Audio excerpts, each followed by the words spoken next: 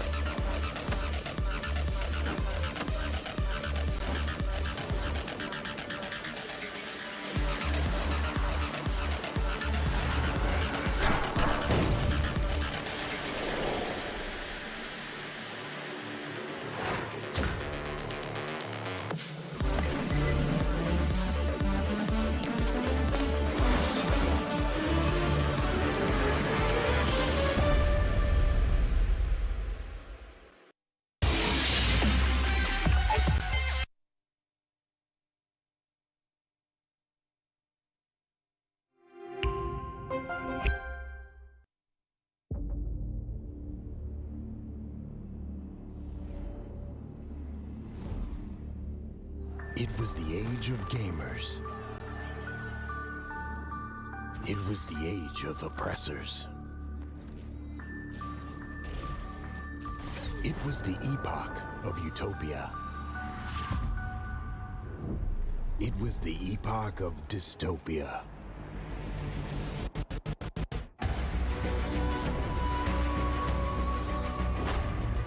It was the winter of silence. It was the spring of uprisings.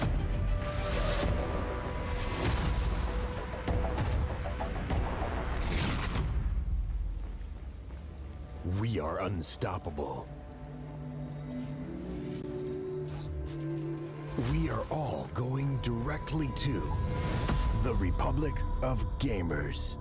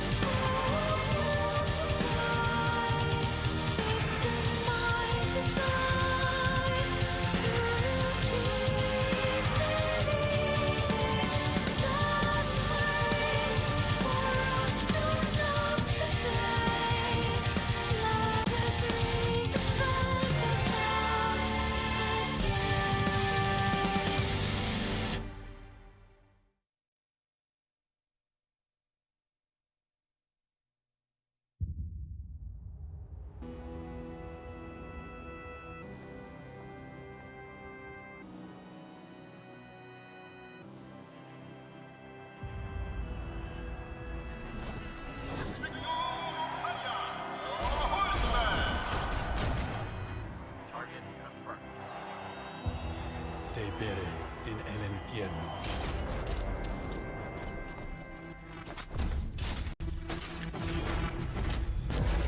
Desperado, why don't you come to your senses?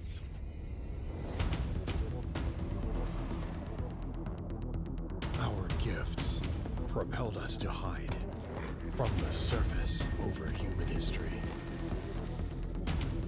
We've been forbearing for thousands of years. We're not gonna take it anymore! A single spark can start a prairie fire. Vamos! Akira!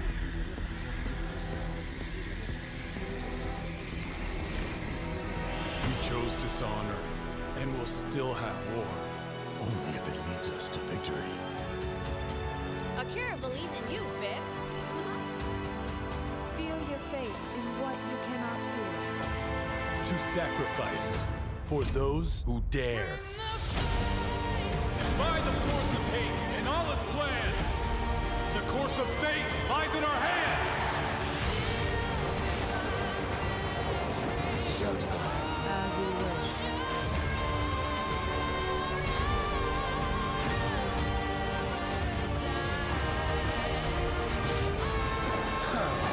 No one can take us down!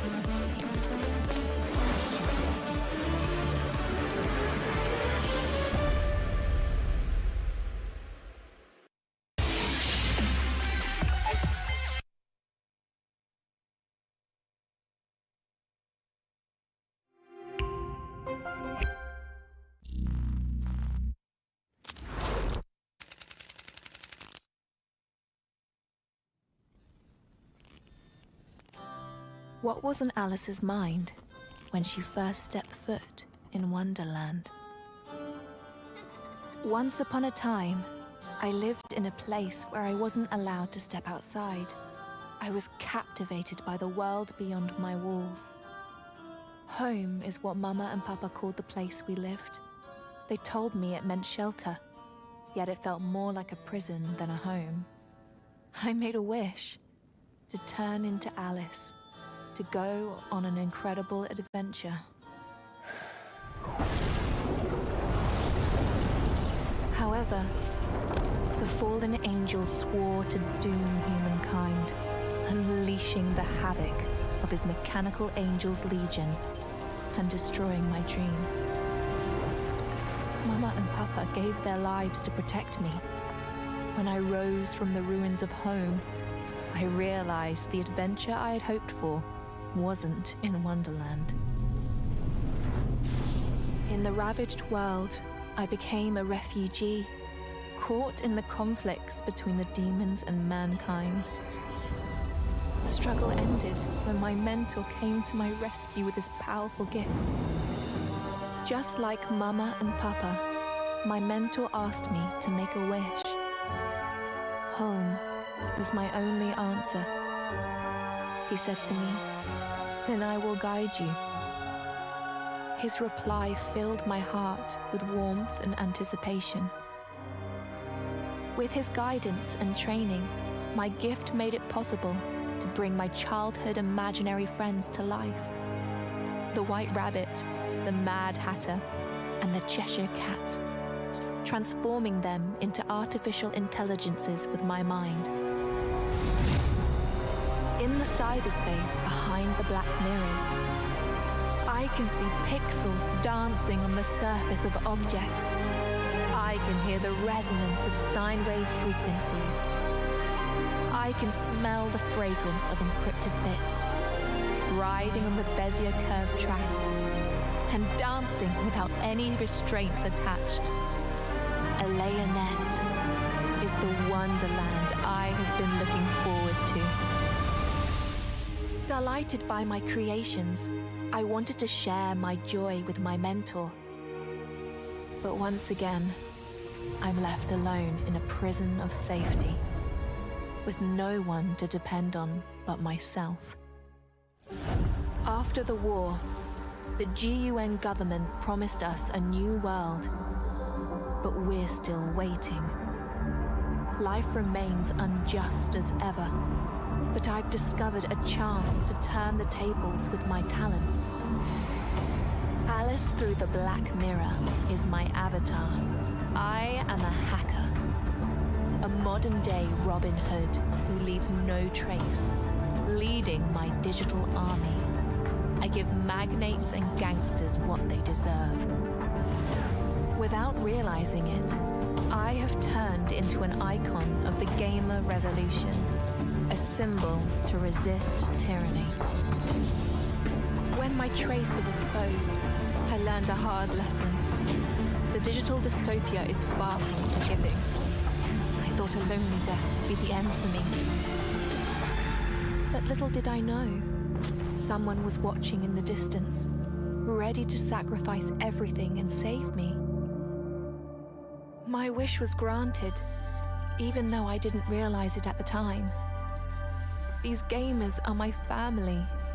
We are bound to each other without a blood connection. I had my adventure, and now I've passed the test. This is my home, the one my mentor foretold. I am Alice through the Black Mirror. My whole life, people have protected me, my family, my mentor, these gamers. Now, it's my turn to return the favor.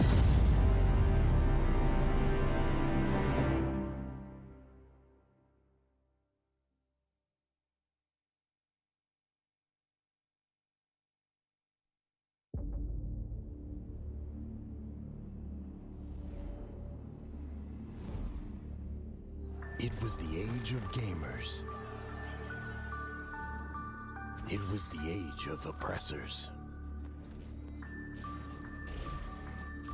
It was the epoch of utopia. It was the epoch of dystopia.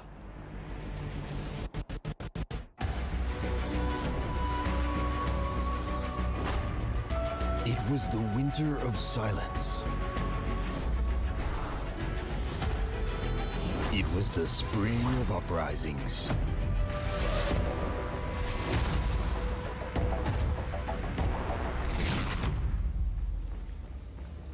We are unstoppable.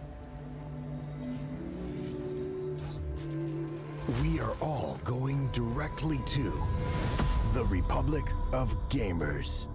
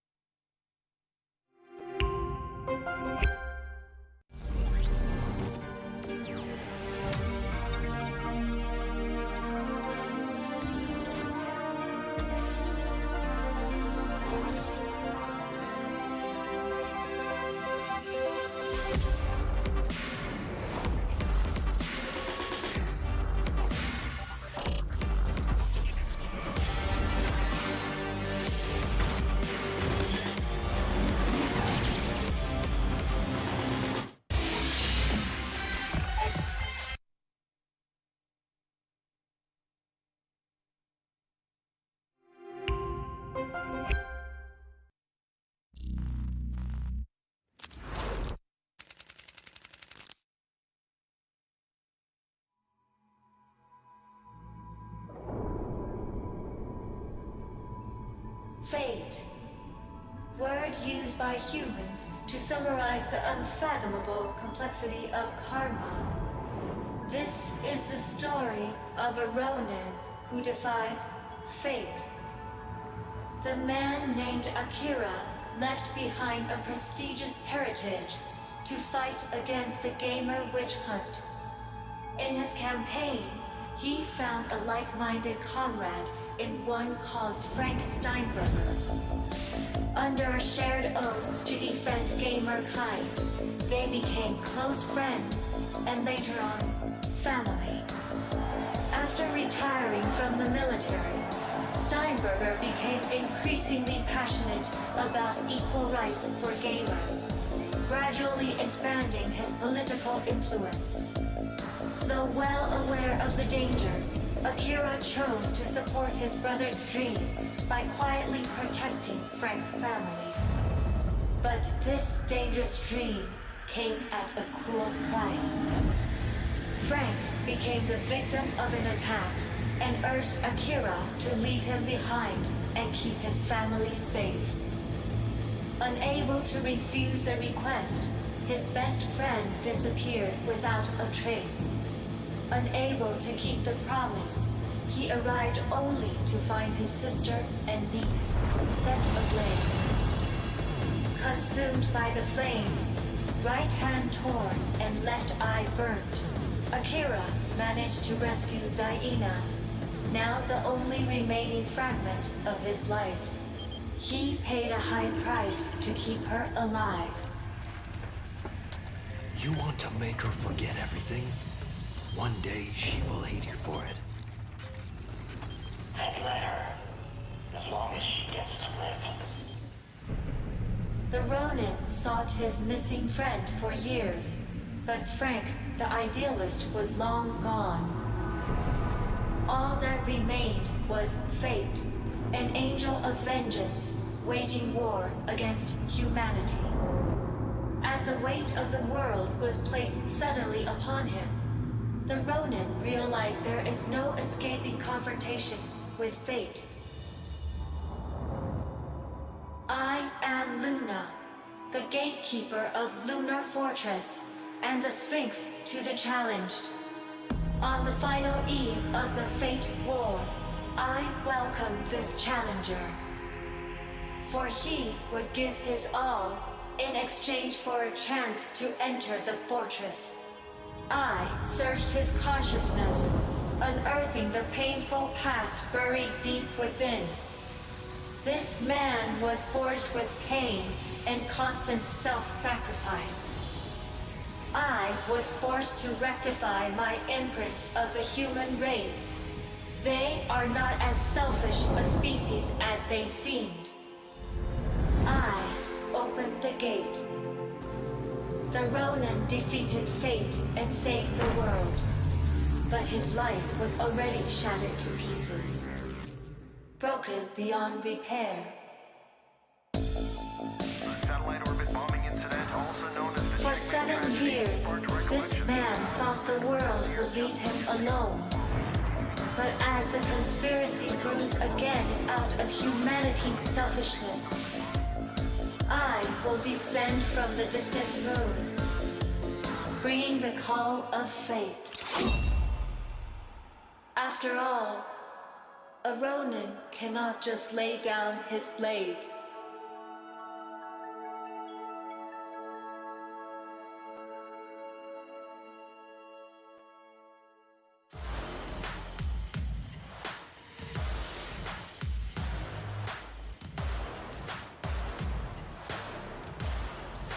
Down. That Night Missile should just about do it. Doesn't get through the window though. Missed a punch anyway. Finds the kill. It's a Tulsi with the SMG. Difficult challenge here, but no, the player looks the wrong way. Grabs one, traded instantly. The young prodigy can salvage it. Cairo. He got them on the back of the head.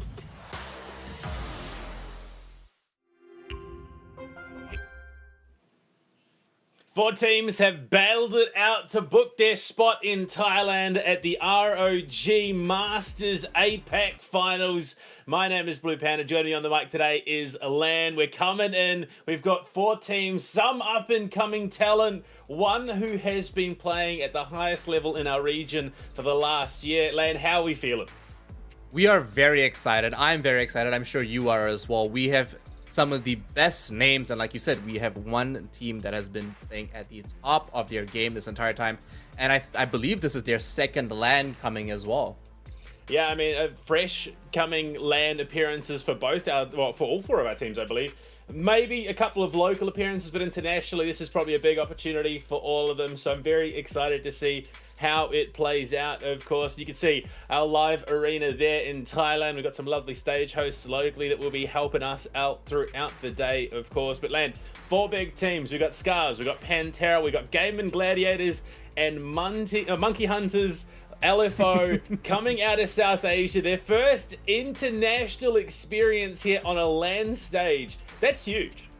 Yeah, it is huge. Now, this is not the first time we've ever heard of South Asia, but it is the first time any one of them has ever left their region. So it is a big moment for them, especially for some of those members on the team that have been very outspoken in the Rainbow Six Siege community for a long time.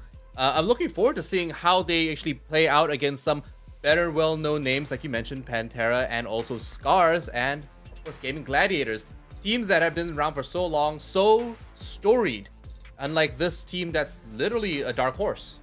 Yeah, and I mean, you look at it, Scars, Pantera coming into it, they knocked out some of our tier 1 APAC talent to get themselves here. Talon, Reject, both just fell by the wayside. Elevate was knocked out by Game & Gladiators. So we've had some big teams, unfortunately, not able to make it. You got to remember, coming at this, Pantera and Scars played through the qualifiers. They weren't an automatic invite to that, you know, that regional qualifier. So it's very exciting to see them and what they can bring to it, of course. But I mean, look, shout out to our sponsors today, of course, Asus ROG. You can see a couple of their laptops, their products down at the bottom of the screen. I'm going to be honest, Lam, I'm mildly upset. Their products are better than the PC that I'm currently running.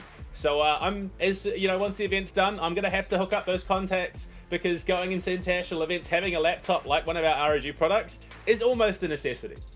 And you know what? I'm even gonna have to do the same, because that Z13 flow looks so smooth. The ability to be able to plug a keyboard right onto it and, you know, flow from between a tablet to a gaming laptop is absolutely crazy. I need to have one of those myself, and it's gonna make I spoke about this with Infian before.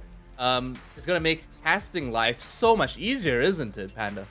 I mean, you could get your notes set up, have everything going. You look at all the stats. There's so much history coming in from these teams, and just having that readily available in front of you is always going to be an absolute benefit. But we talked about the teams coming into this competition. I mean, realistically, you'd have to favour Gaming Gladiators. They've been to the most recent major in Berlin. They've been looking good. But these dark horse teams coming out of Japan and Korea, Scars and Pantera, have taken some big maps off some big teams. Yeah, and just looking at the scores from Talon and Panthera's last matches against Talon and Spear Gaming, they didn't win them by a mile, but they were definitely hard-fought games. They were 2-0s in those finals. Monkey Hunters definitely took those games quite easily, and then aside from them, don't forget, Scars actually took their games very confidently, even though one of them went to a best-of-3 series in that final. So Gaming Gladiators definitely have their work cut out for them, but it's not like it's going to be an easy time for the other teams as well. These guys are up against the best of the best here at the ROG Masters Asia Pacific Finals. Yeah, look, and not to mention, you know, Monkey Hunters coming into this. This will likely be... I guarantee you they've had local LAN experience, but international LAN experience is a huge thing, especially for the South Asia region, especially for a team like Monkey Hunters LFO, who have... I mean, they've been battling at the top of the competition in their region for the last how long now, and to get this opportunity, who cares? I mean, even if they just get swept out of the competition, this is a massive experience for them. Absolutely. Don't forget, every team that's here for this APAC final won $2,000 and a trip to Thailand. And on top of that, we haven't mentioned it just yet, there is not a single Thai-based team at this Thai final over at the Thailand game show. And that's massive. Elevate's not there. Champion, everything. You know, no one from Thailand. No other team. Fury's not there. This is massive. This is absolutely unprecedented to not have a home field team, and they would honestly, everyone there is going to feel very alienated, and that's going to add on to that LAN pressure. They're going to be on stage, and they're going to be everyone's going to feel like an alien. Everyone's going to feel like they've got the eyes, all the eyes are on them, and they have so much to prove because they're all outfielders. Yeah, I mean, having a look at their teams, of course, they did actually have to work quite hard to get here, and you can see them on your screen. I mean, you've got Gaming Gladiators, a peak team in the competition in APAC South at the moment. Monkey Hunters, the top of their region. You've got Scars and Pantera, who are two up-and-coming teams from Korea and Japan at the moment. So all these teams are hungry to prove themselves, not just, you know, here at the ROG Masters, but in their own regions as well. And I mean, it's such a great experience. The ROG Masters kicked off 2016, starting with the likes of Counter-Strike Global Offensive. The tournament has gone on and on due to, you know, ROG's dedication to building and deepening the connection with the gaming community. And now we find ourselves here jumping into a game like Rainbow Six. And look, you can only be stoked given how plentiful the representation is for APAC in our region for this game. Absolutely, especially since APAC as a region as a whole, both North and South, generally doesn't have a lot of competition, but having this come through for 2022 is absolutely massive and provides a massive platform for teams like this that will now go through a double elimination bracket, best of 3 series, all the way to a grand final, live at a massive convention. Yeah, I mean, look, you can already see our matches lined up as they are. Pantera will be taking on the Monkey Hunters, and then Scars go toe-to-toe with the Gaming Gladiators. Neither of those paths are really going to be all that easy. I think Monkey Hunters, regardless of who they drew in the competition, were going to be battling uphill, but honestly, at this stage, any round they can take away, any map they can take away from these teams is huge, and they aren't walking away just for the experience. Of course, they are here for that prize pool. $8,000 for first, $5,000 for second, $3,000 for third, and even for showing up, you still walk away with $2,000 and a trip to Thailand. And this is all US dollars as well. So I mean, locally, that's gonna be pretty big. So realistically, even if, let's say, you know, touch wood, Monkey Hunters, you know, they leave 4th place, they still took away $4,000 and a trip to Thailand. That's absolutely monumental. The experience they're going to gain from this is going to be huge, and it's going to put them in a position where maybe even they might even see some larger organizations come through and say like, hey, you know what, maybe South Asia is worth looking at, and maybe that's actually going to be beneficial for our organization moving forward. A lot of possibilities and a lot of things can happen moving forward from here. Yeah, I mean, remember, this is an LFO org. They have yet to find themselves a home. They've been battling month after month, competition after competition. You look at the TEC competitions going on in South Asia. Now they're playing in the South Asian Nationals. These guys have been battling for representation, and they have been putting in the hard yards. Currently, top of the table, 4-0 in South Asia at the moment. And look, they, like we said, minimum they walk away with $4,000. That's $1,000 short of the South Asia Nationals prize pool. So they're already in the money. They're already doing well for themselves. But there's that opportunity to go further. They could take a game off the likes of Scars, the likes of Pantera. Game in Gladiators might be a bit of a stretch, but on land, it's a different beast entirely. There is a possibility we see upsets happen. Absolutely, and you know, we saw that when Gaming Gladiators went to their last major. In Operation League, in APAC South, they were doing so well. They went over, and honestly, between them and Elevate, experience really showed, because that was the first time Gaming Gladiators got to play in front of a larger audience or at a LAN setting, and they absolutely kicked it. Not to be too harsh on them, but honestly, they went home proud that they made it there, but also disappointed that they didn't go further. So honestly, hopefully this time around for their second coming and their second appearance in person, I'm hoping to see something a little bit better, but I wouldn't be surprised if a lot of these other teams are going to experience that same thing. I mean, it's a different environment in its entirety, not just in terms of your physical environment, but mentally as well. Coming to a LAN situation, not only is there's, you know, no ping, you're not dealing with ping like you are when you're playing online. So, you know, you're playing in an unfamiliar setting. You're not your regular gaming chair. You've got peripherals. You got people next to you to worry about. You got the sound, the air conditioning, and mentally, I mean, it's just a jacked up level of competition. So this is going to be a real testing ground for these teams. Yeah, they're going to have to deal with the sound and the vibrations as well. There's a huge crowd going around. If you saw any of those shots from those cameras of the live stage, people are walking around, and there are a lot of people over at that convention right now. They're going to have to deal with hundreds and thousands of people just staring at them, trying to figure out what's going on, and maybe even becoming fans. Maybe they're being cheered on. They might get distracted from the sounds, because, to be honest, speaking to any professional player, headsets, they don't help that much. You can only barely hear anything. You got to crank the volume right up there, but you're still going to hear the crowd. You're still going to feel the vibrations on the floor, and it's very distracting. Even your mouse in your hand could be shaking at any point, and you could miss a shot. You have to be prepared for all these things. And so, yeah, like you said, it's a physical thing as well. They're going to have to deal with so much. And I mean, I don't know how else we can really iterate that or even stress that. Well, I mean, there is obviously upsides to it. It's not just all about those potentially negative. You got your teammates sitting next to you, which is a huge thing. It's not something that you experience every day unless you like Elevate, you have your gaming house, you're all there together. So for the likes of Monkey Hunters, being able to play on a stage with your teammates next to you, you can sit there and look to your neighbor and know that he's got your back in these gunfights. So that LAN buff can be, you know, it's in the name. You just know how different that environment can be and how much like team cohesion it can encourage. But I mean, look, we're coming into it. We had the recent update as well. The Frenchies, Rook, Doc, looking pretty strong at the moment, going from a 40 HP heal to a 200. Not to mention Rook being able to give that withstand to his teammates with the armor. This is, again, not just a new environment for these teams, but with the newest patch, the environment in the game itself has changed a little bit. Yeah, and there's no ban on these picks either. So if we do see these two French operators come through from the GIGN, we might see a complete meta shift here, something completely unexpected. And maybe for teams like Monkey Hunters or even Pantera, that might be exactly the edge they're looking for, to have a real unexpected sort of ambush and, you know, maybe bamboozle the enemy team with something completely out of the blue.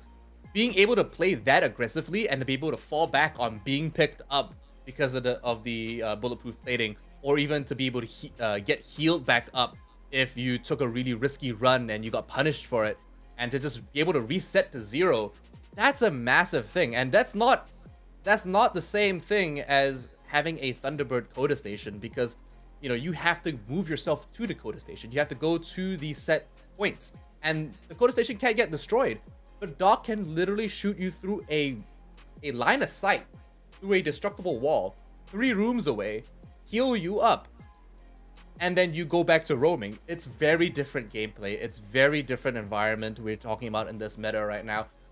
But we're not sure if that's actually going to come through. A lot of these teams might just fall back and choose to go and play it safely, Billy.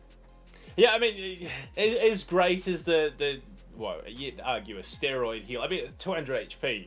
You're barely scratching this. I think there's an operator Super in Saiyan. the game. Yeah, I mean, you're going from you being on a sliver of health to full HP in a moment. So I could understand why teams would look to start bringing, not to mention the MP5 at range is a really powerful weapon with that 2x scope.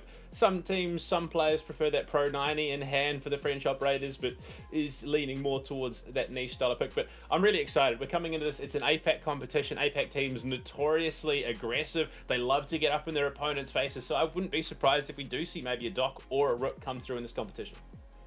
And you know what? Just bringing it back again. Without ping, you're going to be able to pull off aggressive plays even more fluidly just because there is no delay. They can do quick peeks much faster. The response time is instantaneous, and we might see some really out-of-pocket, crazy, aggressive things. Yeah, I'm really excited to see what these teams have prepped coming into the LAN environment, and we know how much teams love the likes of the Twitch, and we can see we are just getting ready to have our first 2 teams out on stage, of course, Pantera and the Monkey Hunters. And it's such a look, you gotta love it. It's a great stage they've got set up. The aesthetic is absolutely phenomenal. I'm led to believe that the weather not too bad in Thailand at the moment, so at least they've put on a bit of a setting for the competition today. But I'm so excited, man. This is going to be huge. There is so much coming into this, and you look at this coming out of Korea, of course, Pantera. They've been making names since this team was picked up, and it's really going to be a treat to see what they're capable of on lane. 100%, and of course we're seeing all these players being highlighted here, and this is a unprecedented thing for a lot of these teams as well. For a team like Monkey Hunter that will be coming just after this, that'll be one of their first ever photo shoots, and for Pantera to be able to walk out on stage in front of everybody like as they are now, honestly, I'm kind of jealous. I wish I was at this staging. Yeah, it is different, a completely different environment, not just for players, but for the crowd. Yeah, look, like we said, for some of these guys, might be their first LAN experience. May not necessarily know how to handle themselves, but come tomorrow, come Sunday, they should be well and truly regulars. And the better the crowd, you got to respect the crowd showing up today to cheer everyone on. In a moment, we'll have the Monkey Hunters joining them. And this is a huge experience. The Monkey Hunters, for them to come to Thailand, having battled through Southeast Asia to get here, they've put in the hard yards for it. Yeah, and of course, the man, the myth, the legend, Sparko, and on that roster is going to be absolutely headlining it. And if you didn't know, Sparko has been a very outspoken name within the South Asian community for Rainbow Six and within the APAC scene as well. He's very active on Twitter, and you should definitely check the guy out. But as they walk on stage, of course, we welcome the first ever team to come out of South Asia and to play in Thailand. Yeah, it's going to be absolutely huge for them. You're coming into this as a team with absolutely nothing to lose for the Monkey Hunters. They could really just have a bit of fun, play their game, try and maybe bring out some unconventional strategies, and just get themselves as much out of this event as they possibly can. So they will be getting themselves ready to jump into it in just a moment. But we got to remember, this is a battle of South Asia versus APAC North. The Koreans will be coming in. They've got huge experience playing against some of the best teams in our region. I mean, you look at how they got themselves here. There could have been a number of other teams coming out of South Korea, but Pantera rose to the top. They took down the likes of Spear Gaming, Talon, Beyond Stratos as well to take that spot for themselves. And it was a 2-0 victory over Talon and Spear Gaming to get here. It wasn't an easy task, that's for sure. Those games were pretty close, most of them ending actually 7-5, 7-4 only in that final against Spear Gaming. So they've definitely worked hard to get here. Monkey Hunters had a little bit of an easier time going 7-2 on, I believe, Border and Theme Park versus ND. And then again, 7-3, 7-4 against Mercenaries. So Monkey Hunters definitely earned their spot here. And I'm just excited to get into it, honestly. Like, they all seemed primed, prepped, and ready. Some of them, obviously, very evidently, kind of nervous. Yeah, I can only imagine that this map is going to be quite a telling one for the Monkey Hunters. The nerves will, I would imagine, well and truly be setting in for themselves. I would imagine it's probably the same for the Koreans as well out of Pantera. So this one, we might see some of those cracks start to show, but you can only imagine once they start getting themselves in that rhythm, start getting familiar with their surroundings, that we'll start to see that A+ game come through here in Rainbow Six Siege. I'm very excited for it. And I mean, look, you look at the map pool, you look at the environment, you look at the settings and everything that we have at the moment, and we've changed from that LMG meta. Now things are a bit more dynamic, a bit more free flowing, so we get to see some of those old conventional picks coming back in. Yeah, we're seeing a little bit more Thatcher as well, despite a lot of other operators having more EMPs with the EMP impacts. Thatcher still comes through, and he still is a prevalent pick just because his EMP grenades do go vertical and have much more range, so he's still a little bit more viable. But, you know, operators and teams aren't so afraid of him anymore. He's, if anything, become more of a flavor pick. So it's good to see him, but this also made other operators like Lion and Nook far more potent now that they bring so much more utility and so much more value to a team. Yeah, I mean, it's going to be interesting. You know, Monkey Hunters currently sitting top of South Asia at the moment. They have consistently been battling and the top three, and they have been more often than not the team that walks away in that top position in the region. So this is going to be a big test for them just to see what they can do on an international stage. Whereas for the likes of Pantera, they've had that experience against, I mean, they're playing against Sandbox Gaming, CAG, Spear Gaming, and Talon as well. So they're battling against some of the biggest names in APAC at the moment. So they're going to have big experience. They're going to know how to deal with some of the best teams in the competition. But looking at the Monkey Hunters and what they can bring, they're this unknown flavor in the competition. They really can do anything that they want, and that could be something that upsets a team like Pantera, who is used to a particular style of play. Like I said, these guys are completely unstudied. There are almost no VODs of the Monkey Hunters, and there's almost no study that can be done. They are a complete dark horse.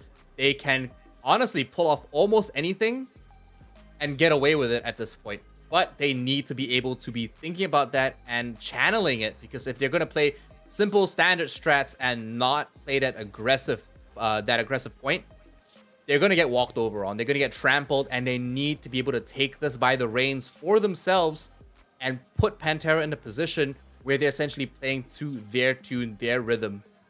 Yeah, that's exactly it. You don't want Pantera playing their style of Siege here today if you're the Monkey Hunters. But, I mean, look, going into the map veto, we see, you know, Oregon taken away. We see some of the staples taken out. In fact, we're going Clubhouse. So it is a bit of a basic map to kick things off. This should be in every team's competitive map pool. If you can't play Clubhouse, you're probably going to struggle elsewhere. Then we then go to Chalet as Pantera's pick, and we find ourselves heading to Border as the side. I mean, Land, look at the map vetoes. What do you make of it?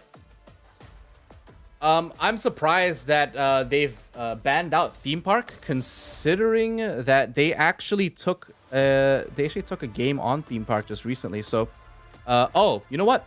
It's because Monkey Hunters did very well on Theme Park in their finals. So Monkey Hunters actually played Theme Park twice, but they're taking that away.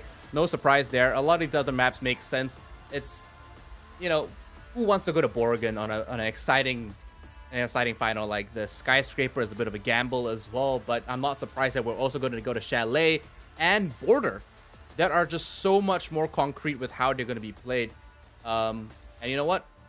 Starting with Clubhouse, Billy, I know you love it.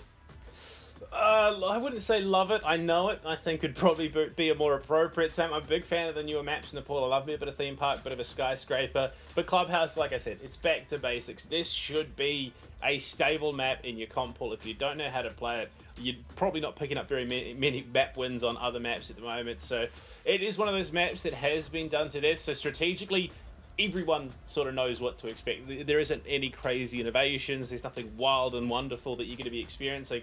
So you can play this one not having to rely as deeply on the strategy book. Look, it's still a strategic map, but you can rely on your mechanical skills that little bit more. 100%. The fact that we're going to Border as a final map is very interesting.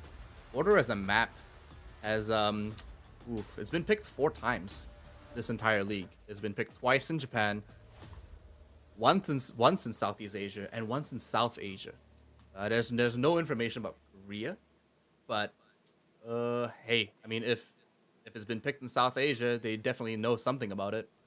That's for sure. So I think if it gets to a final, depending on how the first 2 maps go, honestly, if we go to a third, maybe Monkey Hunter stands a pretty decent chance. But on that first map, us going to Clubhouse, honestly, it's a real gamble. South Asia's played it. Korea's probably played it as well in this tournament. But there's not a lot of information about it. It's all really just wild card. Well, wild card didn't make it. They don't play in competitions. Oof, you had to gotten rub to that this in, point. didn't you? Yeah, unfortunately, they aren't going to be taken to the stage here in Thailand. But yeah, like you said, your Monkey Hunters coming in. There's limited information. You can sort of just throw the entire strat book at it here for Pantera. Maybe it could be a case of not wanting to reveal too much in this competition, obviously with all the other competitions they played as well, at the Korean Open going on at the moment. So, look, honestly, it's prime time for the Monkey Hunters. They need to come out of the gate swinging. They absolutely want to battle as much as possible. And again, it's a case of rounds taken are victories in and of themselves. See the players on stage now just discussing last minute strategies, trying to finalize a couple settings. But I'm sure everyone live at the venue is actually pumped because, I mean, I know that the local Thai scene is usually quite competitive. There are a lot of local tournaments. There are a lot of local broadcasts for Siege. But to have something live like this with international teams, I'm pretty sure this is a first. Yeah. I mean, look, you love to see it. Obviously, the last couple of years we've been starved of these live experiences, and we are slowly starting to get back to it. And you can only imagine the first step into Rainbow Six Siege for the ROG Masters is probably one that is not going to be, just dipping your foot in the water. This is going to be a full sprint. We know that the Thai community and APAC as a whole love their Rainbow Six Siege, so I could definitely see a number of these going ahead in the future. And look, you just love the APAC style of play. It's aggressive, it's hard hitting. They back themselves with absolute certainty. And we're going to hit some montage clips today, I can guarantee it. 100%. We're definitely going to get a whole bunch of montage clips. But beyond that, can we just talk about how flash some of this gear is? I'm surprised that you're not running on the Asus laptops already. The Scar 17 honestly would have been so good, but I'm sure that the Asus ROG PCs are just as good, if not better, all powered by that 12th gen Intel i9 processor. I'm not sure about that. I'd have to verify that myself. So if ROG wants to send me some stuff, I could definitely make sure that it is up to snuff. But I have absolutely no doubt they put out some of the best gaming gear at the moment. You look at the Scar 17. That laptop in and of itself is better than my home rig. So yeah, look, they know what they're doing. They've got the tech. These are going to be, honestly, like you said, I'm almost jealous of the players. They're going to be playing on some high specs. Look at that monitor. Look at that that monitor is actually glowing. I'm not even just like gassing it up. It actually has RGB on the logo itself. That's amazing. And beyond that, of course, they've got very nice headsets. They've got 2 different headsets there. One, I believe, is more for tournament, comms, play. And then we've got the very flashy LED headset, which honestly, that's a first for me. I have not seen that before, and I'm kind of excited. I kind of want one now. Look, like we said, any product testing that ROG wants, I'm here. I will gladly volunteer for that role. Asus ROG, hit us up. They have my details. I can make sure it happens. Honestly, I've been looking for some more monitors. I feel a little bit restricted. I've just got the one here in front of me. I'm maybe going to stack them up, get a couple going at the moment. It can be hard, honestly, as a caster, trying to have all that info, setup, have everything going. So yeah, 12 monitors, go for it. That's like the one. That's the one. CCTV full surveillance setup just for casting Siege. You know what? I rate it. Yeah, but you're just waiting on the players to get themselves. So I mean, look, they're chatting, they're getting themselves ready. You can see Monkey Hunters thumbs up. They are locked in. They're in the zone. They want to get themselves into the server and get the game underway. I'm excited for what the South Asian representatives are going to be bringing to bear. I know we're going to see a bit of creativity. I love those little niche picks that you see coming out from these smaller regions that don't necessarily get the same representation that the likes of APAC South and North do. So this is an opportunity for them to show what they're made of. Honestly, we've seen what happens when the smaller regions have players show up and when they get noticed internationally. Yeah, we're getting a couple of deuces already from the Monkey Hunters. They know we're watching. They know what's up. They know that we are anticipating something very exciting from them. They're already in the lobbies, as we saw on the monitor there. Some of them calling the OKs. Just waiting for a couple of logins, I believe. But should be underway for our first match of the day here at the APAC Grand Finals. I'm pretty excited. Yeah.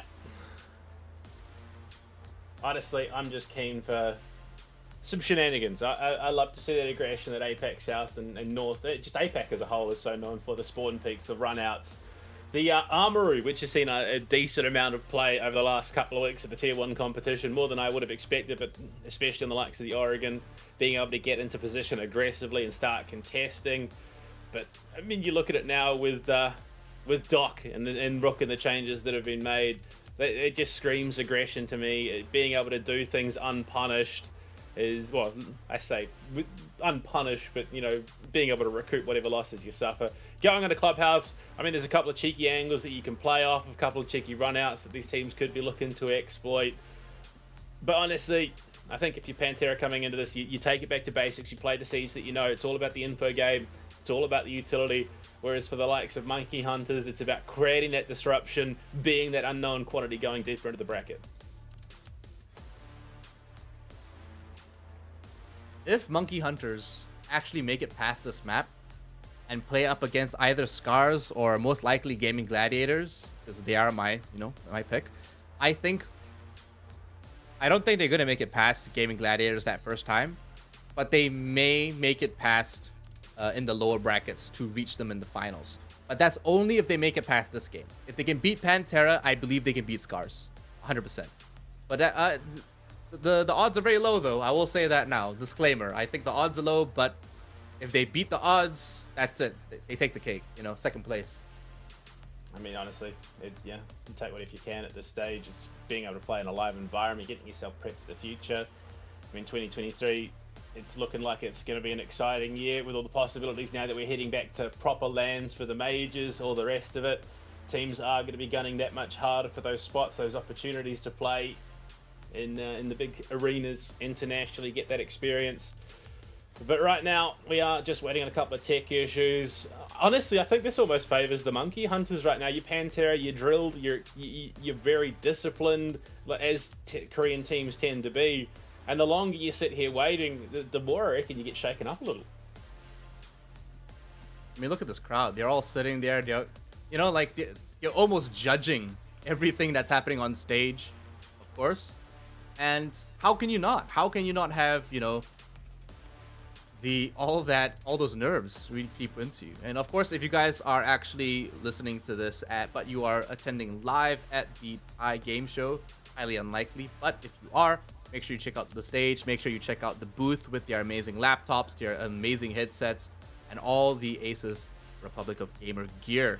All sponsored and powered by Intel i9 processors. Even if you are just in chat, we will have a couple of giveaways, I believe, throughout the event. So make sure you stick 100%. Around for those as well. Get involved on social media using the hashtag ROG Masters APAC. All caps. All one word, no spaces. Don't forget the hashtag either. Otherwise, you're going to be looking like a bit of a fool on the timeline. Look, Lan, let's put it to you. If you had to call it, who's bringing out the weird and wonderful? Who's bringing out the niche picks first? It has to be Monkey Hunters. I think, knowing how a lot of Korean teams play, they're going to play the same operators, the same strats. They're going to just maybe tweak a couple of things here, but it's going to be essentially typical Siege coming out from them, and they're going to just try and play it a little bit smart. But with Monkey Hunters, honestly, they could pick up anything here on Clubhouse, and we would not be surprised. Well, we could be surprised, is what I'm trying to say.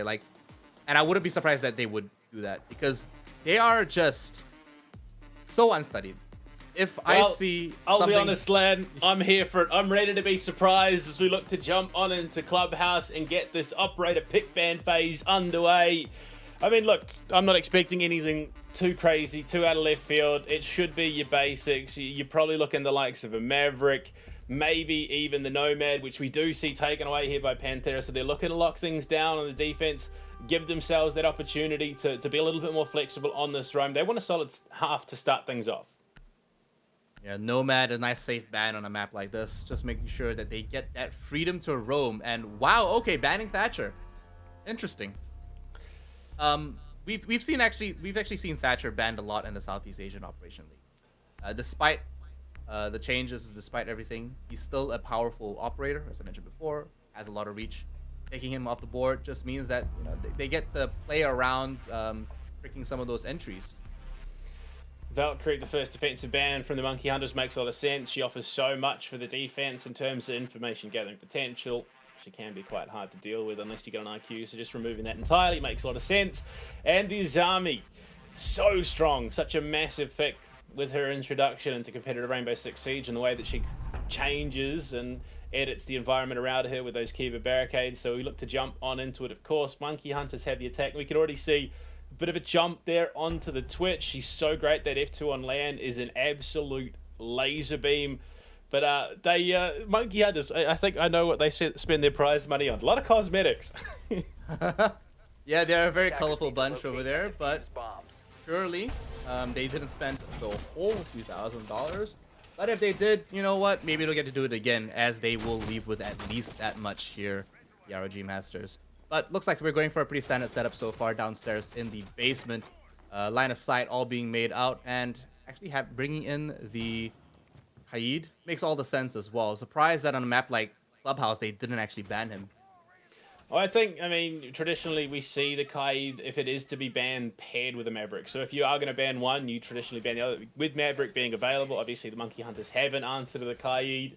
It can get a bit dicey, depending on the situation, where those Attila claws are. But I mean, you look at the defense from Pantera, pretty stock standard on the whole. They bring the Mozzie in as well, but at info to couple of impacts, so there's potential for maybe some trick play around that kitchen hatch. Obviously, Habana, another potential ban that we didn't necessarily see. But you look at it, 3 hard breaches here for the Monkey Hunters. They are determined to get these hatches open. Look at that. Sparko's got early information on JLT. Yeah, and you know what? As Fabian said a long time ago, you win drone phase, you win the game. So they've already got a little bit of information now on that one member. The one Mozzie behind the bar. Rattler getting a little bit of work done. And that's taken up by Shu from Jim. Jade LT takes out Sandy as well off screen. And that's 3 members. 3 members from the Monkey Hunters taken out within the first 40 seconds. Yeah, I mean, I did say Monkey Hunters, if they want to make anything of this tournament, they have to come out of the gate swinging. Unfortunately, it doesn't mean that their opponents aren't swinging back. And 3 very, very big kills. You lose your sledge. Beat, though, will claim one back. Shoe down. No more Alibi. No more MX4 Storm. That's a pretty potent gun to be removed. And they've still got the hard breach opportunities. Limited as they are, given that you've only got 2 players alive at the moment. But if nothing else, they've got their first kill on this LAN tournament.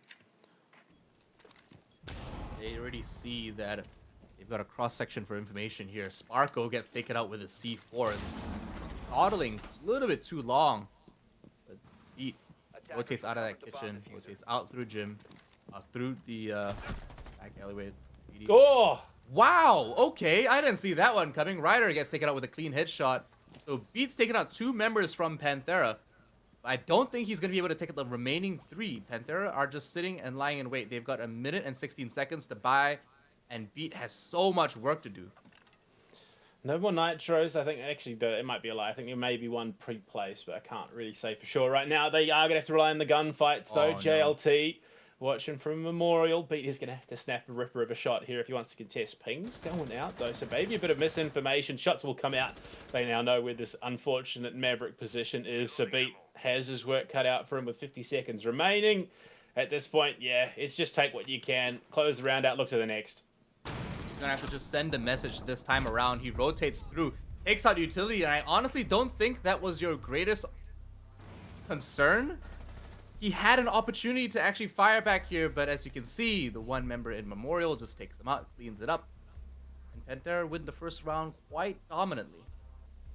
Yeah, those Maverick fans going to be, wincing at that a little bit. No longer having the frag grenades means he can no longer clear things out the way that he would have in yesteryear. But going down to the second round, obviously, the basement locked out. Gym bedroom, it looks like, will be the opt-in for the next round for Pantera on defense.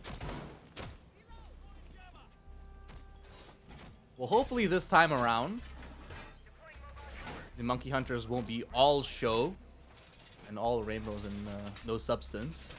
See Panther already going upstairs and ensuring they've got full control of the entire second floor. A lot of reinforcements going around at CCTV and Cash, so gonna just gain as much control as possible. Not sure if they're preparing for a vertical play here or preparing against it, but as we've seen many defenses here for gym and bedroom, they need to be able to secure the entire floor and have some roamers downstairs to make sure that you don't see any sneaky, you know, vertical grenade play that might come through. Sparko already on that thermite, just free-firing at everything as much as possible, you know, just in case, guys. Yeah, I mean, the big talking point, obviously, this round, Pantera doubling down on the breach now. Not only have they got the Cade, but they've got the Bandit as well, not to mention the Mute on top of all of that. So there's a lot of work that will need to be done for the Monkey Hunters if they want to get themselves into the building. And it does start with this Jacuzzi wall and beat on the Maverick, of course. But you look at it, they bring the Dockerby in, looking for that extra info. You've got the EMP impacts as well. So they've got the tools to do it here. Now it comes to down to their mechanical skill. Not seeing Sparko get to work on this wall just yet with Beat. They could get a little bit of work done with that blowtorch. But Vamos, sitting over in the bathroom, might be right there. Jittery picks one up on JLT. And that clears out the eastern side of the building. I don't think they realize this yet, but they've actually got it pretty easy now if they can actually quickly secure that cash room. Yeah, I mean, the thing with Clubhouse that's worth remembering is... Whoa, what is that? That was dangerous, Sandy. I think he was clearing out a mute jammer there, but bomb sites on this map, you need to approach from a couple of different angles. You can't just full send in through one. Traditionally, if the hold is decent from the defense, it will just result in a bit of a meat grinder. So you've got to approach it a couple of different ways. And you can see that already. They've got the Jacuzzi wall set up. They've pushed in through Cash. They now need to start pinching on towards the site. And there are still 2 Nitro cells in play from Ryder and Vama, so they're going to have to be aware of that as well. Yeah, it does look like Monkey Hunters are quite spread out. They've got 3 members on this right side here on the eastern board. Actually, 4 members on east. Oh no, that's 3. I take it back. But a Gemini hologram replicator. But they're waiting for the right moment to push it. You need a little bit more intel before they can make this one happen. But Rattler takes a little bit of damage. He's trying to duel out 1 member in master bedroom. Takes down the shield. Might be a little bit easier once he makes the logic bomb call. As their phones are going off, members on that defense Pantera start to show and peek their heads. Ooh, taking a nice hit shot on Rattler. But too keen there. The gun barrel well spotted. Shu might have a free kill. No, unfortunately, Sandy will get the drop on him. And they are doing everything right. Monkey Hunter spots the Kaid in the bathroom, but the TCXG is pretty clutch with the changes to the silencer. That 2-time scope as well. So Vamos just going to jump in around. Ran, goes down, Beat jumps in, but no, Jittery finds a frost mat. Jittery falls and it's on to Sparko and he decides he needs to pick up his teammate. They need multiple bodies. The Nitro cell shot out of the air. And now it's just on to Sparko. Can he clutch it up? This is brutal. Ryder spots it, swings. And the frost pick Shu from beyond the grave helps seal the deal for round 2 for Pantera. If Beat was a little bit more focused on making sure that frost mat wasn't there, it would have been a very different game. Obviously, there's a lot of pressure going on, and there was a lot of things to take into consideration. In saying that, that was actually a pretty close round. Monkey Hunters actually could have taken that one away. They just got a little clumsy near the end. Attackers need to locate and defuse. Yeah. Got a couple of steps ahead of themselves, and unfortunately, they were punished for it. But I mean, it looked like they were going to be able to pull that one out of the bag. Oh well, it is unfortunate, but I mean, Monkey Hunter's first round was a bit of a blowout. JLT absolutely shut it down. Round 2 gets that little bit closer, down to the 2 versus 2. Now by round 3, but you know, you would assume that they can keep that momentum rolling and they might just be able to do some damage here. For the defense though, you see, as you would expect, the Kaid is in play. The Where My Jaeger combo will be holding down the garage, and they need to clear this one out. Monkey Hunters, if they want to get themselves into the building, their priority needs to be this garage. But Lan, I'm seeing something a little bit different here from Monkey Hunters. We said, you know, they have to bring out the weird and wonderful. Sens is going to be in play here in round 3. On a site like CC and Cash, Honestly, I reckon this is the perfect site for a sense because you got the drone holes, you got the opportunities, and well, Jittery finds first blood somehow. Shu getting a bit too keen towards Secret. And that's a great start. I mean, IQ as well picking that one up with the LMG. That's a pretty decent round. She's going to be around for a little bit longer as well, and Jittery's going to be able to pick up a little bit of information when he needs to. Beat now coming to his aid, putting Claymore down to make sure that he doesn't get run out on. But that's a good start, especially within the first 2 minutes. They're going to be able to just find a little bit more taste themselves and getting this wall open. But we'll see how they play the Sens. Beat might bring in something very interesting, but it doesn't look like they've got much resistance here opening up the wall. Yeah, and losing the MX4 Storm early for Pantera could be detrimental. It's a ripper of a gun. Look at that, Sandy's position having pushed down into Oil Pit. Filthy. Watching that angle from below into Rafters. Has to know there's someone holding it, spots him, but doesn't give away the game. Trigger discipline is huge, and Sparko finding the kill onto Ryder. Monkey Hunters coming into round 3 swinging. It seems that CCTV and Cash might be their go-to to pick up a round here. What an interesting start. Beat finally taken down. We won't be able to see that Sens come through. Sparko follows him, but Jittery picks up the trade. It's big. Sandy now up Rafters. They've got the positioning here. Oh, man. They've got some great ground, and it's just the TCSG and the 416 in the hands of Vamos and Ran, respectively. They've got the tools to do it. Unfortunately, without Beat, they don't have the coverage of the green wall, so they can't go for a cheeky plant in on the site because the lines are there for Pantera to contest. But heading to the final minute, the numbers game is there for the Monkey Hunters. Yeah, absolutely. Now we see one member still downstairs trying to bring in a little bit of a presence. He's actually rappelling and trying to hold an angle. The C4 goes up from Vamos. It's gonna miss, but Rattler picks up the trade. Picks him up just as he pops over that Nitrocell. And it's all down to Rand over in CC. Over in Cash. Monkey Hunters in round 3 claim their first round here in Thailand on an international land stage. And that in and of itself is colossal, but they're not done just yet. We're only halfway through the first half of Clubhouse land. It is only going to accelerate here, I would imagine. And the Monkey Hunters, they've had a taste. They will want more. Oh, they're going to be hungry. That's for sure. We saw how they played. They played surprisingly they had very good positioning. Sandy down in Oil Pit, pushed so far as he was, had such a nice intersection, but he was smart enough and reserved enough not to push that and actually climb those stairs. Because if he did, he would have been mincemeat. But he had that control, and he actually had, like you said, had the trigger discipline to hold back. Now that we're seeing Pantera go back downstairs, it might be completely different. We might see them fall again to this site as they had a pretty rough start. But hopefully they've learned. Hopefully they found a way around this, and they can actually play around it a little bit better.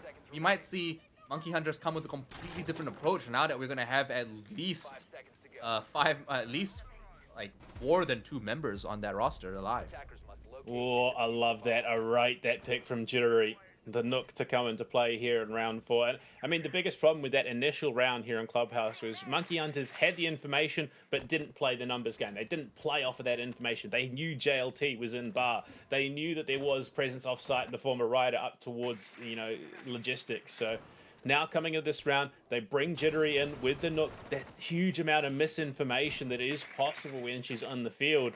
So Monkey Hunters can now decide how they approach this with information.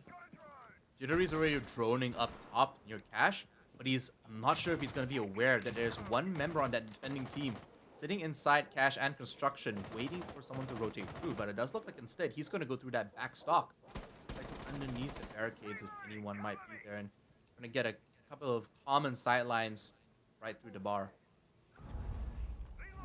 They need to be able to combo this. The logic bomb, the last to go out here for Rattler, but Beat, unfortunately, the first to fall. That could be hugely detrimental in this situation. JLT, though, traded. So it won't be a complete wash like round 1. They trade the first kill back. Doesn't clear out the cam, though. Rattler wants to be able to get cam control. Jittery.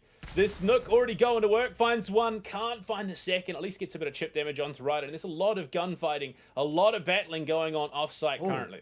Sandy actually dropped from the hatch, and now I think he's trying to anticipate a rotation from Ryder and Ran past this intersection here. They're already seeing them, and yes, catches him on that rotation. And I think they're going for a second. Land, they did. They found the player. Secret says it's Vamos alone versus 3, but there is only a single drone remaining. And Sandy is the one with it. He will be in control of hunting this info out. So they're going to need to play off of this. If they just bleed in, funnel in one by one, this round is likely all over. Vamos with the TCSG can take those one-on-one gunfights. But look at this. This is what I was waiting for. Rattler needs to get cam control so he can feed it through to the team. They play off of that information. Because I guarantee you that basement cam is still up. They should see Vamos here. I have no... Vamos is going to be absolutely blind. He has no clue what's going to be happening. One. X-Pyros goes off in the distance. Couple flashbangs go through. Sparko waiting for the right moment to drop. Unsure of where the last team member is, but he's going to have to hard peek this one. Vamos tucked in behind the bar in church. The plant, it's going down. It's a bit of a bait and switch. Vamos is going to have to swing to try and deny, and that could be his death, knowing there's someone coming from blue. Shots on from Sandy. Oh my Snuck gosh. his way through into Armory. And look at that. We have a game on our hands. We question Monkey Hunters where they're going to be able to stand up on their international land debut here against a team like Pantera. They're currently tied. It's still early, but this is good signs. This bodes really well for the competition here. It's good to know that Monkey Hunters aren't going to get washed under the bridge here. They're actually putting up pretty good competition, and these last 2 rounds have been showing that they can be very dominant and have very strong map presence. We spoke about how they were playing a little bit, a bit too hard on those swings, but we saw in these last 2 rounds when the crucial moments come through, Sandy had impeccable placement. His positioning on that last round was fantastic. The flank from the main hall, the main corridor, Vamos wasn't expecting that. He was so focused on that blue tunnel that he did not see the sledge walk straight up from main entrance. Yeah. And I mean, it's unfortunately the situation that he was backed into. He really didn't have an option. He could hear the defuse going off. There were players encroaching on his position. He had to swing one way or the other.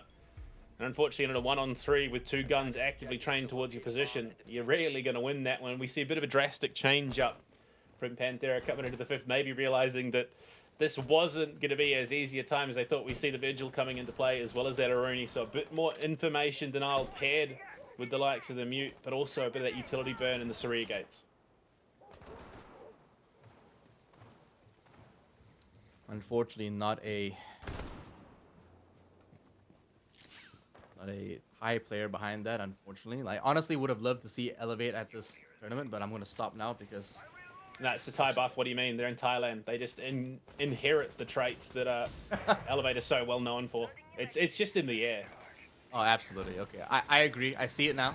But now that they got this exothermic down on Uzi wall, Saria gates only cover half, so that's going to play really big. That's going to allow the attacking teams to actually go through the other end quite unscathed and maybe even save some utility depending on that positioning. Jittery dangling on this angle here, trying to find someone maybe inside Jim, but oh, a second exothermic going down on CC, so they're doing a lot of work. We're seeing Sparko go to town here, both sides in the map, a lot of presence, a lot of breach coming through. Yeah, it's about creating noise, I think, more than anything. If you can draw and divide the attention from Pantera, cause them to look one way when the action is coming from another. If they can clear this player out of cash, and they should be able to with the info game, if not taking the kill, but identifying that there is someone there, and look at it again. They set themselves up knowing that Pantera are going to be looking for this roam down below. Jittery takes the Vigil off the board, and unfortunately, JLT is not going to have any traction in this round. There goes your Vigil. There goes your 6-4 carry. Man with the top frags. And now that they've cleared out... Oh my gosh. Where was the comms on that one, guys? Unfortunately, Beat has to pick out that one. And he loses that out to the Frost. That takes it down to a 3-3 on both sides. The Logic Bomb is still going off. But now that a couple of trades going out leaves it another 2-2. Even trades so far on both ends. Never mind, Rattler finds Ran, and it's a 1 versus 2 for Vamos. The MK14, it's a trade of the two MK14 users, and Vamos has to hit the head here. 15 shots, 11, 10 shots in the magazine. Sandy has been able to clutch up a few times so far. Sandy swings it, and Monkey Hunters find themselves in the lead here on Clubhouse. The crouch swing pre-fire. Impeccable comms coming out from Monkey Hunters. To be able to trade and provide information like this is something I haven't seen for a while. And you know what? I think it's the land buff. Honestly, the ability to communicate so quickly to each other is definitely showing through. Pantera have lost 3 rounds in a row now. Oh boy. Defenders, protect your bombs from being defused by attackers. This is kind of wild. Who would have thought coming to South Asia, a team that doesn't necessarily get this international representation, taking it to one of Korea's own? Someone sponsor this team. Someone give them an org, because this is unprecedented. Like I said, if Monkey Hunters can take this map away, I think their probability of actually beating Scars in that lower bracket, or maybe even Panthera again, is unfathomably higher than we expected. And I doubt they can take on a team like Game Gladiators, but Game Gladiators have also been rocky this season. You know, they're still fantastic. They are the most experienced team here. But at the same time, anything is possible, especially on land. So, Monkey Hunters have to win another 4 rounds back-to-back to take this out quite clean. But Panthera are definitely going to put up a decent fight. Jittery's looking to do it again. He's got the armor. Every round, he's got something. He almost sent it into Jim, and there was a player, Ryder, on the other side of that window, and that could have been a little scary if they'd found the Gara hook picked to open the round. But Sandy, with the nade, spots it, and big damage. Trades back his health, at least. That's value right there, because that's presence, and they're flushing Ryder off that site. And now you see him playing in the hallway instead. He's going to be a little bit more reserved and cautious with his health, and now Shu has to come and back him up as well. So we're seeing a little bit more focus down upstairs by the bedrooms. And Sandy's going to be able to rotate through pool table quite confidently. Rattler identifies the picked drone. Was in the control of JLT, but Sandy unfortunately doesn't win the follow-up gunfight against Ryder, who is still located over towards Jim currently. They need to be able to flush him out. Or you can see Armoru outside the window. Jittery, if he can find a lineup with that G8, can take out both of them, but needs to go for the reload. He's got 9 rounds left. Rattler also, unfortunately, going to fall victim here to JLT. And, timing at its worst. Sparker almost had the lineup, but you can see the call has been made. Panthera looking to rotate back to site. There was, I believe, still Shu upstairs. If Jittery can hold the angle onto the stairs, he might be able to find something. Barco getting ready for an entry here through either dirt tunnel or kitchen. Might be both, in fact. Now just trying to hold an angle, make sure no one's going to rotate from upstairs. Don't think they realize that all members are actually down below in the basement. I mean, Jittery got the perfect gun to do it here. Unfortunately, again, case of probably needing to reload right now. Beat finds Ryder. 3 versus 4, much more doable. Catching Ryder on the rotate through. Do they still know about Shu, though? Because Shu was up there. No, so it must have been Shu, sorry, that rotated down. Ryder stayed up on the 2nd floor, but they are anticipating potential presence up there. JLT wanting to contest bottom main stairs, knowing full well that there is someone there due to the shots coming out. There's 2 of them now. They could play the numbers game through Memorial. Ooh. It's all about to go down as we head into the final third. The swing, Jittery might have the drop onto JLT, who doesn't see the cross. Beat should know him there. This could be huge, but no, Jittery falls. So does Beat. Panthera hold fast, and that's diffuser control. It's on to Sparko with 15 seconds left. And it will be Panthera equalizing the half. Yeah, they see him now through the angle, and JLT has to pull back. He's not very healthy. Sparko most likely not going to be able to survive this one. 5 seconds left on the clock. He's going to just give that one up. But a close round coming in from Monkey Hunters. Panthera hanging on to that even scoreline, and now leveling out 3-3 on both sides just before the swap. Yeah. But, I mean, look, taking the half 3-3 against a team like Panthera, you take that, especially heading to the defense on Clubhouse. Most teams tend to feel quite comfortable on the defense, especially in APAC. So They're running the Halloween event skins. I rate it. Yeah, I'm just saying. I was gonna say, like, I've never seen so many cosmetics on a team. I love the player cards. Being able to edit the player cards. Oh, absolutely. I think it's giving it so much flavor. It really shows their personality, you know, in some sense. Like, Panthera are just, you know, like their uniform, you know, like performance only. But Monkey Hunters, they're like, you know what? We like sparkles and rainbows. We'll do everything. And I rate it. I love it so much. Here we see now Sparko gonna be getting to work on some of these hatches. Being the Kaid, his primary responsibility. Their defense composition so far is pretty interesting, especially since they're bringing in the Echo. An operator we barely see this season. Has made some appearances, but so far it's quite refreshing to actually see him come through, just because he is not picked that much these days. We see enough of him, I suppose. It's not like he's completely out of the conversation, but yeah, just once in a while, you know.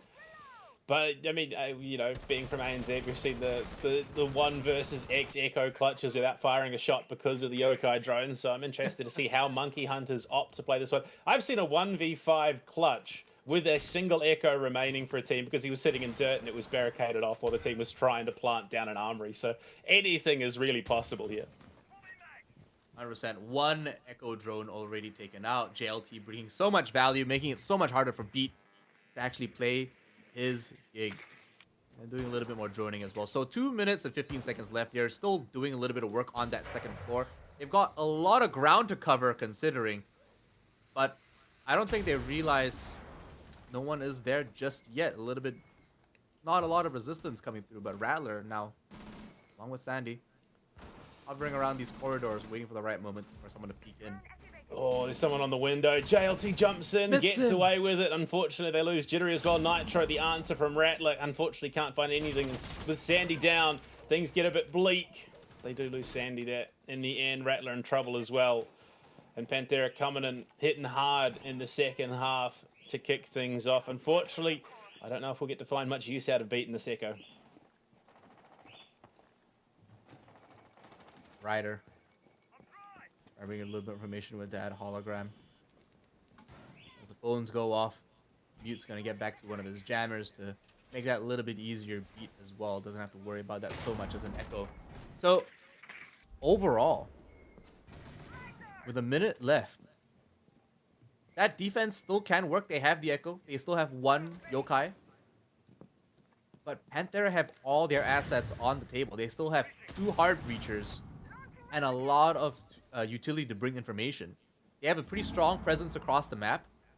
And with 50 seconds left on the clock, it does look like JLT is already looking at trying to bring in a little bit of flank. But with that concussion, gives his position away. I mean, there's a lot of pressure on Beat here. If he can put that yokai to work, this could be a different story. And look at that from Memorial. Come on. The ace charges, the Selma's shot out, so this could be down to Vamos. Beat is holding this position for dear life.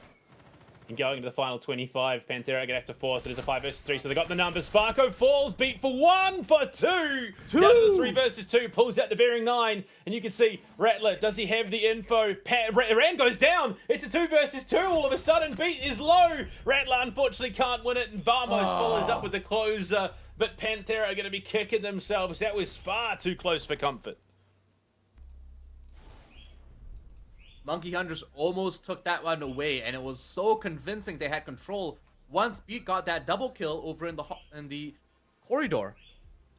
But giving that away, I feel like they just threw those Salma charges with expecting a change, but honestly, it was the same thing. They didn't control that angle, they weren't trying to contest it either, and that double peek didn't work.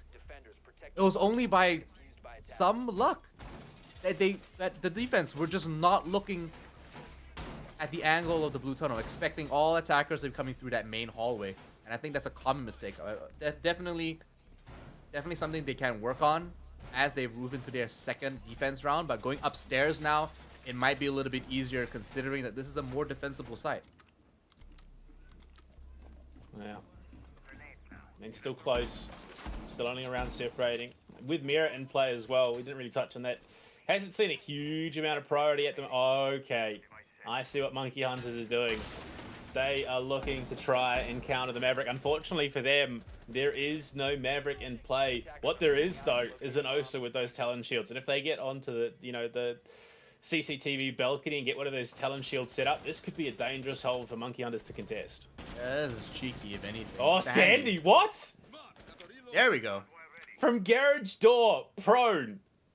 With the cross. He's gonna get a second. He's gonna get a second.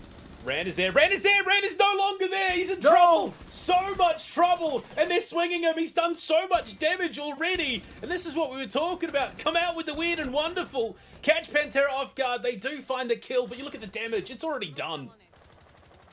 Rand's gonna have to play so passive. They brought 4 EMP impacts, by the way. They're gonna have to use all of that to bring in the value before Rand gets taken down. But he's essentially not gonna be able to do very much. Oh my... Where did Shu just get hit from? I have no clue. But he just... Oh my gosh. Taking a little bit more damage as well. Most likely while putting down that bulletproof shield. That bulletproof window. This is ridiculous. What the Monkey Hunters have been allowed to get away with is genuinely insane right now. You look at Shu and Rand. Both so insanely low. It's going to take a single bullet from the guns in play to finish them off. Single spray at best.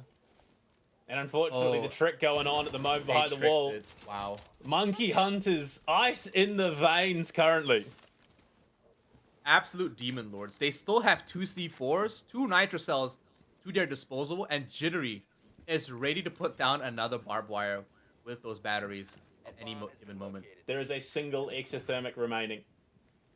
If they fail to get the breach open, they're going to have to funnel through doorways, which is never a good time on Clubhouse. They still have a lot of dronage, though. They still have a lot of information available to them and a lot of ways they can gather information. They can probably spend the next 10 seconds trying to get more info. By the looks of it, they're going for that garage push, trying to get their shutters open and provide a little bit more pressure on Sparko up on those rafters. In garage, that's a complete control point right now because they're no longer going to be able to make it through that CCTV wall. Oh, no. Jittery does go down. So effectively a 3 versus 3. Health almost identical. Rattler will finish the kill there onto Shu. Lucky swing coming in there. Coordinated quite well from the Monkey Hunters to capitalize. But they've still got player up in rafters. That Sparker, he's isolated at the moment. So he's going to have little to no support. He's going to have to win his head-up gunfight. But they don't have frag grenades to clear his position out. They're going to have to put in some big effort. They're going to try and cover the window. Walking around, Varmos is about to find the head of Sparko, but Rand goes down. Do they go for the pickup? That's dangerous. That is a risky play, but they will get 3 guns back in. Right now, though, it's all on Monkey Hunters. 8 seconds remaining. JLT will find Rattler. It's on to Beat. Beat just needs to deny. JLT goes down. He needs to take out Varmos. Varmos goes down. No diffuser, but Ran with a sliver of health at the right place at the right time. Helps clutch up for Pantera. What Pantera are doing so well is that they're always double peeking. They're always taking these angles together because they're anticipating that Monkey Hunters can pick up those first kills. And we see that as a repeated pattern now. They've learned from those first 2 rounds, which they won, and then those rounds that they lost 3 in a row. They know that Monkey Hunters are competent fraggers, and they're taking a lot of these angles together in order to combat that. Monkey Hunters have had superior positioning this entire time, but Pantera are preparing for failure and thus preparing to succeed. Monkey Hunters need to be able to anticipate this now and actually back up a lot of their members, because while their positioning is better and they have a lot of these sites and strats laid down quite well, they are not anticipating that one of their team members could get taken out and what that failure or what that backup looks like. As you can see, a lot of their strats, they're spread out quite thin. Yes, they're together within a general vicinity, but they're not double peeking or trying to take these angles together. Confidence in one's own ability is key here in Rainbow Six Siege, and I think it's a lot of what Monkey Hunters are relying on here, individual skill rather than a deep strat book, which makes a lot of sense on the likes of Clubhouse. But same picks coming through. These last couple of rounds, coin tosses towards the end. Really, honestly, this could be a 5-3 for the Monkey Hunters if things had gone just slightly differently.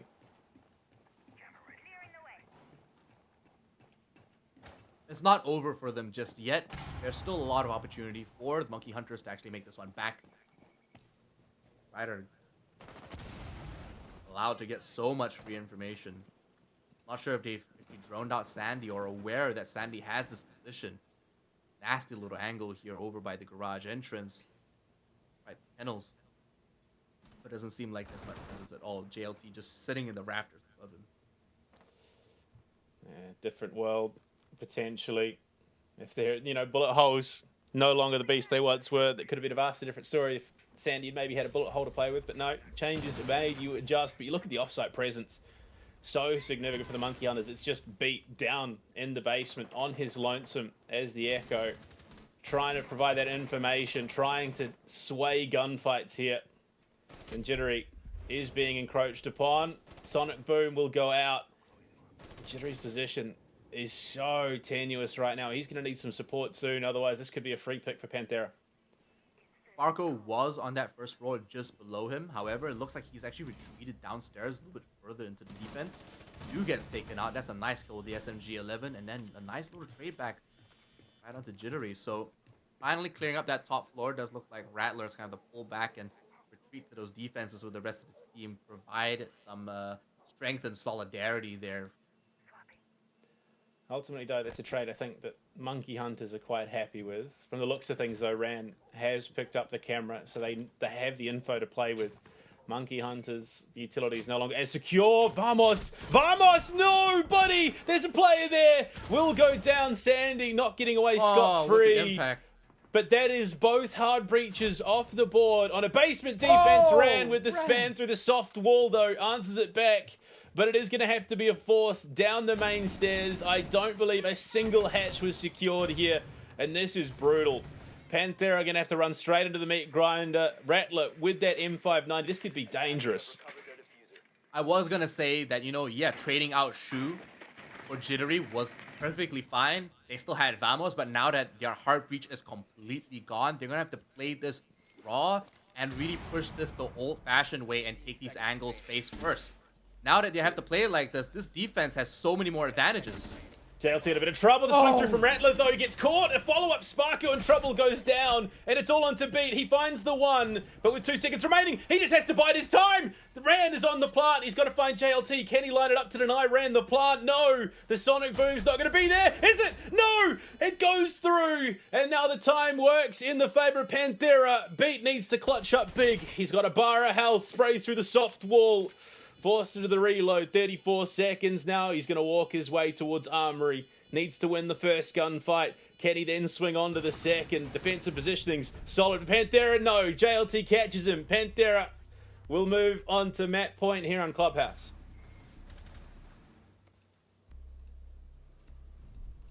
Just slipping by a millisecond.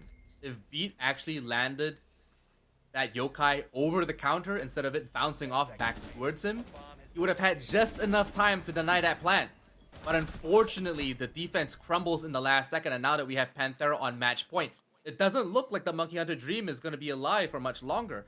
They still have one game after this in this best of 3, but this sounds a lot here on Clubhouse.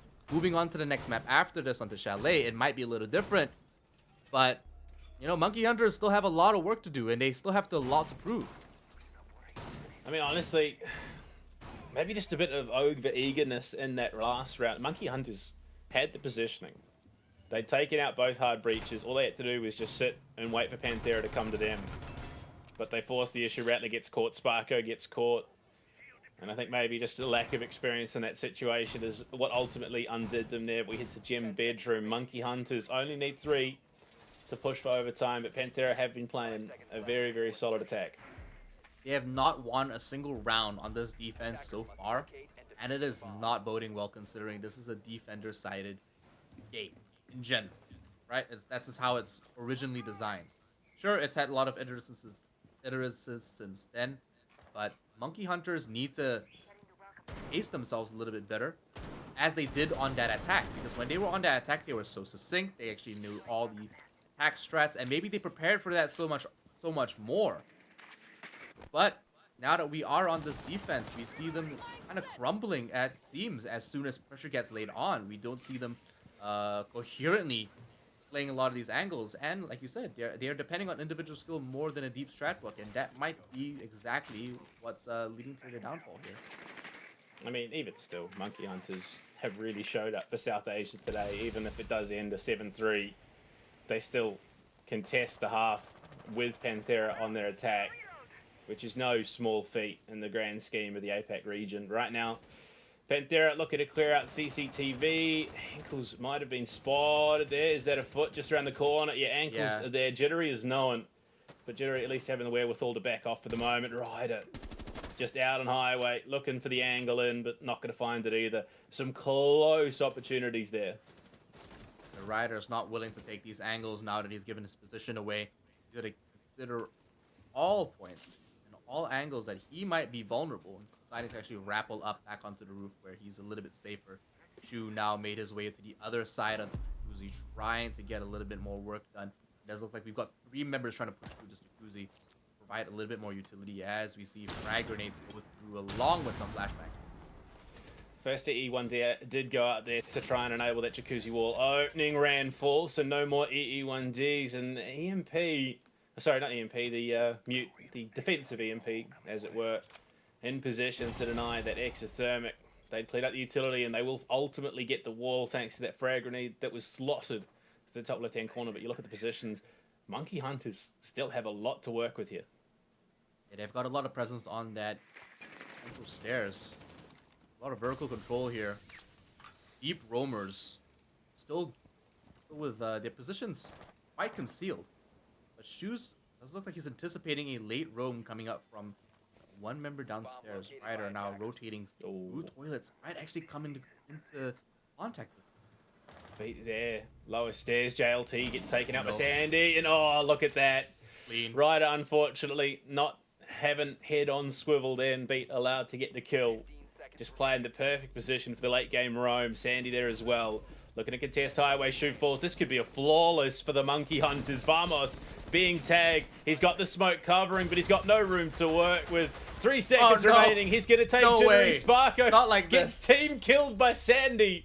But the Monkey Hunters finally get that defensive round that they've been so close to achieving in the half. And they're now within 2 of overtime. There is no way they just decided to send 5 members, 5 bodies out the jacuzzi wall. But you know what? It worked. Questions. How did Sandy accidentally team kill Sparko? Oh no, I think they were just sending at that point. They were like, you know what? Whatever, man. Map's over. But you know what? It worked out in the end. And it looks like we are going another round. Oh, so Monkey Hunters take 2 more rounds and take this to overtime. Absolutely unprecedented. Did not see this one coming. Honestly, with the way that they're playing, Monkey Hunters are well within their means to be able to take this one to overtime. 100%. They have been playing some top tier Siege at the moment. And just goes to show South Asia criminally underrated at the moment. 2 rounds for overtime. 2 rounds they could take, honestly. 100%. And looking at the level of competition despite the scoreline, Monkey Hunters have shown that they've got some pretty decent strats. They've got some pretty decent game sense on how these maps should be played. They're essentially just losing it out in a lot of team fights or even just general teamwork. And that's not necessarily, you know, game experience. It's more like team experience. And while this roster has generally stayed together for quite a while, with only their substitute player recently joining this year in June, it's good to see that Monkey Hunters are actually quite coherent with how they're playing this. They already got a little bit of work on that wall by CCTV, but Sandy is so far deep into strip. It's like, how are you even supposed to get to this guy? And like, why would you ever drone there, considering the attack is on the other side of the map? I mean, Sandy has been playing these unexpected angles. I mean, you saw Garage Door prone on the ground, almost found 2 for his troubles. So, of course, I'm not even surprised that he's going to be heading towards strip, just looking to play that off angle. A late round pinch, especially on a basement defense. If Sandy can come in as Panthera are trying to get themselves down to the site, it could be hugely detrimental. And I think that's exactly what Monkey Hunters are looking to do. They don't expect Panthera to read into this roam. And they are calling out a couple of things here. Do notice the Yokai drone. That's going to be instrumental in taking out some of these defenses. They're taking out a little bit of utility already. But still 1 minute and 40 seconds left. Some drones and some utility also been taken out on their end. So they've looked like they've got some pretty decent control over that second floor. no contests from Monkey Hunters just yet. Not too sure what they're doing on their side on that defense, but it does look like most members are actually just staying toasty downstairs. One member still in strip, and it's still Sandy. Exactly it. That's exactly what you want to do on the defense. It's about wasting time, and then you can just pull back to the basement, hunker down for a church basement defense. And the drone's still not scouting out Sandy. Ryder might. Ryder? No, I don't think he is. And this is gone huge. Right past. I think he's gone right past, and he's actually gone outside the building. Oh no, Ryder's entered the strip. He hasn't noticed. No, he didn't see him. Oh dear, outlines make all the difference, but unfortunately in-game you don't get them, and Ryder's drone is gone. No, they have no idea that Sandy is currently sitting in strip, and the swing there, Jittery does spot the player bottom main stairs, but the explosion's going off. It's going to be a distraction. Shu gets taken down. Sandy? Ryder finds one, but Sandy can't follow up. Ryder's given his second there, unfortunately, bottom main. But with 33 seconds remaining, they've got to force the issue right now. One hard breach off. Vamos only has the 2x Kairos, so I don't think they've got a dedicated avenue into the site right now. They're going to have to push down round. He's coming through blue. Logic bomb to go out as well. Rattler falls. It's down to Sparko and Beat to try and clutch up in the 2 versus 4. They know where Sparko is. So the swing should be coming in a moment. Do they have the info? They're going to clear the shield. Beat goes down. It's a quad for Ryder. Can he get the full ace? No. Rand takes it. Panthera will win the map, but it's 7-4. And I think there are a number of people who would not have expected it to go this far. Monkey Hunters don't pick up the win, but they put on a show nonetheless. A surprising match coming from Monkey Hunters on this first map on Clubhouse, where they completely took us back. We didn't expect them to play the way they did. We didn't expect them to have the level of strategy and, I suppose, precision as they had. Unfortunately, just losing out on some of these gunfights, as they aren't probably experienced to LAN environments or even experienced in playing in person with this much pressure. So that last push coming in from the Alibi could have made all the difference. And there are so many instances for that, weren't there, Panda? Like, so many instances where the one roamer could have just made everything different, and just unfortunately just losing it up by just a millimeter. Yeah, I mean, there was well, I'd put it down to almost 3 rounds in that defensive half that realistically could have gone. Actually, all 4 of the rounds that the Panthera crew picked up on their attack could have gone the other way at the drop of their hat. So Monkey Hunters, whatever they've been doing to prep coming into this LAN environment, it's actually working. If they can take a 7-4 score against a team like Panthera, 100% they can turn around, trade maps, and take us to our decider. Because realistically, if a couple of different gunfights had gone the other way, we would be saying Monkey Hunters had just won. And it's really crazy to think that. We might be still saying that at the end of these maps. Like, we still have at least one more map on Chalet, and then after that onto Border, if we go into the full best of 3 series and full regulation. We honestly don't know what's going to happen, considering that Monkey Hunters are fulfilling the prophecy in which we put down, that's saying that they're going to be unexpected, they're going to play very differently, they're going to have very pocket picks.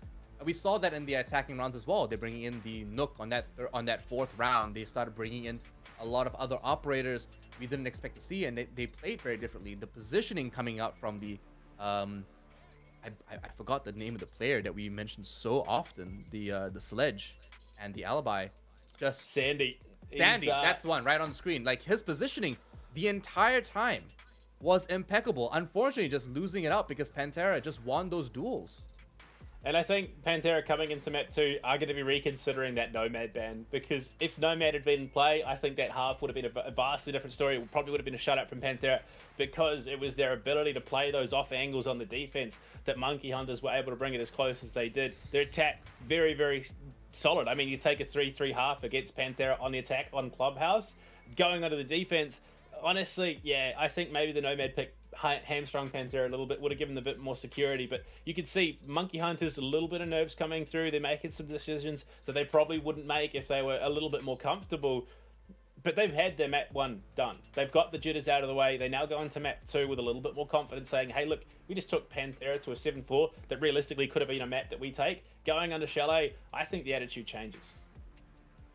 The entire way in Chalet actually plays is completely different. There's so much more soft flooring. There's so much more vertical play. Vertical control over all 3 levels was important on Clubhouse.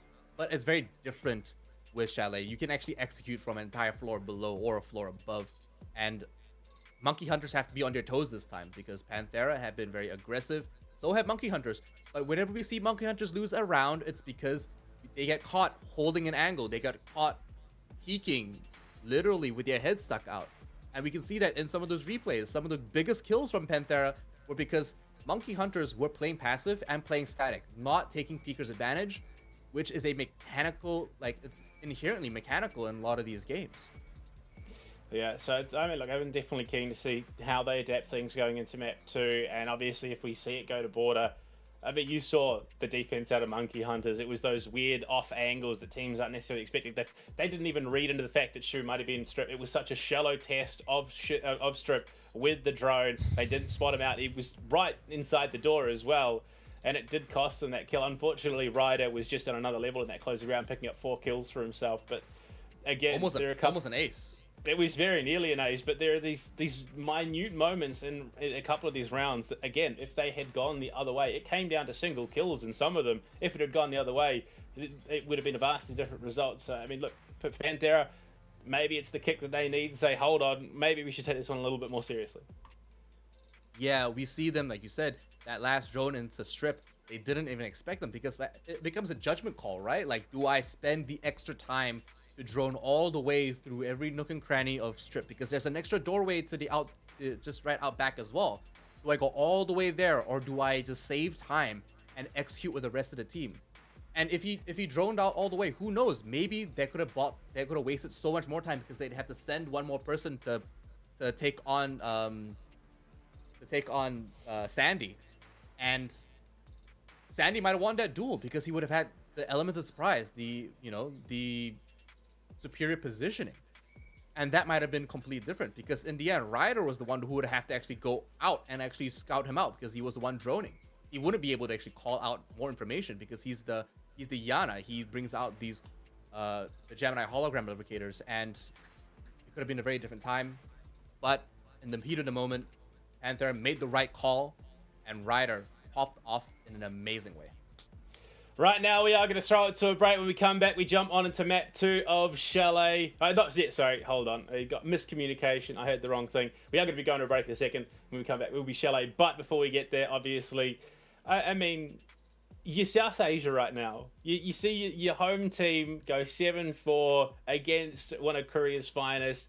I mean, the fans have got to be ecstatic because, I mean, I know they've been clamoring for representation for the longest time. And to see one of their own teams show up on land like that, absolutely ecstatic. And this is another part of Asia Pacific in general, like Asia as a whole, that has sort of been left in the dark for a while, and they haven't been like completely forgotten. They still had their own regulations, their own tournaments, their own events, their own seasonal leagues. But you know, this is the first time out there. Like, I can only imagine the bars and the viewing parties that are going on Discord or in you know, like at someone's lounge are just going off. Everyone's kind of celebrating. Everyone's just like, yeah, we can win. The next map is ours, and that's the kind of support you want. And we speak about, you know, supporting ANZ. We speak about supporting APAC or OCE as a whole, and all the time. And you know, like, just being there and supporting the team that's representing your region, despite whether you like those people or those players or not, whether you wanted to be those players or not. That all matters, you know, being there and sort of creating a scene. Yeah, that's exactly it. And I mean, we want to be able to give back to those that are supporting us as well. So like we said, we had those opportunities to do some giveaways here. This is how you get involved. We have a couple of questions throughout the show. Make sure you tell us in chat, name your favorite ROG gaming laptop and why. And I'm going to say mine right now. ROG Strix Scar 17E SE, the special edition one. It's so clean. It's so crisp. That would be my my go-to if I had to call it. So make sure you chuck those up. Make sure you get your posts out with the hashtag as well. We've got one question per match throughout the day, so you have those opportunities. We will be drawing those next weekend as well. The 30th of October is when they will be announced. So make sure you get your posts out there and land. Which is your favorite ROG masterpiece laptop? Absolutely, the Flow Z13. Like, that thing is just beautiful. The ability to turn into a tablet, flip it up, and just either use it for work or use it for gaming or even, you know, just use it for work with that keyboard. Makes it so flexible. It allows me to flow through my day quite easily, especially with that Intel 12th gen i9 processor. That's going to make it so much easier. But I mean, I wouldn't mind the Scar 17 as well. It's a beautiful laptop. It's definitely a chunky boy that's providing a lot of power. But for me, I like to be flexible. I like to be on the move. The ROG Flow Z13 is the one for me. Yeah, look, I would definitely be keen to pick one of those up, having my notes in front of me on a laptop that can turn into a tablet. It's mobility, flexibility as well. So if you are in the market for something along the lines of a gaming laptop or a gaming tablet, I suppose you'd call the Flow Z13, it can be whatever you want. It's a transformer. It's a piece of machinery that is definitely well worth investing in. I wouldn't say it. Nah, it's a good guy. ROG are the good guys. If their machines were one or the other, they'd 100% be the good guys. They'd be Autobots for sure, no doubt in my mind whatsoever. But look, right now, if you had to say it, Lan, Monkey Hunters. What are your thoughts on them so far in this competition? Is it just that Panthera might be their closest matchup, or is it that they've come to this competition as a team that has been well and truly underestimated? I think they've been underestimated. They definitely shown some clear, crisp, and detailed strategy. It's not like we're seeing them throw bodies or we're trying to figure out what their strategy is. It's very clear what they're doing. We see them in superior positioning, good moments, and good execution of what their ideal strategies or their ideal plans are. So far, a lot of it is hit and miss. Like I said, they're mainly losing out on duels. They're not expecting some of these angles, and they're being a little complacent. They're playing a little bit too passive. I think that they have the mindset, and I suppose the innovation, the ingenuity to be able to pull something creative off. I'm not sure if Sparko is actually captain or shot caller, but I'm sure that he is a massive play on that team and how they're going to be executing this. So far, I'm pretty impressed with how they're going. They just need to be taking the fight to Panthera in this second map and actually being as aggressive as they were on those attack rounds, because when they were on those attack rounds and they won 3 rounds in a row, it was very convincing, and Panthera were on the back foot. Yeah, I mean, we saw on that attack the way that they were able to catch Panthera out and force them into these uncomfortable positions, and then of course compound that into a victory was rather impressive. So I think with a bit of a reset, having that first map under the belt, I mean, it's like pancakes really at LAN. The first map is usually a bit of a throwaway. You look to the second one, you look to something that's probably a little bit more comfortable in terms of your play style. I mean, you saw it. Their defense, they love that extension, that basement defense where it was literally just beat as the Echo on site and 4 players upstairs roaming. So on a map like Chalet, with the ability to flex through Garage, there's some wonderful opportunities. Honestly, I'd love to see them maybe lean into the Oryx a little bit, play around those hatches, just be that unknown quantity around Chalet. So I think there is a lot of the sandbox that they can work with going to the second map. You know, we always speak about Oryx being very strong on rotation, but maybe this time we'll actually see him used to his full effect. Maybe we'll see some members on Monkey Hunters actually choose to use him and rotate through a wall that's not already, you know, opened up. I barely ever get to see Oryxes go through hatches. I think I saw it once in Operation League, going up vertically, right? So maybe using him to his full effect this time, play out something very out of pocket, very different. We can only expect something very interesting to come along, and there are a lot of other operators to pull out magic tricks for. And like you said before, we have not seen these French operators yet. Maybe Doc is going to be in play. Maybe Rook is going to be in play. And that could really change things up, because so far they're being punished and, you know, they're taking a lot of damage. But if anything, I think Panthera as a team, as a roster, has subsisted in some of these rounds with the most damage on them. Not necessarily the most members taken off the board, but like usually we see like 3 members on Panthera sitting at about half health. Yeah, I mean, I don't even know necessarily how health is going to be the biggest issue going into Chalet. Honestly, I think Panthera need to almost double down on the flank watch there. We saw how impactful these defensive roamers could be. They banned the Nomad away.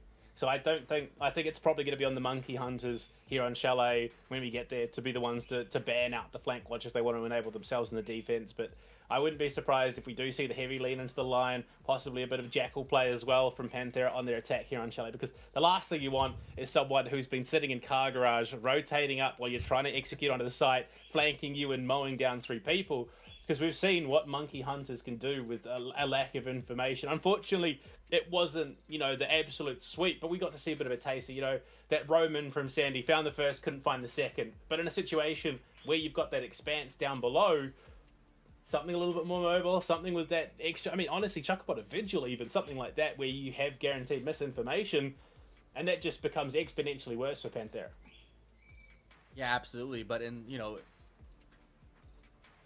in contrast, like if that visual gets picked and a lot of these other operators that counter hard roamers like the Nomad or the Jackal, if they come through, it might make it very hard for the Vigil. So there might be other roamers that might bring a lot of value as well. We might see some soft roaming come through from a Legion, or maybe even perhaps another operator.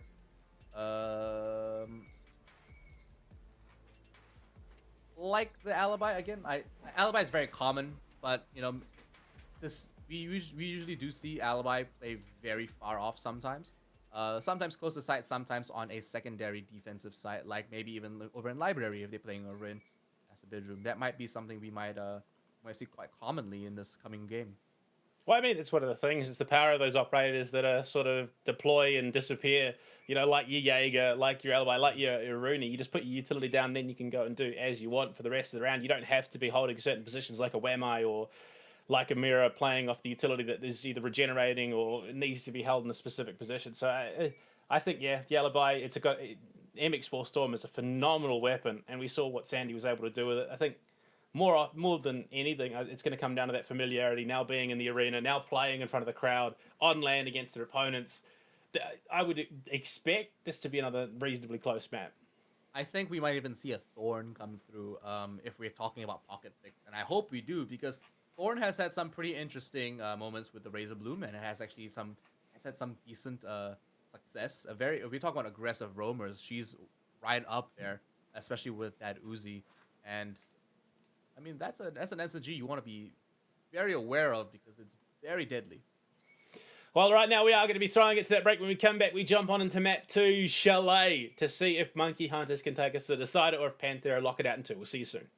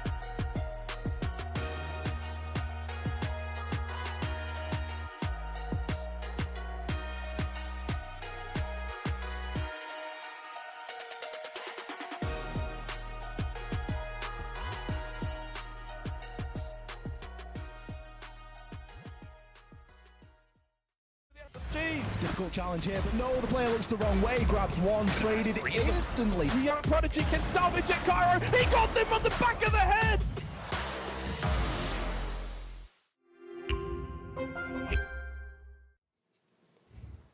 Coming back off an absolute heater of a map 1 to kick the Asus ROG Masters tournament off LAN, and the Monkey Hunters put up a showing despite not picking up the victory. We've got another map though ahead of us. Panthera and Monkey Hunters going to Chalet. And the possibilities, it feels like, are endless for the South Asian crew. Honestly, I'm actually quite surprised. The fact that South Asia is turning up so well so far, and it's, you know, 7-4 is a good scoreline to end it on a loss, because it shows that you did put up a pretty decent, good few rounds, and it's not like it's a 7-2 or a 7-3. There's a 1 round difference in between the two, but honestly, it speaks volumes, and especially since some of those rounds were very strong coming from Monkey Hunters. I'm only expecting good things as we go into Chalet, and if they do well here, it speaks volumes, and honestly, it might even call for more people to start paying attention to the South Asian region. I mean, that's exactly, you can understand why these guys are showing up. They haven't had necessarily the representation that the likes of a Korean or a Japanese or even an ANZ team would get on an international level. So they are showing up here in a big way, because this is their best opportunity to showcase just what South Asia is capable of. And look, they really did hit some ripper shots. Sandy putting on a show, Beat putting on a show. So going into Chalet, I'm excited to see what they're going to be bringing now that they've got the first map under the belt. We fly through. We've been to Clubhouse, we've been to Germany, now we head to the French. Oh, it's going to get a bit chill in here. Let's see if Monkey Hunters can keep their cool. Panthera will be starting off in the defense. And on a map like Chalet, this could definitely benefit the Monkey Hunters.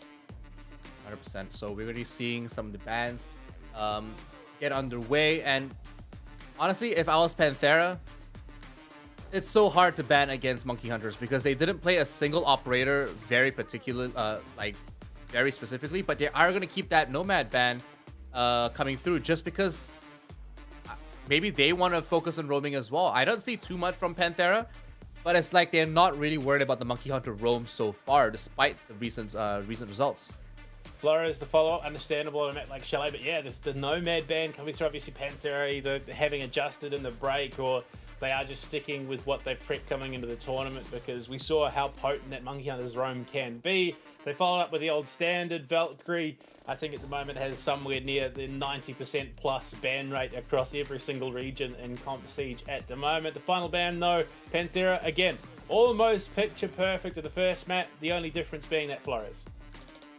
Yeah, see, Flores is an operator on Chalet that brings so much more utility. Just because the way that a lot of these defenses and, you know, these setups are designed and put together, most of the utility is jam-packed, you know, in clusters. And he is an operator that's able to take out more than one in quick succession. He's faster than Fuse. He's probably safer than Fuse as well, and he provides more information while he does it, so he's a little bit more of a bang for buck. In saying that, we are seeing that line already kind of softly picked so far on this attack. I'm not sure if that's going to stick, but I wouldn't be surprised if it does. You know, it does stick though. The Oryx pick coming in for Vamos. He's going to be running around as the Jordanian with that Rema dash in play, being able to jump up through the hatches, but we also see the Frost coming through again. I mean, it's a staple pick now on Chalet. Very rarely will you see teams run a defense without the Frost in play. But right now, look at the drone info already for the side of the Monkey Hunters. They're looking to try and get in nice and early, try and find out these defensive positions and where they are set up. And Sandy is going to be sticking out that Twitch, so F2 on LAN, that gun is a laser beam. It's something you don't want to have to contest, really. I just hope that... Ooh, Sandy taking a lot of damage already. That's not going to be great. I just hope that this time around, Monkey Hunters are aware and give the Frost mats the respect they deserve. But that's value already. Taking out 2 of the ADSs for 1 Twitch drone, I take that any day. 100%. Sherry just getting the last Frost mat down. That top library hold going to be in play as well. Actually, potentially not. It's not the bar gaming defense. It's not necessary, but I think unfortunately Shu being caught there is probably going to have to rotate in a different direction. Rattler already through mezzanine. Quick time being made here by the Monkey Hunters. Within the first minute, they've already got mezzanine control. That's not something that you see teams give off very often on the defense. Yeah, like I said, every time.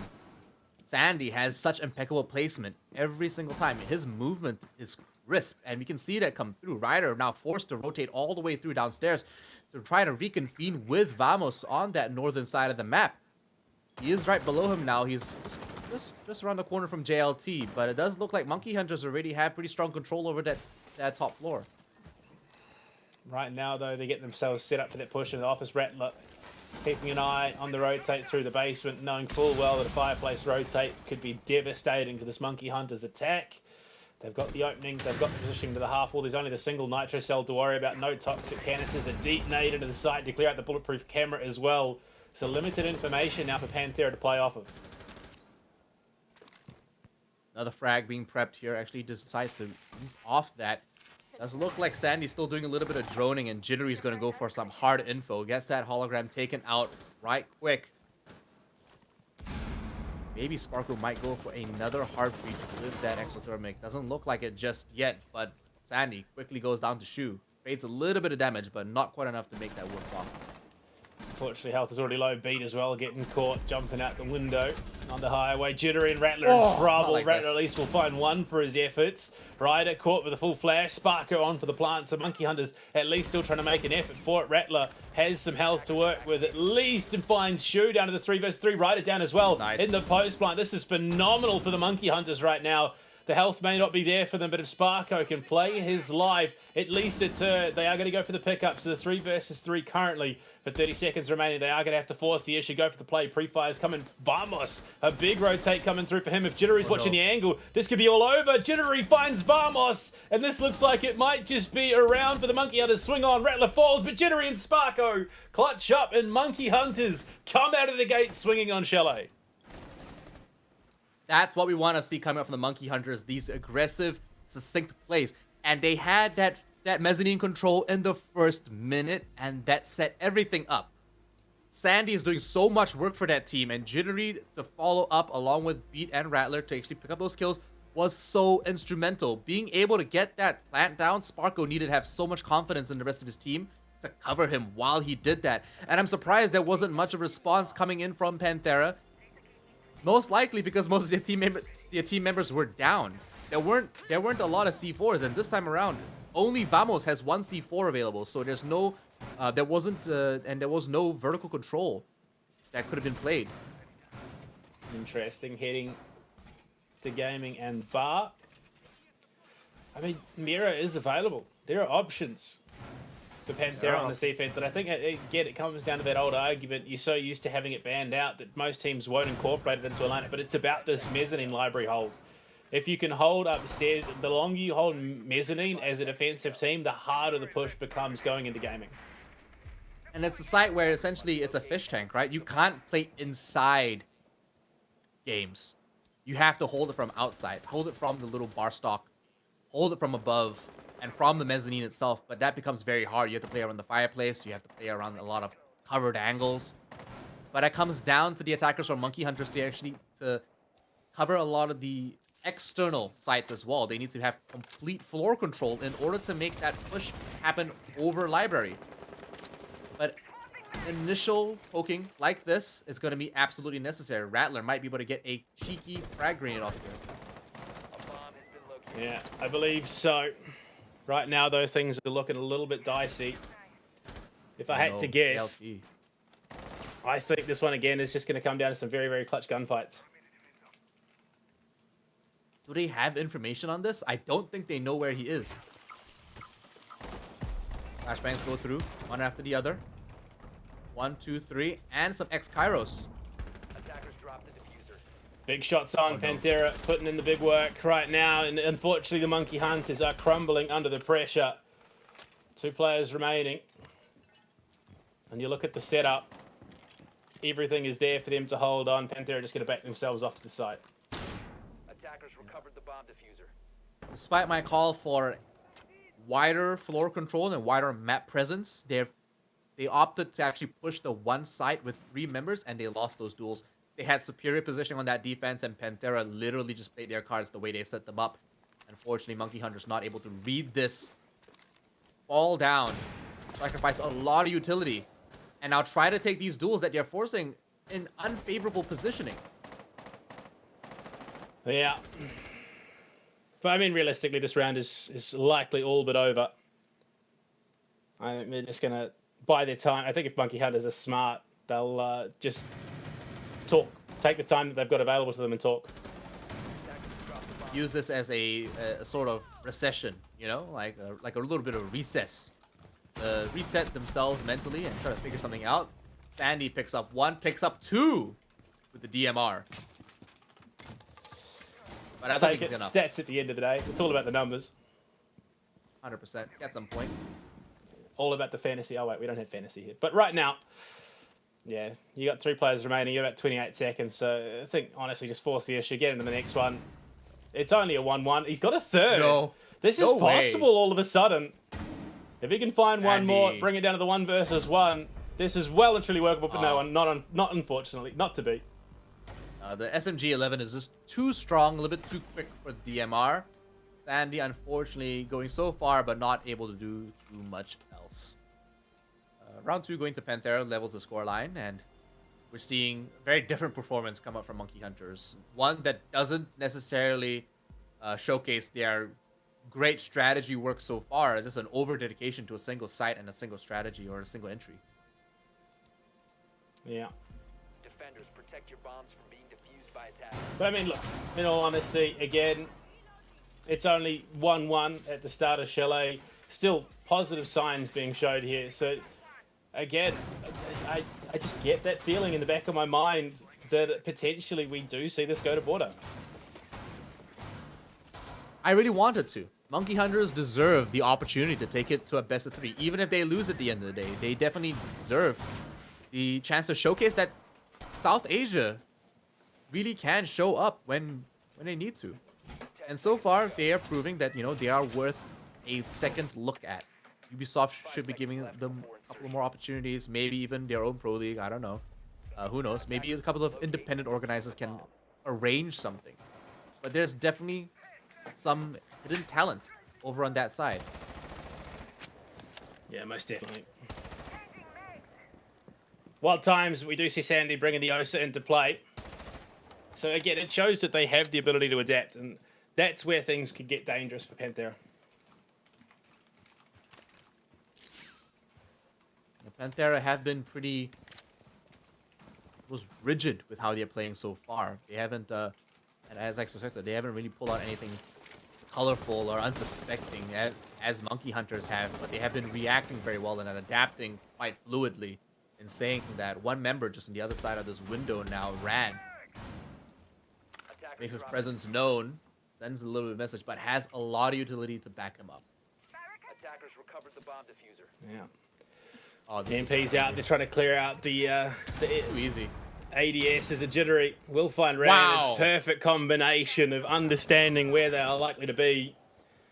And I could not think of a more embarrassing moment for a Jaeger than what we just saw. And you know what? Bikini Body called that one. He made a little video about it. Who knows? But like, hey, in the end, they actually executed that perfectly. They coordinated very well. Panthera find nice 2 picks for themselves, and they get the man advantage once again. 3 members on Monkey Hunters, maybe even 2 now. There we go, double for Ryder as the man's been popping off. Big shots on. 3 versus 2 with 1:20 to play. Rattler makes it a 2 versus 2 as Shu also goes down. And this is back in the realms of possibility. JLT and Vamos covering that angle. Sparko is going to disengage for the moment. Look to head elsewhere. Rattler finds himself alone for the moment, but you also look, Panthera have all backed off from their angles. Rattler might have an opportunity here. Yeah, he's going to just wiggle that. Find a couple of shots, willing to take a little bit of damage. Sees one more in the bathroom, sees Sparko actually reconvenes with him. And don't forget, Panthera have 2 C4s, 2 nitro cells available. This could be very well be a setup to get that going. Oh, Rattler takes a lot of damage, but he doesn't go down just yet.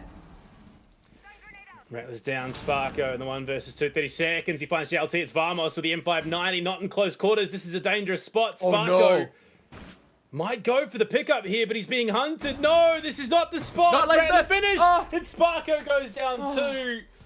The call was made. You got to respect him for sticking with it. Unfortunately, That M590, it is deadly. Shotguns are a real threat, especially at that range. A lot of people underestimate their efficacy, but here we go. We see not only does Ryder pick up a nice double, we see Panthera clean it up with that shotgun as well. Vamos. Very nice kill to secure that one Rattler on the ground. And Sparko, he made caught in an animation, not able to actually react to that. Very nice quick double peek. Honestly, if Sparko kind of just like left his teammate Forsaken and used him as bait or drone, you know, just to go find out that last team member where his positioning was, Sparko could have won that 1v1, had the confidence to actually take that on by himself. But I suppose, you know, choosing to pick up your teammate is also a good option, but maybe not when there's so much line of sight available to pick you up, pick on you, you know? Yeah. Well, Panthera take a second for themselves, heading into a kitchen dining defense. This one can be a bit dicey for a lot of teams. Still preferable to the basement, of course, but you look at the setup. Honestly, again, I think it's come a little too close for comfort. Number of these rounds for Panthera.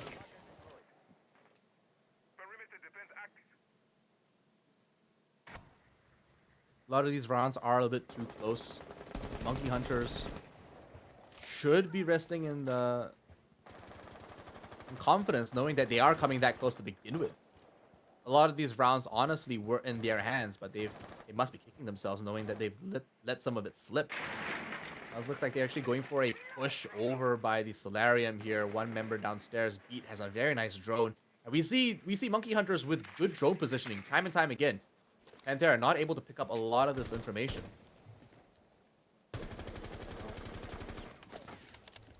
They've still been able to make do without all the info, but unfortunately an opportunity there for Rattler not capitalized on. Couldn't quite line up the angle that they needed to, but you adjust, you make do with what you've got, and they are going to reposition themselves, start working over towards the site, get in above if they can. But Panther is really making them work for it right now. Yeah, Beat still has all of his E1D. Sandy picks up a nice headshot onto JLT.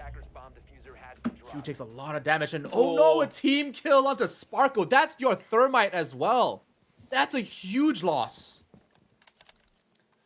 No hard breach, so you're going to have to force through those choke points. But I mean, look at, they've already got trophy control.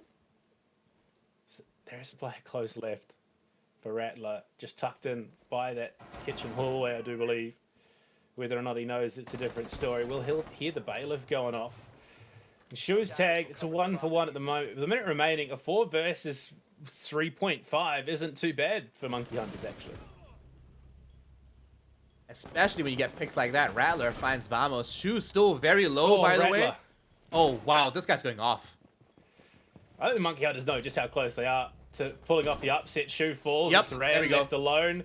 A little bit of an age jittery is taken out, so they know where Ran is. They know that he is up on the second floor, but the plant is going to be secured. The 1 versus 3 currently with 2 EE1Ds remaining. Pre-fire is going to give away the positioning and swung. Actually, not even swung. Rattler, prone, in the middle of trophy, claims the kill. You'll see their satisfaction there. Monkey Hunters quite happy with that, and all members of Panthera sitting there stone cold, trying to keep their emotions out of the game as long as possible.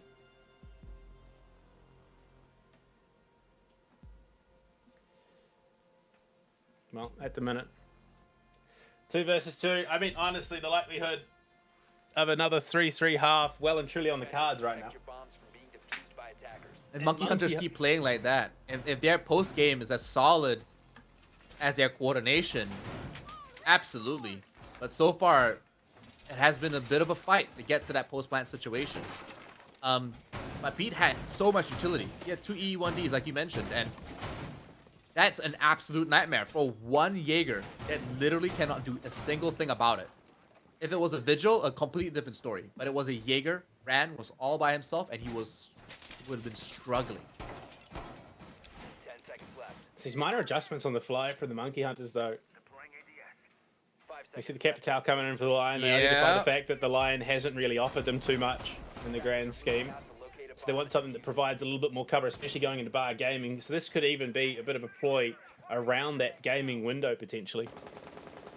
Most times we actually don't see Lion provide the value that we expect of him just because he requires so much coordination to either execute or to catch someone on rotation. Most of the time, it comes as a precautionary use to keep members in place where they suspect they might be.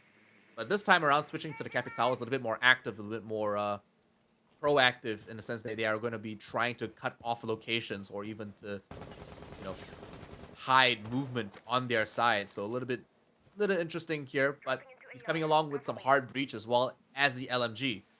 So Beat, who has been generally performing quite well in this best of 3 matchup, is looking to pick up a couple of frags. Sparko prone under the window, just being a bit of a distraction as much as possible. And you can already see, for the most part, Panthera have vacated upstairs. The Magnet's going to clear out the utility. The asphyxiating bot guaranteeing that there is no one outside. Oh, sorry, tucked into that corner, but Rattler contesting from that gaming window finds Rand again. Jaeger off the board once more. And Monkey Hunters are the ones starting to dictate some pace here. And that's exactly what they need to do. So far, every round they've lost, Panthera were in control. Monkey Hunters have to be ones to set the pace and pick up these kills, take these aggressive peaks, and so far it has been paying off.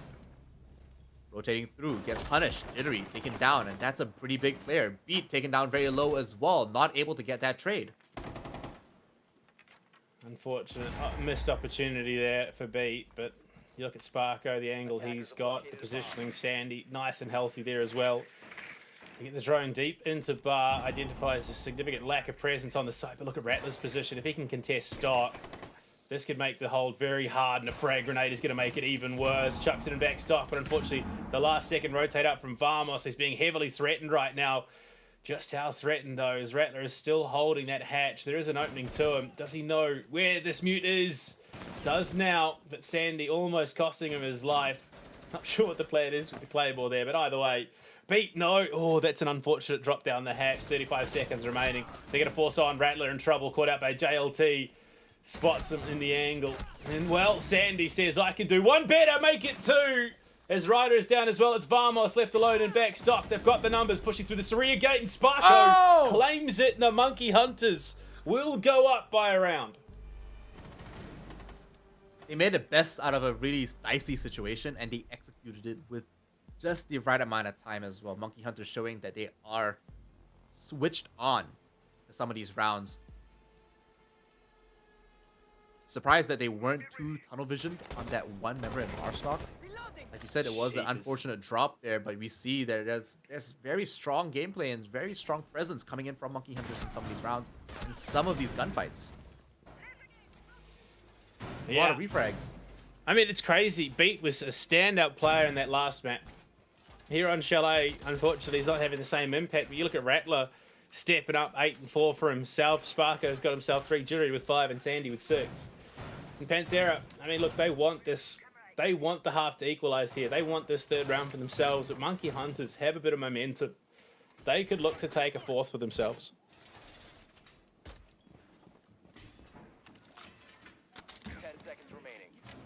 The rear gates so far not providing too much value from what I'm seeing. Most of the members from Monkey Hunters are playing around it quite well and or just walking straight through them, taking that 25 damage. Happy to do it, if anything.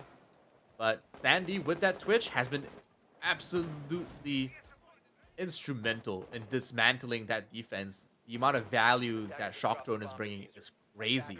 And I believe that Claymore was a misplay because I think he had the wrong utility and was expecting to put down a smoke. Either way, it worked out in the end. Sandy hitting some ripper shots from Fireplace. I mean, it was hugely instrumental in the pickup of that victory there for the Monkey Hunters. But now, Panthera hoping for a bit of a do-over. The second attempt here on Bar and Gaming. You can see Sandy gets that shock drone away, and that's big. They clear out the bulletproof and Fireplace. They are getting so much value right now out of Sandy's utility.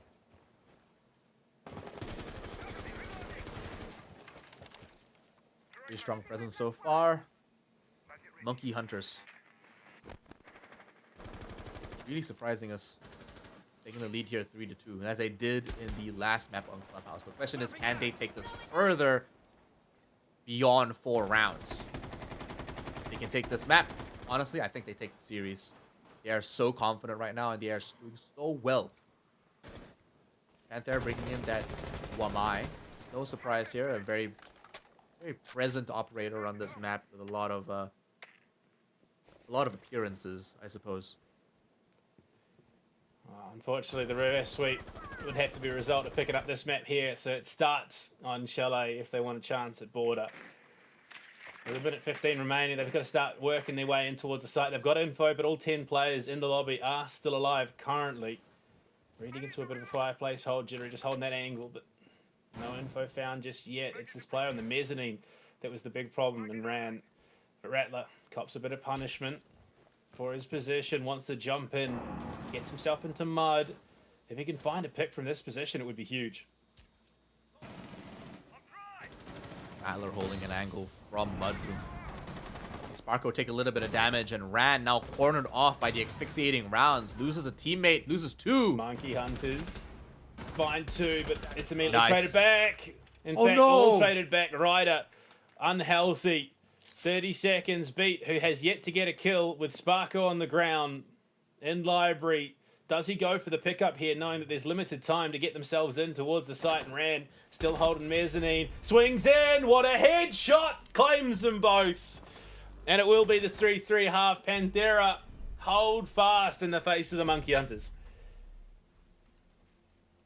Pushing library is not their thing. Every time Monkey Hunters try and make this attempt, it usually fails quite miserably. This time around, Ran completely undetected, holding a spot that he was holding from the beginning. Just takes down the entire team. Almost single-handedly. Well, right now, Monkey Hunters onto the defense, and unfortunately, the case was close, but not quite close enough on Clubhouse. Another 3-3 half taken here on the attack. Now they need to prove that they can play their defense just as capably. Right now, it looks like maybe a bit of an extension in towards red right now, towards that boiler from wide, which is not something that you see a lot of teams doing.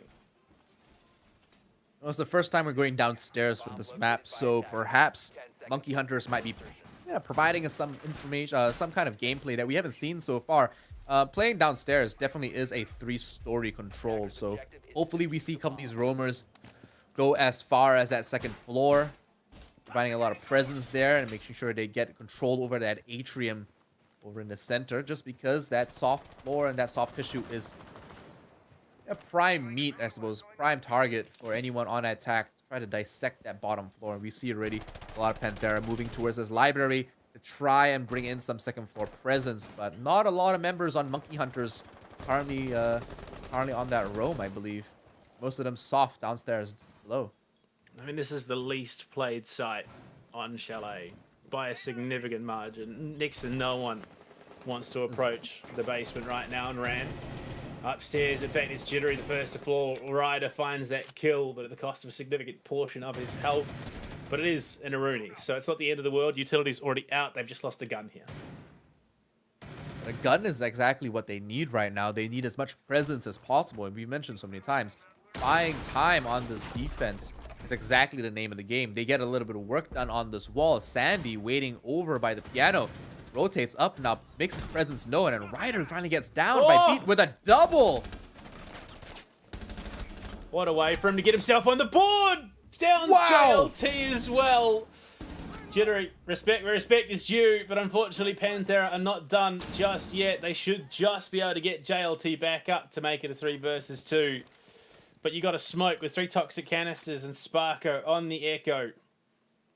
With drones in play, a minute 20 remaining, so Panthera can recoup and regroup. But this is a great spot. I mean, Monkey Hunters might be at a player deficit, but they can make this work. They still have 3 toxic babes and the silenced SMG from Sparko. No yokais from the look of it. But there's still a lot of advantage they can play around. There's still a lot of room they can work with. They have a big challenge, facing off against so much soft soft tissue above them. Oh, there is a yokai. Sandy's currently sitting on it right now. Oh, there we go. So there is utility available for Sparko to potentially go for a bit of a deny, or at least influence a gunfight in the favor of Rattler. But Exothermic is going to be going out. Follow-up should be there, potentially onto the snowmobile, and Rattler goes down, unfortunately. And that could be make or break. Sparko is going to get him up, though. So 2 versus 3 still effectively going to the final 20. Drone deep from Varmus reveals the positioning. Big information. Toxic canisters, though, make this hard. Shu's got a great position. The nade deep might just be enough to deter, if nothing else. Shield cleared out. JLT swings heavy and finds Rattler. Plant will go down. Sparko, he's got limited health. He's in danger. This is not a great spot. Varmus will secure the plant. Unfortunate opportunity missed there from the Monkey Hunters. Unable to get those toxic babes off, has lost them a lot of time. Sparko gets caught in his own sight, rotating right through Garage. Unfortunately, is not able to make that save and that save clutch. Monkey Hunters lose another round. Does look like Panthera are actually starting to lead this up quite confidently. The fadeaway shot literally had a pixel to work with. Yep. And connected onto Rand's head. Yep. That is, it's so unfortunate that they weren't able to capitalize on it, because it was a big showing from Beat there, who unfortunately until that point hadn't found a frag just yet. But you look at it, Lan, the lineup on the defense here, Office and Master Bedroom, with not just a mirror in play, but a cap can as well. You love to see it. Operators that don't get enough highlight and enough time in the spotlight. It's good to see Captain come through, just because we have seen that whenever he does show up, there is usually some value that he brings. Now, we don't see him very often because he is quite niche and he is quite situational in how you want to play some of these sites. But so far, I have seen some pretty interesting Capcan plays, and the EDDs do most of the time actually catch a lot of people off guard, just as Frost welcome mats do. Well, Sparko coupled a bit of punishment, unfortunately, but still workable. Unfortunately, the EDDs have already been spotted, and a couple of them being cleared out currently. The Monkey Hunters, they don't want what happened on Clubhouse to happen here on Chalet. On Clubhouse, Panthera generated a decent lead. They got themselves up 6-3. They want to keep this round count close. Monkey Hunters want to be able to tie up. They want this, at best, to be going 1 by 1. Yeah, true. Vamos and the rest of the team on Panthera taking an early hit. There goes your Ash within the first 40 seconds of the round, and that doesn't bode very well. Sure, that's technically her role to make that clean first entry, but without that presence and without that aggression, they're going to have to play it very differently. Beat now trying to go for another. Has a teammate to back him up. Taking Bedroom quite seriously, especially since Vamos is just above on the other side by the north. The Ash off the board means that some of that utility is just that little bit more secure. Beat with the pocket EDD that I'm not sure about right now, but maybe, just maybe, he'll get it down somewhere. But right now, Monkey Hunter's in a great spot halfway through this round number 8, of course. Solarium still being contested, still being pressured by Panthera, but they're yet to pull the trigger and get themselves in. They've got a bug here, but I mean, traditionally attacking the site, you'd send Buck down to Car Garage to threaten, but they haven't. Ran desperately gets himself in. Toxic Canisters cutting off his options. They've got this Panthera roster corralled a little bit. Oh no, Ran is stuck. No, he's down. Oh, he makes it out just with a sliver of his own health. The rest of his team is not looking great either. Vamos is off the board. JLT's taking a whole lot of damage. Picks up 1 kill into Sparko. But that's still a massive disadvantage now that they'll only have a minute left, and Shu is the only one on full health. He's got to pick up the diffuser as well, and he's got a lot of work to do. 50 seconds left in the clock, and it does look like the Monkey Hunters are in a superior position with Ran downed on top of that. JLT's so focused about this player through the basement. The rotations from Jittery have been terrifying. They've committed Shu as well.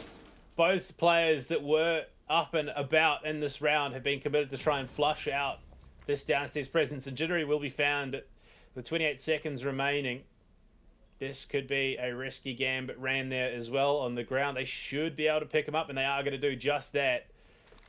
but they haven't really got the time to be messing around. Wall opened up into the site. Shu, does he know there's a player close? Well, he does now. Rattler tucked into the corner. Has diff control. He's taken out with 8 seconds remaining. JLT on the plant ran. Has to hit his shots. Can he do so? Not quite, but it's enough to deter. And Panthera will find themselves in the post.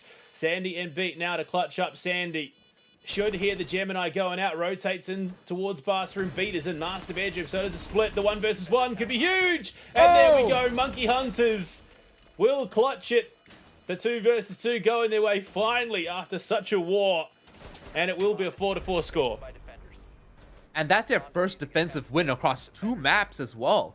So this Second, is a... they won 1 on Clubhouse, but just that's right, in the very last half, correct. But second win on defense so far across 2 maps, and that's big because that just shows that they can do this and they have the ability to. Unfortunately, they were just not able to actually finalize this, and you know, JLT was stuck in that corner planting for the longest time, allowing Beat to actually home in on him. So good to see that, you know, Monkey Hunters is still alive and well on this defense as they try to close this one out. They're bringing in the Thorn, and this time, yet again, another pocket pick.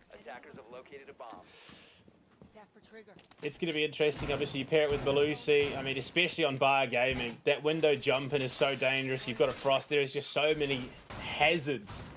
So many ways you can combo that.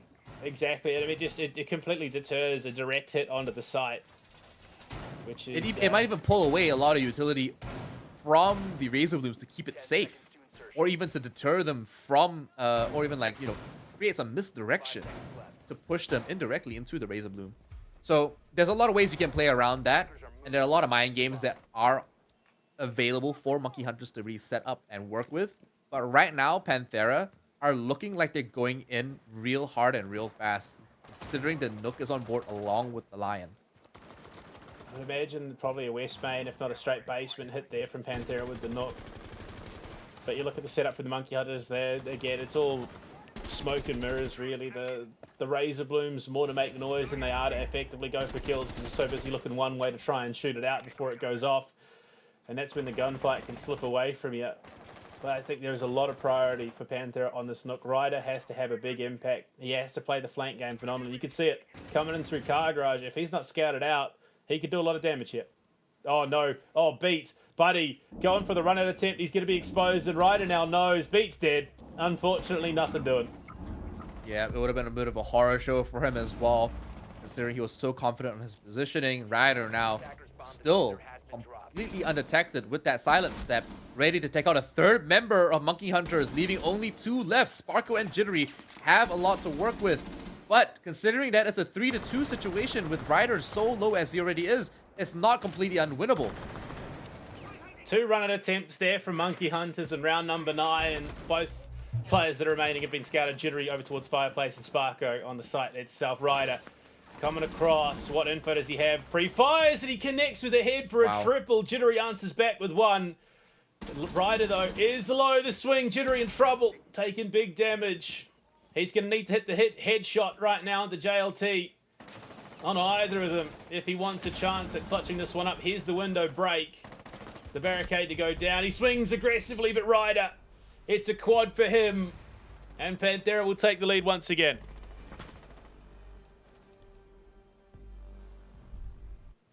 Does look like we are going to a bit of a recess from the look of it, but so far, no, not sure if this is a tactical timeout, but Panthera looking very confident. A lot of the members over for Monkey Hunters starting to feel that pressure sit in.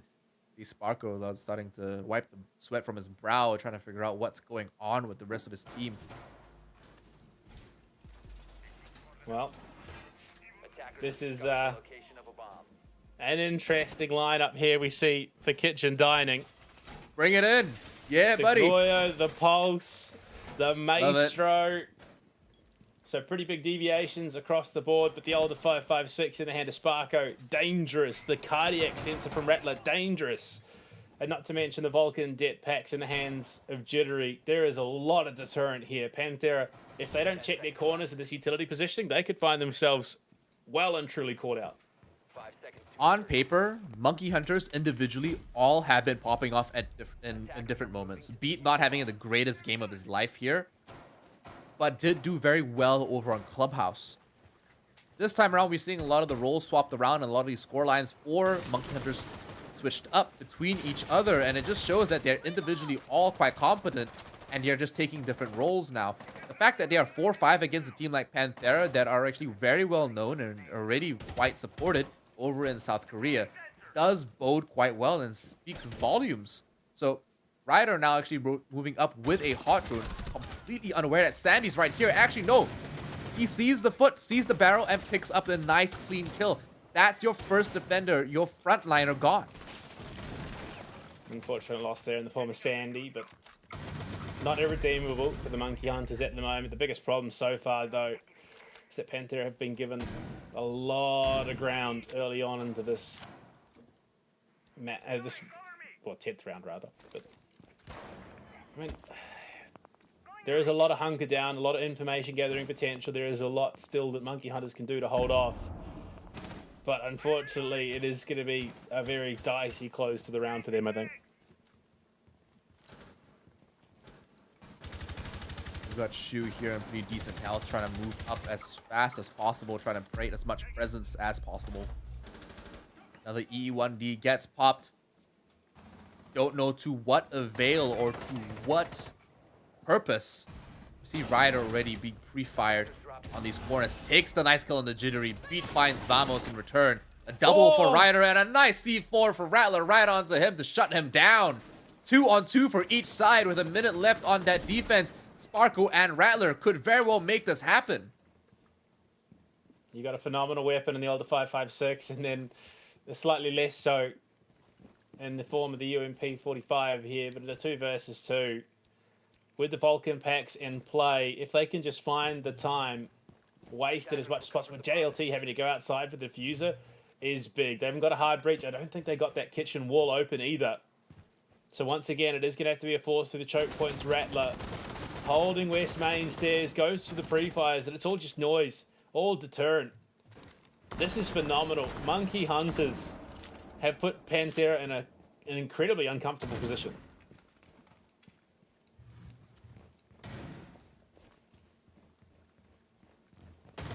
24 seconds left on the clock. JLT and Ran have to make something happen. They have no idea where the Monkey Hunters are. 2 members spread across the site. The Elder roaming over in Trophy. On the other side, catches JLT off guard. And now homing in on the 1 member that might be on his flank. No, the backpack gets seen. It's too thick. But the Elder goes down. He is not going to win that one out. But he wins it on time. Rattler knows the win condition. But Sparko, that kill was big. If not for that pick that he found onto the Iana, that could have been the opportunity for them to go for the plant. But look at it. I mean, it land. Map 1, 7-4. Victory to Panthera. Right here, right now, map 2. 5-5. We are guaranteed full regulation at the bare minimum for these 2 teams. And Monkey Hunters, I would imagine, have probably got under Panthera's skin just a little bit here. This is the closest we've seen both teams actually come head-to-head. And what a way to start off the ROG Masters. Both teams are competing at such a high level here, live at the Thailand game show. Gives me FOMO on another level. I wish I was there to experience this live and to speak to the players in person afterwards. But unfortunately, not a privilege that we're given this time around for the English broadcast. But maybe in the future, we might be able to see. It's all popping off esports-wise in Southeast Asia at the moment. It really is, isn't it? There's big stuff going on. Hey, you know what? I'm looking forward to my one-on-one interview with Sparko one day. You know, I want to know what's going on in the mind of the Monkey Hunters, what's next for them, how they put together some of these strats, and what goes on in their heads mid-round when they're losing out of nowhere and then make these wild comebacks. Possibilities galore, but right now the focus has to be closing this out, and they do swap the player back stock. Will be pinged out, but unfortunately I don't think Ryder is going to be able to capitalize on that information and find a pick. Honestly, I'd love to know what is going on in the heads of Panthera right now. Coming into this matchup, some South Asian team that hasn't really had the level of experience that you have, and all of a sudden, they might be taking you to a cider.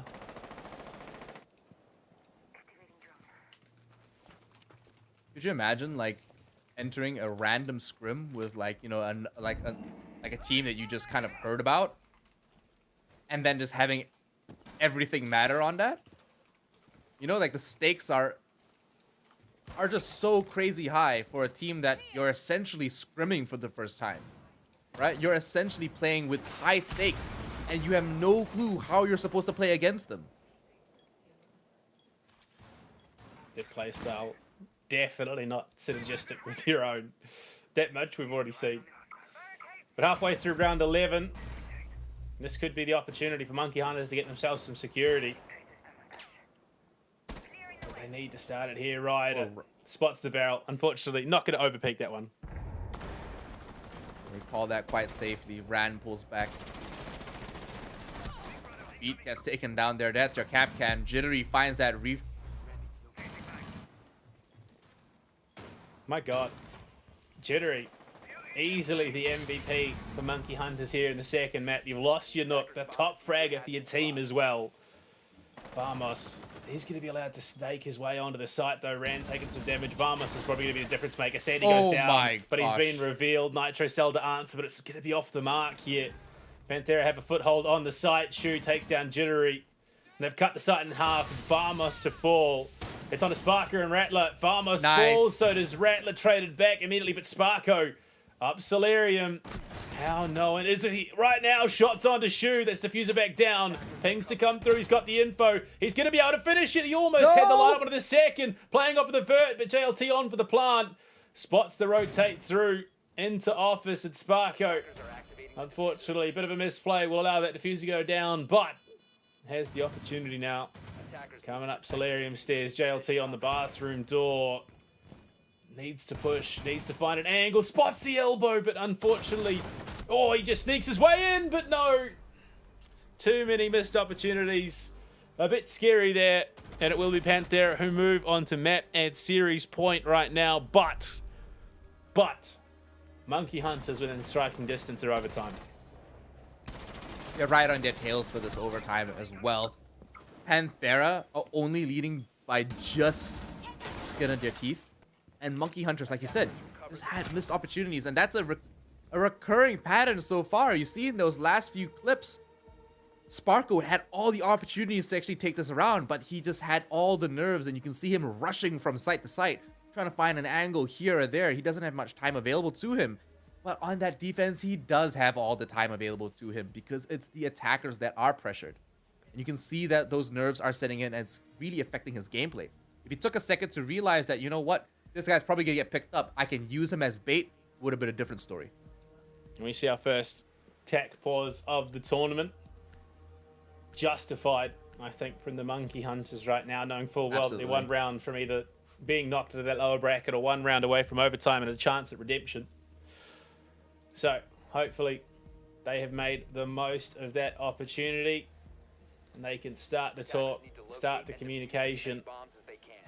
And I would hope the coach, I believe it's Leopard, he's an analyst for the team. I don't know if him or Hulky, I think Hulky's the manager. But hopefully, someone was there in the back saying what needs to be said and they could potentially push off what is a very risky site to make a play for overtime. Like you said, it's not the most visited site here on Chalet. There's a reason for that. Just because that once that atrium has been seized by the attackers, it becomes very hard to defend site. It becomes very risky, very dangerous. And so Panthera need to do their homework, check off their T's, dot their I's, clean that place from top to bottom. And in response to that, Monkey Hunters need to actually provide the presence and to play this smart. Be a little bit calmer. And once they do that properly, they should put Panthera in a position where they have to play this direct. They have to go the hard way. And they might be able to win at that. I'll have to see. Right now, I mean, it's still a die here.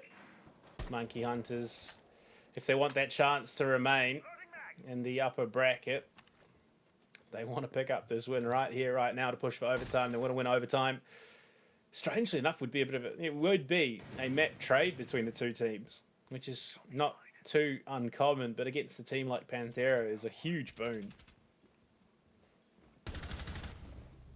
Oh no. Jittery getting taken out in a very unfortunate manner there. That's a free kill. And free kills in Siege add up really quick. Yeah, most definitely. It's going to be a bit rough. I think Jittery's probably going to be kicking himself a wee bit there. But the rest of the team, they have the opportunity, they have the skill to pick up the slack. Minute 30 on the clock here, Lan. Monkey Hunters playing for their upper bracket life right now. And look at Sandy up in the master bedroom. That off-site presence that has been so deadly from the Monkey Hunters could come in clutch here. Sandy's always had impeccable placement, impeccable timing, and we've seen him pull off these really late flanks time and time again. He might be able to find Ryder, especially since he's announcing his presence over and over again with that lifeline. Slow silence Sandy. with the shotgun thrown. I think Rand has an idea though. Oh no. This could go either way. This is a battle of patience. Who is the more patient here in this situation? Because audio cues will likely give away the gambit if they don't have that info, but we are hitting the final 43 here. And Ryder splitting over towards West Main. So it is 3 players on site. One off Sandy, unfortunately. Sandy. Not patient enough. Toxic Canis is cutting off bottom main stairs. So Ryder is going to have to push through blue. I think, yeah, first concussion off the mark. Second one is going to go deep towards the elbow. 5 versus 3. The swing. Sparko's good for 1. Needs to be good for more. Shoe falls down to the 3 versus 3. 18 seconds remaining here. The nade deep. It's going to be enough. Sparko trouble, but Rattler in the corner finds the trade back to the 2 versus 2. Down by Vamos, dropping through the hatch. 10 seconds. Vamos has the diff. If he gets himself killed, but Ran holds fast for the team. The flank watch backs himself. And Panthera will take it. A 7-5, a 2-0. But the Monkey Hunters, despite the loss, showed up and put on a show. And this first round, this first match for them in this best of 3 is not the end. They will go to a lower bracket where they will face off against the loser between Gaming Gladiators and Scars. So it's not over. We might see the Monkey Hunters come back all the way into that grand final after a bloodbath. But for now, we celebrate the win. Now, first best of 3 for Panthera, taking on a very close 2-0. I mean, South Asian fans are going to be absolutely ecstatic with that. It may not be a victory, but you pushed a team like Panthera out of Korea to max regulation and very nearly took that map away from them. I mean, that's huge. That is nothing but respectable. I am very impressed with what the Monkey Hunters brought. A team that hasn't been able to step into the spotlight and show what they're capable of until now. And we've just got to witness what they're capable of.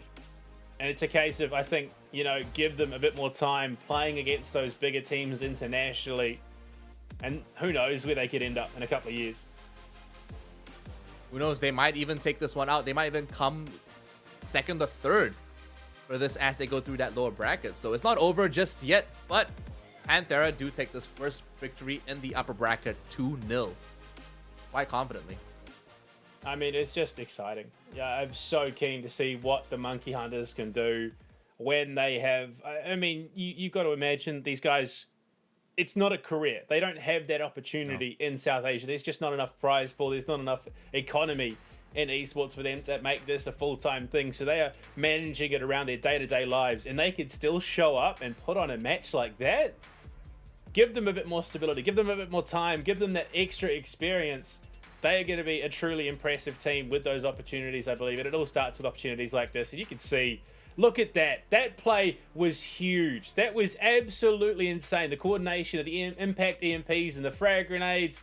Unfortunately, Panthera, no slouches. They're an incredibly capable team. And they showed it time and time again why they are, you know, one of the favorites to show up in this tournament. They were picked up by an org like Panthera for a reason. But I mean, Monkey Hunters made them work for it. And South Korea is one of the most, if not the most, supported regions for esports. So this is a big showing from South Asia. So to all the South Asian fans, stand up, feel proud that you made it this far, and it's not over yet. Your journey has only just begun, even beyond this tournament. So looking forward to seeing more come through for Sparko and the rest of Monkey Hunters as we continue on into day 2 and 3. Yeah, I mean, it's a case of it never really felt like the Monkey Hunters were firing on all cylinders. It just, things were working, but they weren't all working at the same time. So I think it's going to be impressive to see if they can pull that off during the tournament, where every single element of their gameplay is hitting that A tier on game day, and just how much damage they could potentially do against the two other teams that they have yet to play. But Panthera, they move through the 2-0 in this bracket. Of course, they are going to be waiting in that upper bracket final for the winner of Scars versus Game and Gladiators. And I mean, confidence-wise, given the caliber of teams that they'll be facing in that upper bracket final, I think that's going to do bits for Panthera. Absolutely. So looking forward to actually seeing how they play around. But so far, Panthera have been consistent. They've been fragging off. I haven't seen any wild, crazy plays I didn't expect to. They were honestly just playing good old Siege, but they were playing basic Siege very well. And obviously pushed it in limits. Like, it was good old Siege. It's exactly the kind of match you want to start a tournament like this off. We got to see the highs, the lows, teams getting themselves that LAN experience. It was very impressive. But look, LAN, right now we are going to be throwing it to a break. When we come back, Scars versus Game and Gladiators.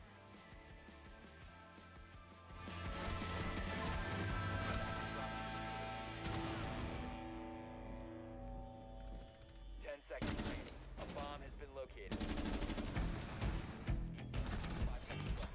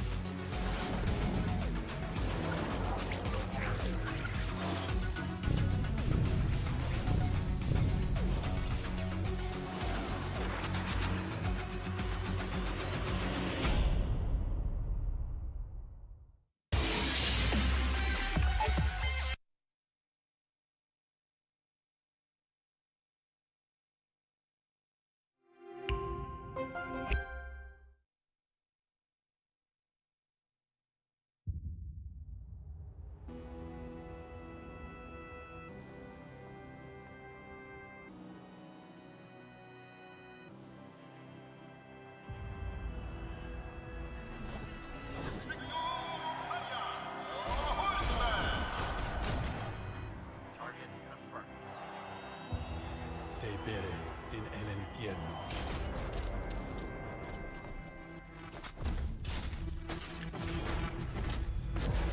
Desperado, why don't you come to your senses?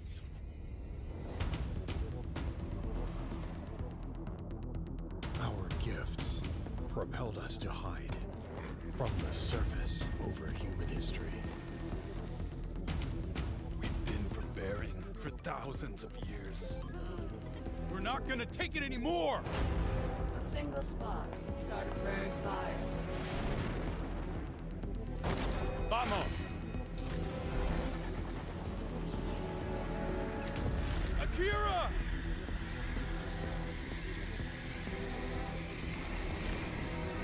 We chose dishonor, and we'll still have war.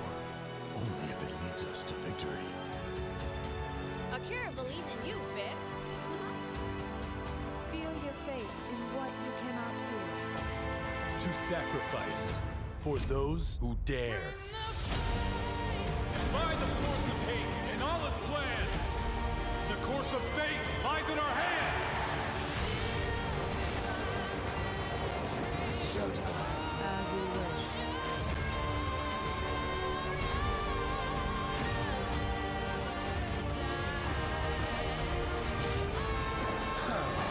No one can take us down.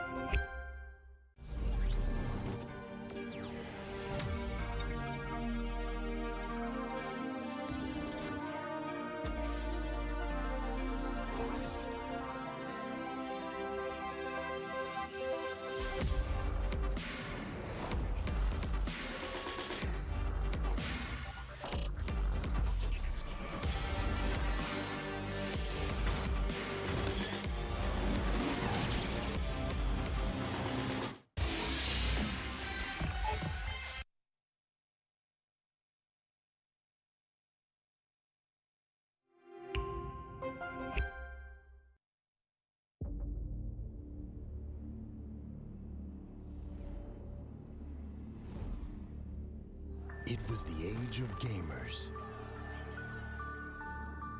It was the age of oppressors. It was the epoch of utopia. It was the epoch of dystopia.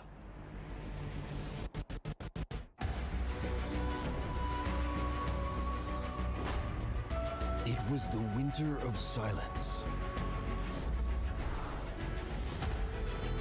It was the spring of uprisings.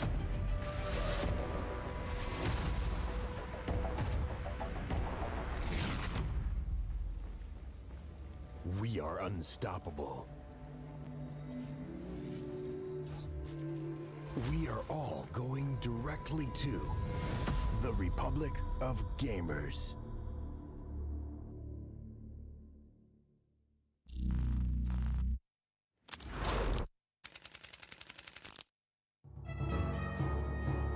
Heroes.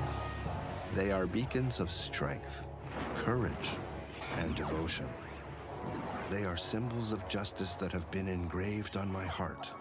I have always admired them. Even after realizing that I wasn't born to be one of them, I still hold on to my belief in heroes. When I grew up, my mentor helped me develop my talents in cybernetics. Through him, I was able to meet real-life heroes. They're just as powerful, dauntless, and selfless as I imagined they would be. I resolved to support them with all my powers.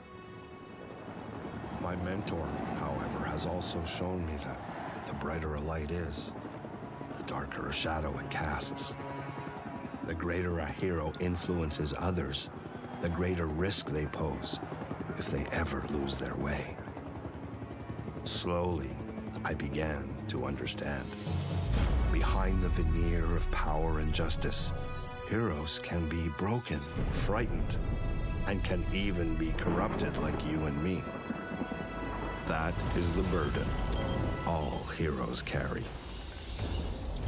The fate war that doomed Earth took the love of my life away from me. The fallen angel that caused this calamity upon the world was once a hero who sank into desperation. Submerged in repetitive research and labor, I numbed myself with work, endlessly forging weapon after weapon for the resistance. Yet a rage for revenge burned silently in my heart, testing my lifelong belief in heroes. Until, all of a sudden, I remembered what being a hero really meant. A hero is brave not because they fear nothing, but because they conquered every fear they've ever faced.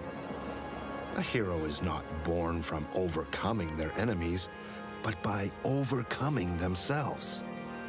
Therefore, I decided to let go of my anger and listen to my calling, setting foot on my own journey.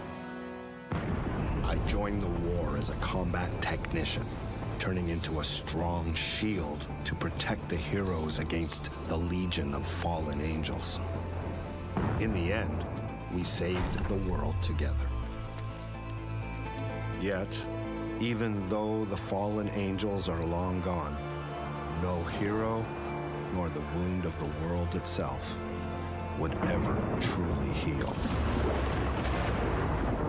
After the Fate War, my old comrades regularly paid me visits at my bar. Maybe they came to see me because I could fix anything they brought. A simple, damaged piece of gear, or sometimes. จบไปแล้วนะคะ สวัสดีค่ะ สวัสดีอีกรอบนะคะ ก็รอบนี้เนี่ยมาเจอกับจิ๋วนะคะ แต่ว่าจอร์จไม่อยู่แล้ว ก็มีพิธีกรสุดแสนจะน่ารักของเรานะคะ น้องกันค่ะ สวัสดีค่ะ กันชิมาค่ะ สวัสดีพี่จิ๋วอีกรอบด้วยนะคะ สวัสดีค่ะ ก็จบไปแล้วเนาะสำหรับคู่การแข่งขันคู่แรกแมตช์แรกของวันนี้นะคะ ก็จะเป็นการแข่งขันระหว่างแพนเทรานะคะแล้วก็มังกี้ฮันเตอร์ผลการแข่งขันเป็นยังไงบ้างคะเรียกได้ว่าดุเดือดมากเพนเทราชนะไป2-0ถึงแม้ว่าการแข่งขันจะจบไปแล้วเนี่ยแต่ว่าทีมมังกี้ฮันเตอร์เนี่ยยังไม่ได้ตกรอบหรือกลับบ้านไปนะคะแต่ว่าทีมมังกี้ฮันเตอร์เนี่ยยังได้ไปแข่งในสาย lower bucket อีกค่ะแล้วเพนเทราไปแข่งในสาย upper bucket ค่ะที่จะเจอกับทีมใดสักทีมหนึ่งเนี่ยไม่ไกลมินก็สกาซีนะที่จะแข่งในรอบพรุ่งนี้ค่ะใช่ค่ะเพราะว่ารอบต่อไปเนี่ยเราก็จะยังได้ดูการแข่งขันอีก1แมตช์1คู่อยู่นะคะนั่นก็คือเป็นไกมิน Gladiators นะคะซึ่งเป็นทีมจากประเทศอินโดนีเซียเนาะแล้วก็สกาซีนะคะก็มาจากประเทศญี่ปุ่นค่ะจะบอกก่อนเลยว่ารายการการแข่งขันเนี้ยคือเงินรางวัลเยอะมากจริงเยอะมากแอบอยากได้เองเลยใช่ไหมคือจริงๆถ้ารู้เร็วกว่านี้เราอาจจะแบบไปแข่งแล้วไหมน้องกันไปเราไปแข่งกันดีกว่าช่วยพี่จอร์จใช่ค่ะค่ะก็มูลค่าของเงินรางวัลรวมทั้งหมดนะคะไม่น้อยเลยนะคะถึง $40,000 นะคะหรือว่าประมาณ1,500,000 บาทกว่า1 ล้านของไทยใช่แล้วดอลลาร์ตอนนี้ก็แข็งมากด้วยจะบอกว่าใครที่ทายผลเอาไว้นะคะเดี๋ยวเราจะมีการจับลัคกี้ดรอด้วยแล้วก็อย่าลืมมีอีก2ทีมเนาะที่ได้แข่งกันตอนในรอบประมาณบ่าย3 โมงนะคะสามารถ prediction รับบัตรทายผลทีมที่จะชนะได้นะคะใช่แล้วก็เดี๋ยวเรามารุ้นของรางวัลกันใช่ค่ะของรางวัลก็จะมีทั้งเสื้อยืดนะคะจากทาง ROG หรือว่าจะเป็นกระเป๋าใส่แล็ปท็อปนะคะซึ่งเราจะจับเป็นลัคกี้ดรอตอนเย็นนะคะหลังจากจบคู่2ใครที่เดินผ่านไปผ่านมานะคะรอบต่อไปเนี่ยจะเป็นการแข่งขันระหว่างสกาซีกับไกมิน Gladiator นะคะสามารถที่จะลง แบบ prediction ใช่ บอก prediction ได้ ทายผลเอาไว้ก่อนได้นะคะ เมื่อจบคู่2ปั๊บเราก็จะจับเลย ใช่ค่ะ ใช่ แล้วก็ แต่ มีกิจกรรมเสริมให้เล่นด้วยตลอดทั้งงานเลยก็ว่าได้ ใช่แล้วค่ะ ก็อยากจะให้เพื่อนๆที่อยู่ทางนี้นะคะ หรือว่าที่อยู่ทางบ้านเนี่ยก็ร่วมลุ้นสนุกไปกับ ใช่ เรานะคะ ทั้ง 3 วันเลย วันนี้วันเสาร์แล้วก็วันอาทิตย์ค่ะ ใช่ค่ะ และสามารถรับชมไลฟ์สดได้ทั้งช่องทาง Facebook ASUS Republic of Gamer YouTube ROG Thailand แล้วก็ Facebook ESL Thailand ค่ะแล้วก็มีช่องโคสตรีมอีกเป็นช่อง ใช่ค่ะ Twitch Viper Demon นั่นเองค่ะ ช่องพี่เอ๋ยเนาะแล้วก็นี่นะคะคือจริงๆอ่ะ ROG Master Asia Pacific 2022 เนี่ยจริงๆเขาแข่งออนไลน์กันมาอยู่แล้ว แต่ว่าด้วยความที่ประเทศเราเนี่ยประเทศไทยนะคะมีการจัดThailand Game Show 2022 ขึ้น ก็เลยรู้สึกว่าอยากจะให้เพื่อนๆเนี่ยได้ชมการแข่งขันแบบออฟไลน์ชมการสดๆซึ่งเมื่อกี้รอบแรกเนี่ยแมตช์แรกเนี่ยคนดูเต็มเลยนะใช่เยอะมาก แต่พอเราขึ้นเท่านั้นแหละ ก็คือ ไปแล้ว ไปไหนกันหมดสนใจเข้ามาร่วมกิจกรรมได้กันนะทุกคนลุ้นรับของรางวัลตลอดทั้งงานนะเลขเข้ามาค่ะเลขเข้ามา ใช่ค่ะคือจริงๆถ้าสมมติว่าเจอเก้าอี้นั่งหน้าบูธเรานะคะสามารถที่จะเข้ามานั่งได้เลย ใช่ค่ะจิวว่าเดี๋ยวเรามาแจกของรางวัลกันเลยดีกว่า ได้ค่ะง่ายมากอันนี้คืออะไรอ่ะง่ายกว่านี้มีอีกไหมคือ color treasure hunt หรอคนที่มีสิ่งของหรือว่าสีที่เรากำหนดเนี่ยออกมาได้เลยเอาเรียกง่ายๆว่าถ้าเรากำหนดสีอะไรมาแล้วเพื่อนๆมีสีนั้นอยู่ในตัวไม่ว่าจะเป็นโทรศัพท์รองเท้าเสื้อผ้ากระเป๋ากางเกงอะไรใดๆก็ได้ ก็ขึ้นมารับของรางวัลได้เลยใช่ค่ะแต่ต้องเป็นสีที่เรากำหนดเท่านั้น3สีแต่ไม่บอกว่าสีอะไรรอลุ้นกันเองใช่ค่ะถ้างั้นจิ๋วว่าพร้อมแล้วเราแจกกันเลยดีกว่าได้เลยค่ะพี่จิ๋วสีแรกเอาสีอะไรดีคะถ้าใครนะคะที่อยู่ภายในบูธของเราหรือว่าเดินผ่านไปผ่านมาแล้วมีสีที่เรากำหนดนะคะเราจะแจกตัว Sculpture นะคะจากทาง ROG ให้เลยซึ่งเท่มากอยากให้ดูก่อนว่าเป็นแบบไหนขอยืมตัวจริงโชว์เลยระวังบาดนิ้วนะคะพี่จิ๋วนี่ทีมงานบอกว่าระวังบาดก็คือเป็นการกลับด้านไหมไม่กลับด้านนี้นี่จะได้เฉพาะคนที่เข้าร่วมกิจกรรมหน้าเวทีในงาน Thailand Game Show นี้เท่านั้นนะคะใช่ค่ะจะบอกว่าตอนที่จอร์จเจอตัว Sculpture อันนี้เนี่ยคือเขาอยากได้มากน่าเอากลับไปต่อมาก ใช่คือต้องตอกมาเป็นแบบนี้เลยนะคะเอางี้ดีกว่าเราเลือกเลยสีแรกสีอะไรดีใครที่มีสีแดงขึ้นมารับบนเวทีได้เลยค่ะใครที่มีสีแดงอยู่กับตัวขึ้นมารับได้แล้วแล้วครั้งนี้ได้เป็นผู้หญิงด้วยครั้งนี้ได้เป็นสาวๆนะคะสวัสดีค่ะสวัสดีค่ะชื่ออะไรเอ่ยฝ้ายค่ะฝ้ายค่ะน้องฝ้ายนะคะก็รับไปเลยนะคะแดงขนาดนี้1เลยค่ะขอบคุณค่ะขอบคุณค่ะคนต่อไปจะเป็นสีอะไรดีคะพี่จิ๋วต่อไปพี่รู้สึกว่าในบูธเราเนี่ยสีนี้คือชัดเจนมากที่สุดแล้วนะคะสีต่อไปคือสีถ้ามีแล้วเดินขึ้นมาเลยนะคะเราจะคนแรกเท่านั้นลุ้นแล้วนะสีน้ำเงินค่ะมีใครมีสีน้ำเงินติดตัวอยู่บ้างไหมคะนี่รายผู้โชคดีไม่รู้แหละรู้แค่ว่าเดินขึ้นมาคนแรกไหนสีน้ำเงินลูก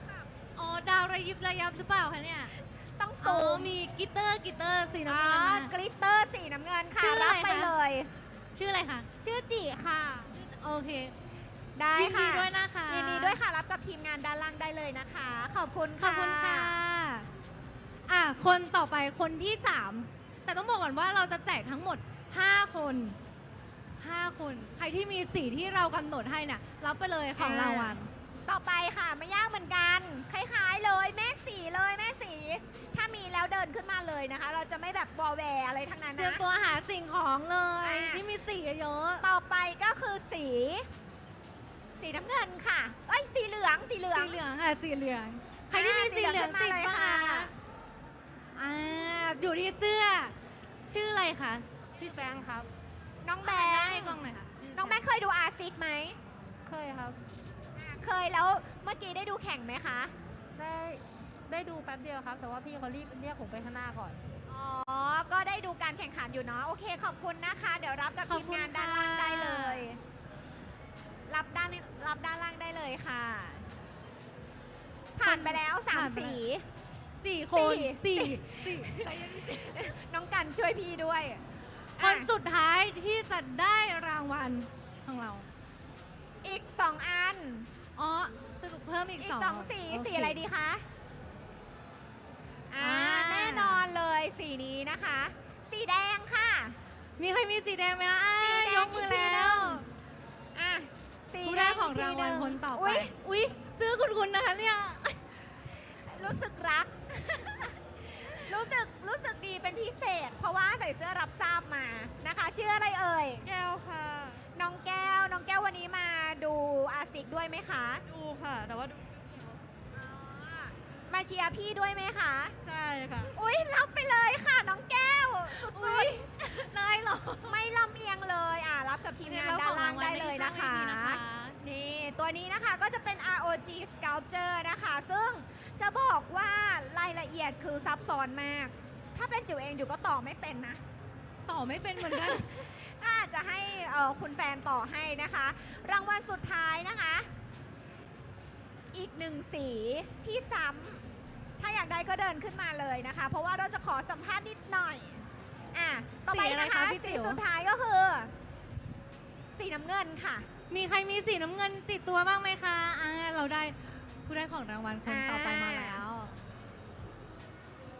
นี่ต้องโชว์ด้วย โชว์ เอาจริง ๆ พี่ก็เห็นแล้วแหละต้อง เห็ คน อแล้วก็น้ำ ใส่ เงิน ของคอ เราชื่ออะไรคะ ชื่อพึกครับ พฤกษ์อุ๊ยถูกด้วยน้องพฤกษ์นะคะ น้องพฤกษ์วันนี้มาดูในงานเกมแล้วรู้สึกยังไงบ้างเพราะว่างานเกมยังไม่ได้จัดมา2 ปีแล้ว ก็สนุกครับมาครั้งแรกเลยครับ อ๋อเป็นการมาครั้งแรกด้วยก็สนุกดีเนาะโอเคขอบคุณมากนะคะ รับกับทีมงานด้านล่างได้เลยค่ะ ขอบคุณมากๆเลยนะคะ ทั้ง5 คนที่มาร่วมสนุกแล้วก็ลุ้นรับของรางวัลกับเรา เข้าไปร่วมกิจกรรมบ้างอยากได้ของบ้าง อยากได้ของบ้าง จริง ๆ ไม่ได้จัดแค่จริง ๆ ไม่ได้แจกของแค่ในงานนี้เท่านั้นนะคะ เพราะว่าในการไลฟ์หรือว่าทางออนไลน์ที่เราถ่ายทอดสดอยู่เนี่ยก็มีการแจกของรางวัลเยอะแยะมากมายเหมือนกัน ใช่แล้วค่ะ รางวัลใหญ่สุด จริง คอมพิวเตอร์ เราจะประกาศปลายเดือนตุลา ใช่แล้วค่ะ อัน ก็ นี้ จะ ข เป็ อน งรางวัลใหญ่ โน้ตบุ๊ก เล นะคะ ยใช่ค่ะ ต่อไปเราไปสุ่มลัคกี้ดอที่คนที่ทายผล prediction ของทั้ง2 ทีมกันดีกว่า เมื่อกี้เลยถ้าสมมติว่าใครทายแพนเทราแล้วอยู่แถวนี้เราจับขึ้นมาแล้วเราแจกเสื้อแน่นอนนะคะ ขอกล่องเลยค่ะ อันนี้เราแจกทั้งหมด prediction บล็อกมาแล้ว ใช่ค่ะเราแจกทั้งหมดกี่รางวัลเอ่ย 3 รางวัลค่ะ 3 รางวัลเสื้อ 3 ตัว ไม่ใช่เสื้อที่จิ๋วใส่อยู่นะคะ แต่ว่าจะเป็นเสื้อของ ROG Master มารุ้นกันว่า 3 ผู้โชคดีคนนี้ล้วงลึกๆ พี่จิ๋วล้วงลึกๆ ให้พี่เป็นคนจับเหรอ ใช่ค่ะ เป็นคนจับ แล้วคนประกาศด้วยนะ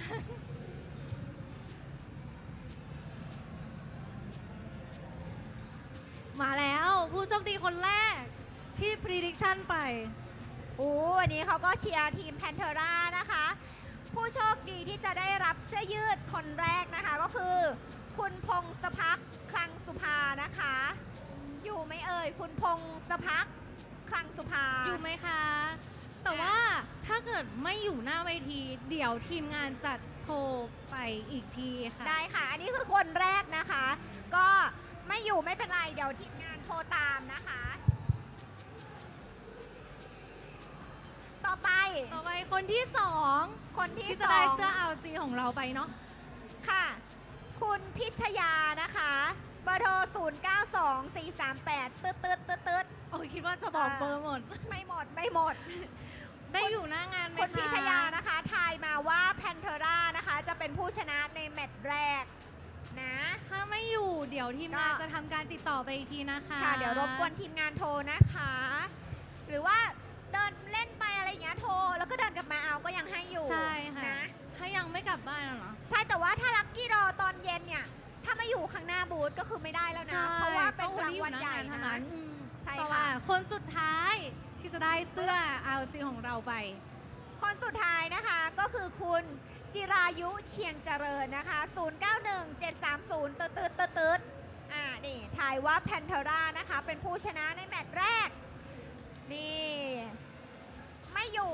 นะคะ ไม่อยู่รบกวนทีมงานโทรให้พี่ๆเขาทั้ง3คนได้เลย หมดไปแล้วกับ Lucky Draw Prediction ใช่ แต่ แล้ว ว่ายังมีให้ Prediction อีก ก็คือรับบัตรทายผลคู่ต่อไประหว่างไกมิน Gladiator กับสกาซีจากประเทศญี่ปุ่น ใช่แล้วค่ะซึ่ง2ทีมนี้นะคะก็ผ่านการเขาเรียกว่าแข่งขันจนมาเป็น1ใน4ทีมสุดท้ายนะคะที่รายการ ROG Masters Asia Pacific รอบ Grand Final นะคะซึ่งปี 2022 นี้บอกเลยว่าขับเคี่ยวกันดูเดือดจริงใช่ค่ะแล้วก็เดี๋ยวจะให้เพื่อนๆได้พักกันก่อนนะคะแล้วเดี๋ยวรอบหน้าเรามาดูกันว่าทั้ง2ทีมเนี่ยเขามีหน้าตาเป็นยังไงแล้วก็เขาเรียกว่าอะไรมีนักแข่งคนไหนบ้าง นักแข่งคนไหนบ้าง ค่ะพักกันสักครู่ค่ะ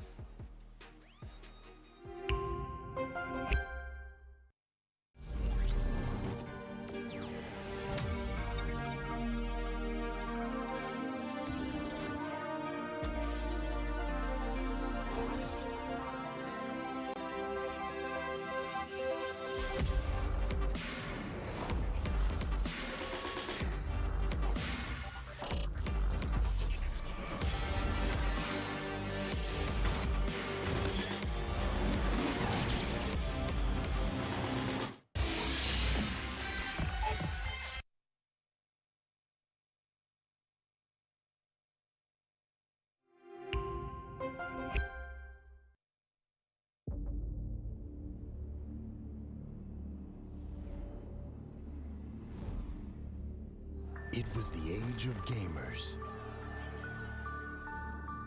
It was the age of oppressors. It was the epoch of utopia. It was the epoch of dystopia.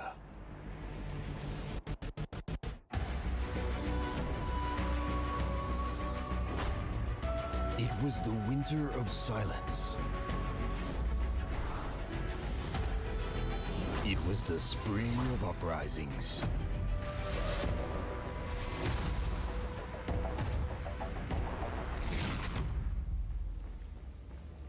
We are unstoppable. We are all going directly to the Republic of Gamers.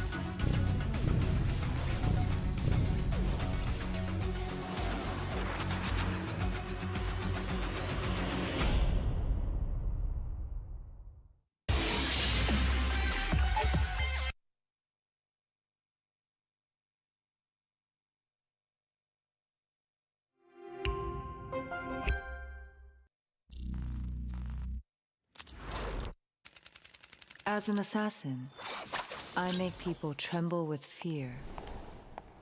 I am the finest cyborg that has ever been built. 7, on the label it says, is my name. Yet, the 7 in the mirror is broken into pieces. I've always tried to figure out, who am I? The very first time I opened my eyes, I could barely recognize my own reflection. My memory of the past was blank. My savior, who introduced me to my new cyborg body, told me that being born the child of a gamer cost the lives of my parents and my body in an explosion.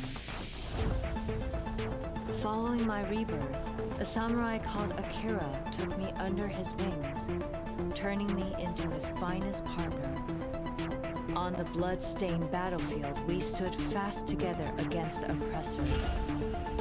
We fought against the gamer Fate, who had been kidnapped and subjected to cruel experiments. His torture wore at his mind. He became a fallen angel consumed by revenge. He started the war that would end the world. Following my mentor, we launched an all-out assault against Fate's lunar fortress. 7 seconds before the doom of all living things, I thrust my blade into the fallen angel's chest, hoping to end it all there. Suddenly, my mind was filled with repressed memories of my past, backfiring on me like a torrent. The fallen angel people had come to fear was my father, Frank Steinberger. The man who I killed to save humanity had once made me the happiest girl in the world.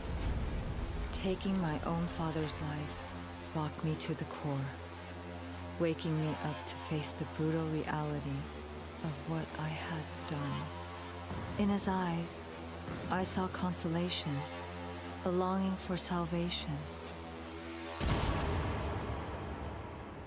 I'll never forgive Akira, my uncle and mentor, who erased my memories and kept the truth from me for so long. He cut my bond with the past and stood by while I murdered my own father. I'm slowly working on piecing my life back together. Now when I see my own reflection, all the pieces come together. 7 is my name, but so is Zaina Steinberger. From now on, the stage is mine, and my destiny is in my hands.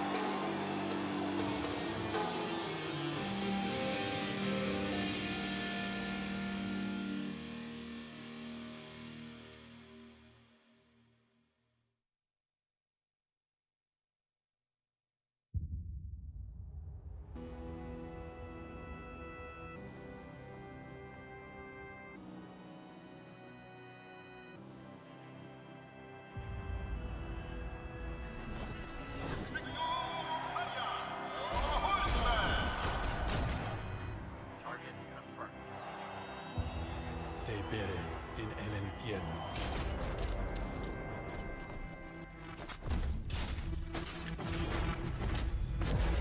Desperado, why don't you come to your senses?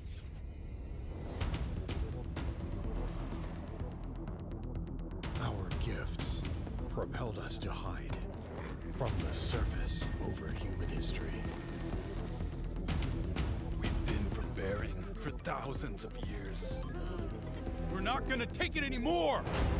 A single spark can start a prairie fire. Vamos! Akira!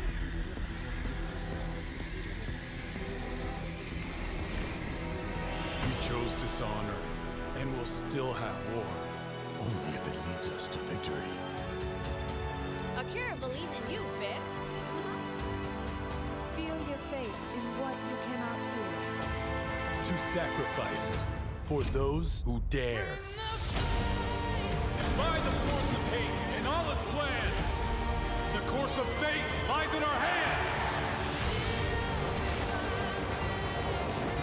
As you wish.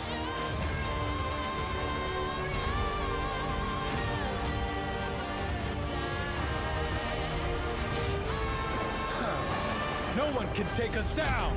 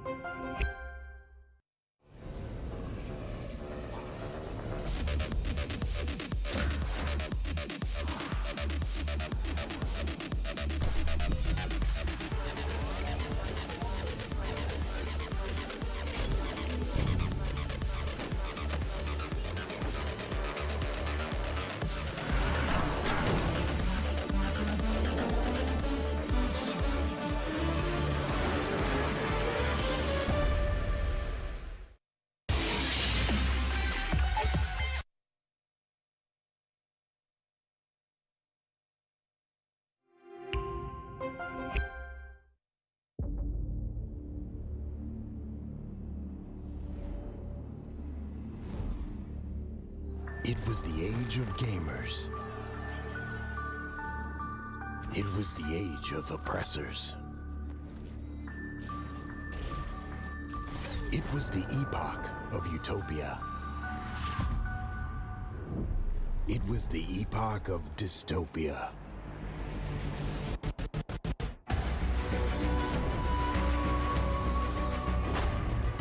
It was the winter of silence. It was the spring of uprisings.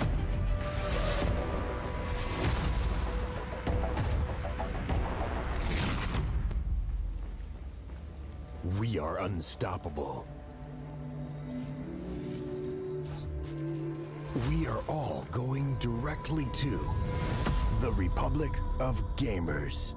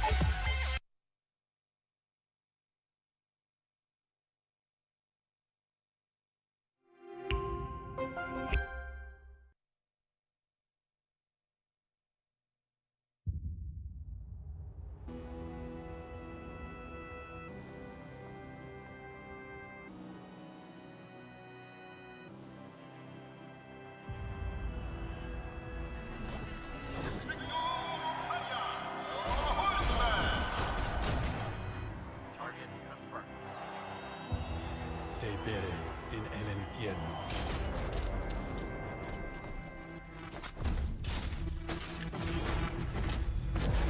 Desperado, why don't you come to your senses?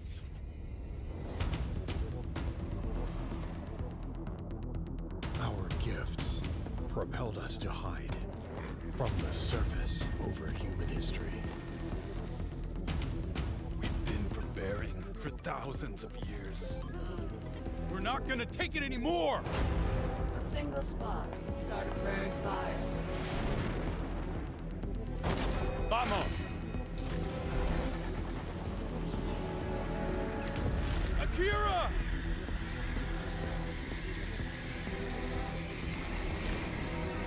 We chose dishonor, and we'll still have war. Only if it leads us to victory. Akira believed in you, Vic. Feel your fate in what you cannot feel. To sacrifice for those who dare. Defy the force of hate and all its plans. The course of fate lies in our hands. Showtime. As you wish.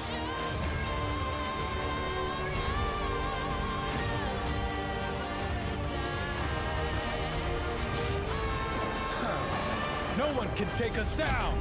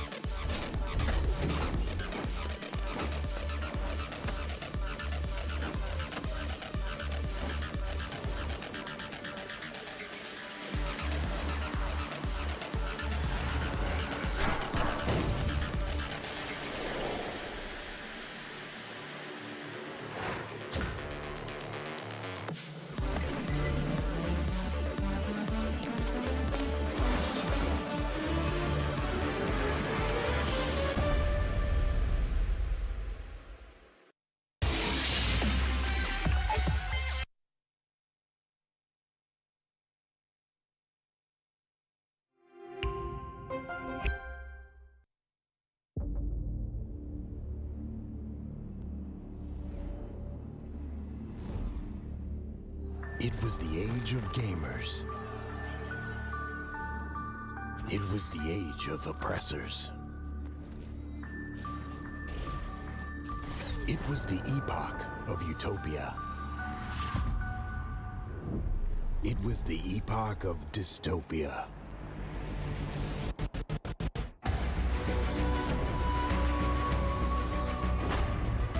It was the winter of silence. It was the spring of uprisings.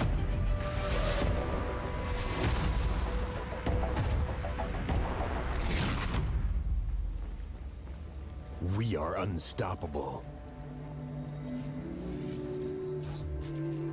We are all going directly to the Republic of Gamers.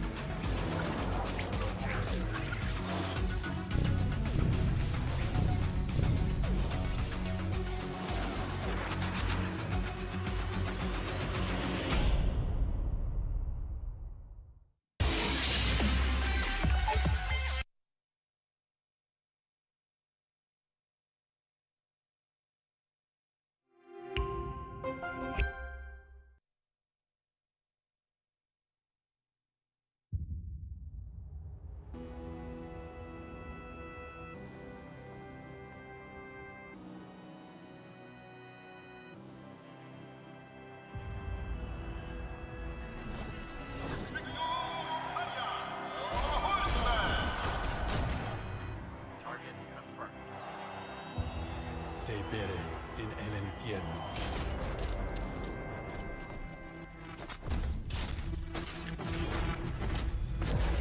Desperado, why don't you come to your senses?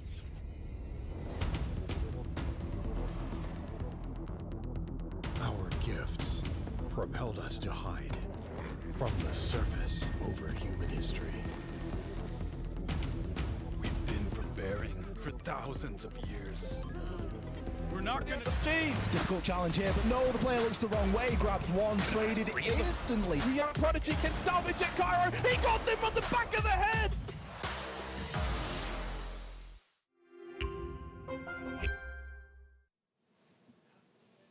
Well, they might have been prepping for 1,000 years to reach the Republic of Gamers. We're here right now with the Republic of Gamers Masters hosted in Thailand. The APAC finals in LAN. Match 1 between the Monkey Hunters LFO and Panthera was a case of close but not quite close enough. Unfortunately, the Monkey Hunters couldn't quite get it over the line to take us that side. It was 2-0 for Panthera. Yeah, it was pretty tight, and honestly, unfortunate that Monkey Hunters weren't able to take those first games or even a map at all, but it is not over for them. They are going to that lower bracket, and they should be moving on to play against the losers of this next matchup between Scars and Gaming Gladiators. Yeah, and I mean, it's going to be a big matchup to follow. I mean, it seems weird to think that somehow we're going to go even further, I think, than our first matchup of the day, which was in and of itself a pretty impressive matchup. But the Monkey Hunters, they're not too dissuaded. I caught them, checked them out in the tie line. They said the grind starts now. It's time for that miracle lower bracket one. It all begins with that first matchup, and we got to give them an opponent, obviously, off the back of this one. Scars out of Japan taking on the Gaming Gladiators. It's a battle of APAC South taking on a team who is just on the precipice of making that APAC North competition in the Scars. They play in that Japanese league as well. They're incredibly capable. So, I mean, look, you come into this matchup. Match 1 was far more heated than we anticipated it to be, given that we weren't sure what the Monkey Hunters were going to bring. For our match 2, we know what these teams are capable of. We've seen it. This is going to be an absolute slugfest. Absolutely. If you look at Scars and their last 2 matches in Japan against IGZ and RC, they performed so well. And some of their games, especially in that final versus RC, they went into a full best-of-3 series. And honestly, whenever they won a match, it was pretty convincing. They did take 7-1 over on Chalet. And then finally taking it out and finalizing 7-4 on Villa. So it's a pretty convincing game. They've definitely worked hard to be here, but so have Gaming Gladiators. Yeah, I mean, Gaming Gladiators, with Berlin experience under the belt, they went to that last major. They've also well and truly entrenched in APAC South and the Operations League, Southeast Asia as well. So they've got a lot of competitive experience. A bit of a trial by fire for them this year. They really have been put through the ringer, given that they only just qualified for APAC South at the beginning of the year. So they've been doing big things, and then, of course, being picked up by the Gaming Gladiators. They'll be making their way out to the stage in just a moment. But, I mean, this match really could set a bit of a standard for the remainder of the competition. Both teams are going to be coming out big. We also have our local stage host there as well, running the local action, of course, making sure that everyone in-house is feeling welcome and wonderful. If you're in Twitch chat, that's what we're here for, making sure that you're enjoying yourselves, give away some goodies throughout. But I mean, Lan, coming into this matchup, this is Japan. We've seen what APAC North is capable of over the last 18 months, and they're a terrifying region and a team, set of teams to behold. Yeah, absolutely. Gaming Gladiators have taken out Fury and Elevate to make it here live in Thailand. They took out the resident Thai team that was technically the top contender and the one we expected to see here live at the convention, but instead we will be seeing Gaming Gladiators. But first, Scars coming straight out of Japan. Well, they are looking to deal a blow. I mean, if they can take down one of APAC South's best, it really would solidify them going ahead in APAC North, and you can see them on your screens there. Scars have been sort of floating around that precipice for the longest time, and as they make their way out onto the stage here, they're going to be looking to put on an absolute show here in Thailand. I mean, look, they're a team that is capable. We've seen them bounce around, 6 invitational APAC qualifiers. They've been one of the teams that generally makes it quite far through the bracket, so they have high expectations and high aspirations coming into this. Yeah, absolutely. Just because their region as well has been quite high set this entire time. And they have, like you said, high expectations placed on their shoulders. What can they do against giants like the Gaming Gladiators as they enter a Coliseum against probably one of the best known teams within the entire Asia Pacific region as a whole? Here we go. Gaming Gladiators coming through. Yeah, and these guys, I mean, you talk about the Cinderella glow-up. They started this year qualifying, knocking order out of APAC South. No one really expected a hell of a lot from them. Stage 2, they qualify for the major. They go international, get that opportunity to represent APAC South. Now, they've struggled a bit post the major. They're coming back into things. They're starting to find their stride. And I just love watching these guys. They're so dynamic. They're so exciting to watch. You look at what they bring to the battlefield on a day-to-day basis, and they are a team that thrives in the chaos. They love to innovate in competition. They're not ones to shy away or get caught out playing their opponent's style of siege. and definitely enjoying the live ambience being in front of such a big crowd. Definitely a couple of people calling out for them. Ape as well has been just living for this. You can see it right through his social media and through the rest of the social media of Gaming Gladiators. They're just absolutely thrilled to be there live and to be able to take the competition away from a lot of other local teams. It speaks volumes. And I mean, a free trip to Thailand. Come on, man. Who wouldn't? And obviously one of their latest additions in Joe, formerly of Invictus Gaming. Obviously, unfortunately, no longer in the competition at the moment, having stepped away. But I mean, they were with Invictus. He was with Invictus for a good long while. Left the team, played through the Operations League. They lost. His team that he was playing with, I can't remember off the top of my head which team it was, but he was playing against Roosters. They bowed out in third place. But obviously, whatever he was doing got the attention of the now Gaming Gladiators because they opted to pick him up. He was that impactful. And he's made a world of difference for them as well. You've seen the way he's contributed to a lot of the matches, sometimes even leaving as the top fragger. He is such a versatile player on that team. And for them to be able to make it here speaks volumes. Now, this is our second match in the upper bracket. Gaming Gladiators set to be the ones that may take this one away. I have them as my favorite for this tournament here. But Scars definitely should be able to put up a decent fight. I don't think it's anything alike that last match between the Monkey Hunters and Panthera. Instead, this time, Scars are a much more established name. Yeah, I mean, the crazy thing is, it might seem like, yeah, this is just your run-of-the-mill matchup, but this is not, two teams that we traditionally see facing off against each other. This is APAC North and APAC South going toe-to-toe. Japan versus Indonesia, if I remember correctly from the Gaming Gladiators. So that you don't get to see these in regular competition go against each other. So it's going to be exciting seeing how the two styles of play, the two regions clash when it comes to that LAN environment, especially for a team like Scars. They're not in APAC North at the moment. They have been yearning for that opportunity to prove themselves, and what better opportunity than to go toe-to-toe with one of APAC South's best. It's going to be a very different time as well, because APAC North and APAC South have very different metas. They have the same aggressive style, but the way they understand a lot of these maps and the way they communicate is also very different. And so when Gaming Gladiator steps into the field, we've seen what they can do. Yes, they've had some rocky points, but now that the entire team, Ape, Joe, Rix, Hoven, Toji, now they're all united, and especially with Rix coming back onto that roster, it's gonna mean that they've got that core synergy that they always were known for. Yeah, I mean, this is the stock standard Fiverr game, and they've had Zaddy stepping in a couple of times over the last few months for Ops League.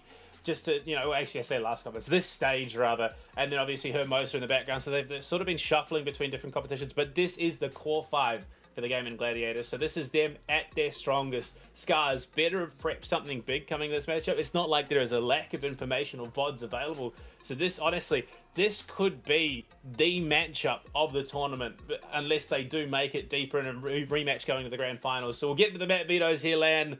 Going into it, we've seen already Clubhouse, we've seen Chalet. We're going to see Chalet banned out immediately. Not going to get it this time around. We get Oregon, we get Bank, and it looks like Clubhouse will be that decider. I'm excited. Oregon is the standard for APAC play. And we know exactly what happens when Gaming Gladiators step on Oregon. It is home turf for them. I can't say so much for Scars. Truth be told, they are a massive wildcard for me because, yeah, they should also know Oregon, but everyone knows what Gaming Gladiators are going to be able to do. And so, in some sense, GG are just so much more storied and recorded as well. So, if anything, I think Scars have a planning advantage where they can strategize and they can dissect this. But are Gaming Gladiators going to save strats? Are they going to really whip everything out here? What's going to happen? But going over to the Bank, that's going to be another big one. Yeah, Bank, one of the newer maps in the comp pool, has been rather interesting. It does allow for some of that aggression to come through. So we've seen these APAC teams well and truly embrace it. So, look, honestly, this just sets a stage right now. You look at the competition, you look at how things have been going, especially locally for Scars. They have been looking solid. Of course, they took out the last stage of the Japan League in first place, beating out not just KAG, Fnatic, Crest, Fav Gaming, Reject, Donut, PSG, Sengoku. they have beat out some of the best names in their local competition, and now they've got themselves a spot here at the ROG Masters. And look, you could not ask for a better opportunity to show what you are made of. Not just, you know, quote unquote the best names. Those are like the names of the Japanese scene that the international region definitely knows. They took out Father's Back from that tournament. That's a big thing. The fact that Father's Back wasn't even like given an opportunity to make it through, and that's a team that we all very well know competes at a very high level over in that Japanese region. So to take out Reject, to take out Exist, to take out Trident, this is a big feat for Scars, and they've definitely worked hard to get here. So another $2,000 and a trip to Thailand, and in addition to that, at least another $2,000 leaving even if they land in 4th place. Yeah, and I mean, you're coming into this competition, there's only the Japan League VODs to go off, so again, a case of a little bit of limited information coming into this competition, and you really sort of have to go looking for that information if you want it. Scars, they're going to be coming out of the gate swinging. Gaming Gladiators is going to be coming out of the gate swinging. Both teams are going to bring an insane amount of intensity to this LAN competition, and we start off on Oregon. Yeah, this is the clean slate. This is where teams are made and broken going into Oregon. I could not ask for a better place this series to start off. Oregon is definitely one of those maps where giants come to fall. It is a map where, like you said, some teams just can't pull it off, but teams like Gaming Gladiators have made miracles happen time and time again, and they know this map from the inside out. We've seen crazy clutches, we've seen amazing dominant plays made here over in Oregon, and I can only expect the same to happen again. I think we oh, we've already had it, but yeah, we've already lost one of the Scars players, so I imagine anticlimactic, man. We'll likely get through the veto phase, and then we'll wait for whoever it was to get back into the server. I don't think it changes that much. No, actually, that's right. We've got the new lovely pause function, so they should be getting themselves back into it in just a moment. But we go into Oregon. I'm expecting, you know, Flores, Maverick, probably the Valkyrie, maybe a Wamai if you're feeling keen, or maybe even an Azami. So Valkyrie, Azami probably on the defense. So for the most part, Oregon tends to be quite clean cut. It is pretty clean cut. It's a map where it's very rigid. It's very straightforward. There's set amount of ways that you generally want to attack it, set amount of ways you generally want to set up and defend. How you approach these things, of course, comes down to creativity, and that's where we see the variation with the attackers, right? Where are they going to rotate from first? Where are they going to put pressure on first? But we always end up getting surprised in the end conclusively. So seeing these guys go up against one another, again, it's going to be another story between Monkey Hunters and Panthera, where essentially we're seeing two teams that have never interacted before, have not had the experience with these different regions, and they're going to go head to head. It's a clash of metas. Yeah, I mean, it's scrimming opportunities between the regions in APAC. I mean, even though you're talking APAC North, APAC South, even between those two regions, the ping difference can be quite significant. So, yeah, they might be scrimming, but you're changing that environment entirely. Going from a scrim online where you're probably playing to 14 rounds, 7-7, before you even think to close it out, to playing on LAN, no ping, is a completely different beast. So, I mean, Scars, it probably is going to be a bit of a test for them, given we know how Gaiman operate on LAN. We've seen it didn't work spectacularly well, but they did have some moments where they really, really showed up for the region. For Scars, they've played LAN, I would imagine. In Japan, they have the opportunities there for sure, but it's that international experience, that inter-region experience, which they may be lacking in. Yeah, absolutely. Their recent history doesn't say too much for the players, but they have had some general swap-ins, and so I mean they've had some times with where they've had players from different organizations like Allen, Ohama, Faust, Whale, and you know they've rotated in, and they surely should bring in a lot of experience from all these different teams, these different mindsets, these different minds in general. But coming into this one here, I mean, I believe behind Gaming Gladiators, that should be Sunan, their coach. So even having their coach live, that's a pretty big impact. I mean, like most of the time, coaches can't be around. right? But even in between games, just being able to, like give them a pat on the back or, like a little high five in between wins and in between rounds, that makes a huge world difference for morale and sort of like, a player's mental fortitude. Yeah, most definitely. I mean, look, it's having that extra voice of reason when you go into the tech pause. I think we'll likely see teams in this competition lean into the tech pause just that little bit more. Even in APAC South as a league, we don't really see teams as willing to go to it. They're few and far between. Same with the operations league. Teams will sort of, avoid the tech pause because it does break the momentum just that little bit in the game. But here in a live environment where you've got your coach standing behind you, he can jump in that brief window and say, look, this is what I've noticed. This is what's going on. This is where you guys need to adjust if you want to change the way that this map is going. And that is a hugely powerful force.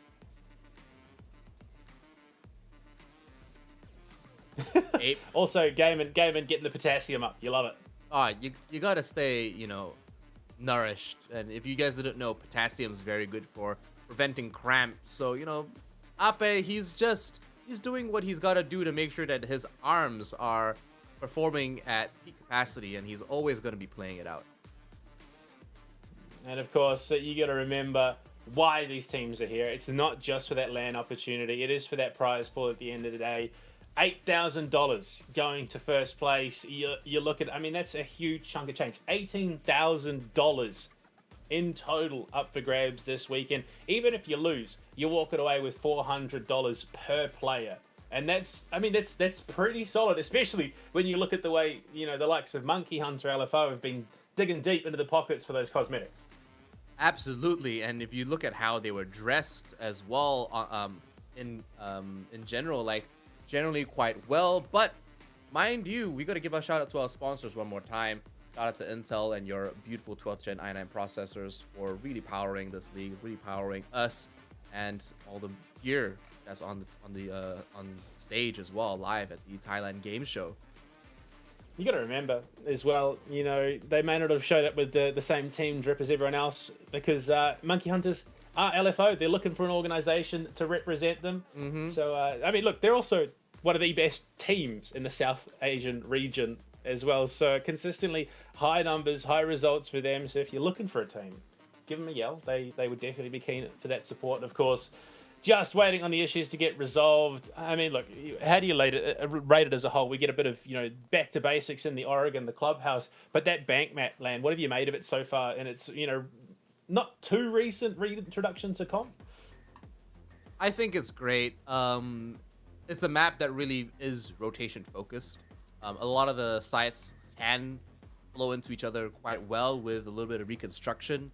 It does force a lot of teams to actually, think creatively and also think forward with how they want to execute a lot of this. We do see now, of course, with that hatch that was placed in quite a while ago in that main lobby, and that allows a lot of teams to play very aggressively on that bottom site, which was before pretty much very rigid and pretty structured with how it was executed. Yeah, and I mean, look, Gaming Gladiators are looking to get on into it. They're already having a pretty big win in esports this weekend.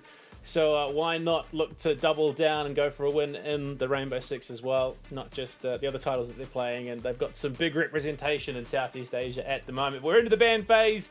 Gaming Gladiators will be kicking off on the attack. Scars on the defense. Getting into the operator ban phase. And I don't expect anything too wild or left field here. Everything should be pretty stock standard for a map like this. I expect a Kaid ban, if anything, perhaps even a Maverick ban, depending on how they want to go around it. I wouldn't be surprised if Habana got taken off the board as well, just because there's a lot of hatch play. There's a lot of rotation focused around that, and they want to make that bottom side as defensive as again. Oh dear, yeah, another pause to come through. Unfortunately, another crash. Scars having some minor issues.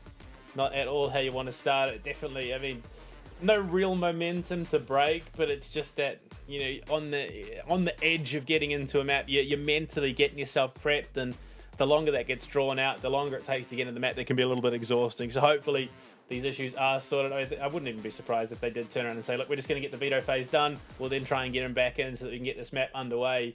So far, nothing showing, which is the unfortunate bit, because we have no real idea where these teams are going to be leaning in terms of how they approach the map. I mean, you see teams banning out the likes of the Nomad, the Jackal, dealing with that flank watch. We've even seen Nook cop a couple of bans going into Oregon as well.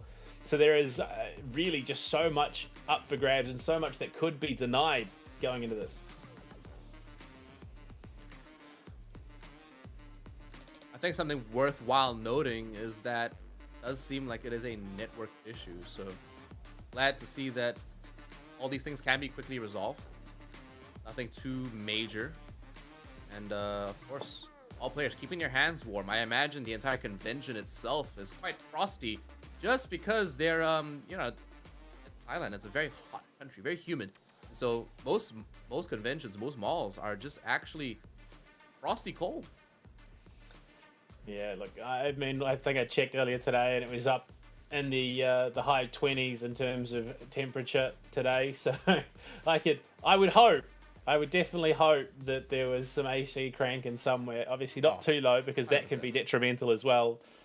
We are just trying to get them in. I mean, look, if nothing else, you can see them. Scars currently at the moment talking about what they want to do, planning, looking ahead. Gaming, they're having a grand old time. Bit of laughs, bit of chatter. We had the banana. It's honestly, it just seems like they are very comfortable in this environment, even only having limited experience on LAN. I think they're quite a mature team despite their age.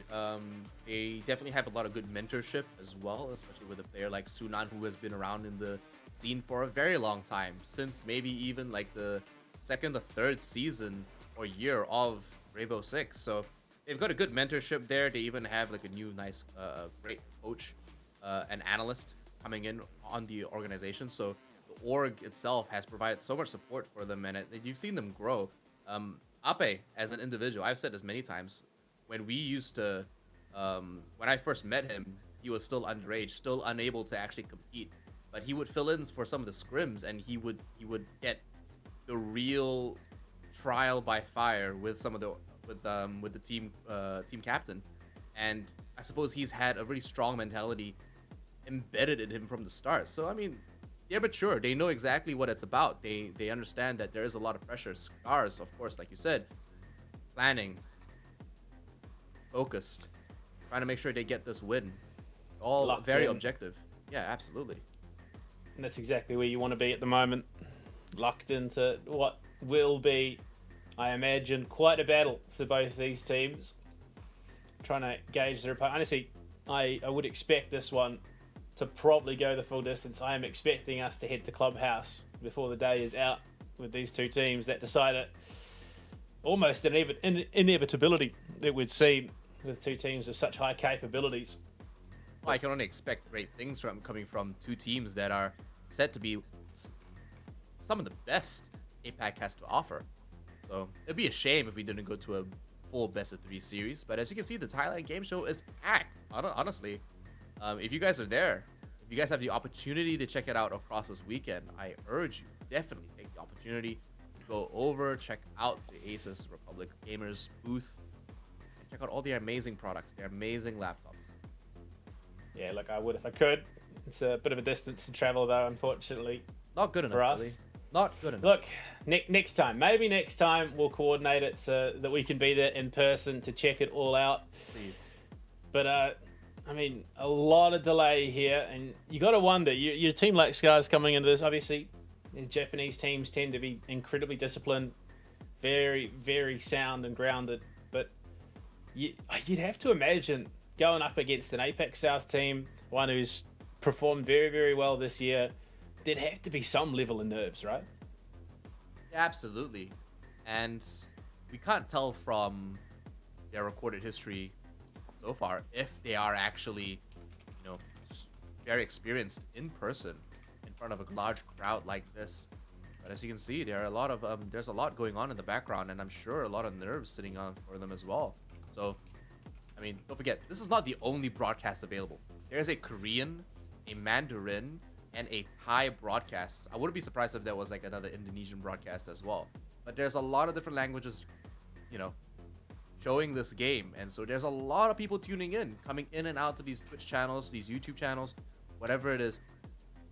It's going to be everywhere. It might even be on Facebook. Wouldn't even be surprised. Oh dear. I know that there is a lot of support for all 4 of these teams. I mean, the Southeast Asian fans absolutely love getting the opportunity to rep themselves.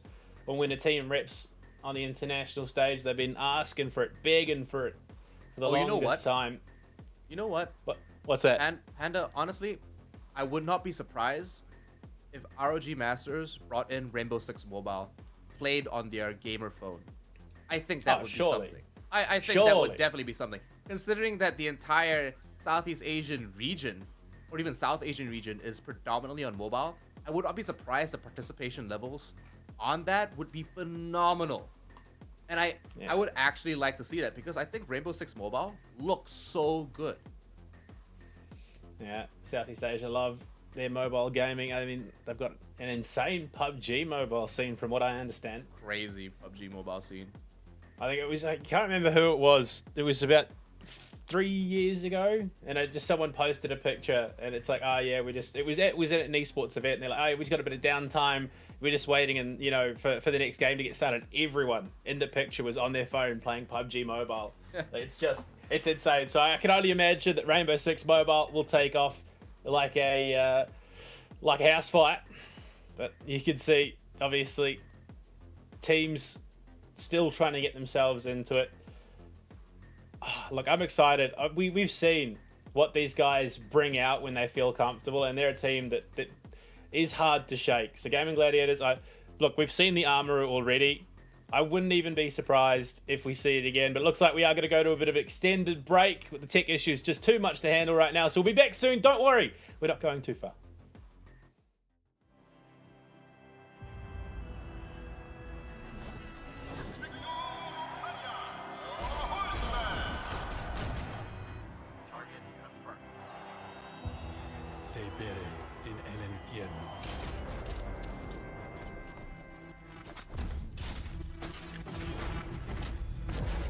Desperado, why don't you come to your senses?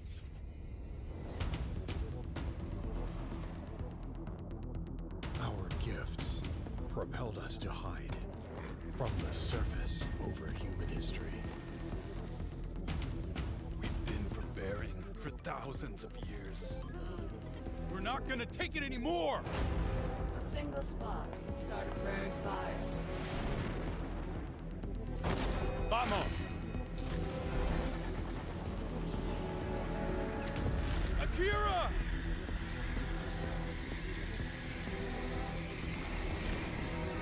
We chose dishonor, and we'll still have war. Only if it leads us to victory. Akira believed in you, Vic. Feel your fate in what you cannot feel. To sacrifice for those who dare. Defy the force of hate and all its plans. The course of fate lies in our hands. Showtime. As you wish.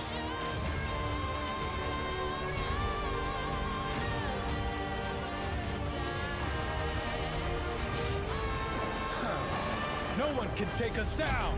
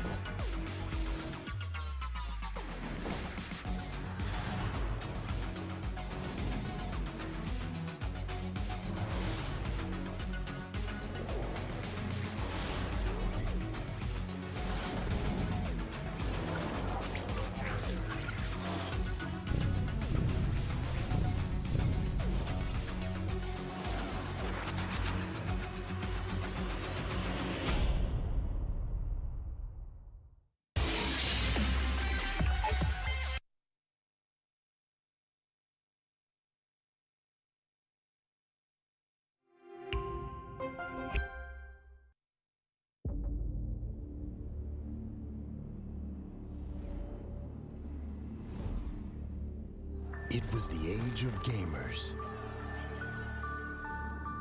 It was the age of oppressors. It was the epoch of utopia. It was the epoch of dystopia.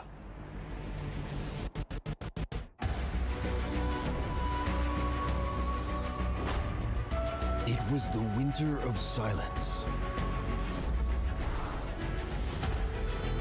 It was the spring of uprisings.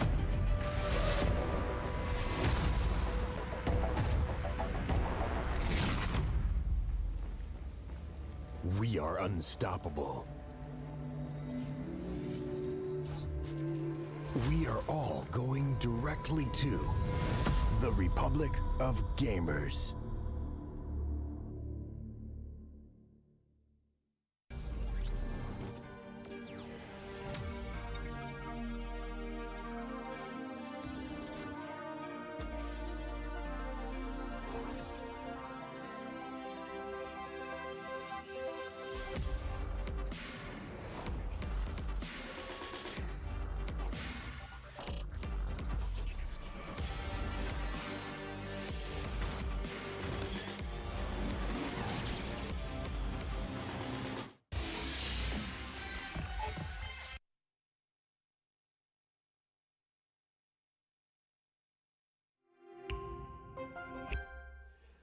Hello and welcome back, ladies and gentlemen. The break is done, so I can only imagine that we'll be ready to get back into it. I think Len, I think I have an understanding of why we had these issues. It wasn't the tech. We know ROG can stand up against anything that you throw at it. 100%. It was the game itself. The game that we are about to watch is going to be so epic that it needed to build a bit of suspense, build a bit of hype. It was the universe saying, we are about to kick off one of the greatest matches APAC as a region has ever seen.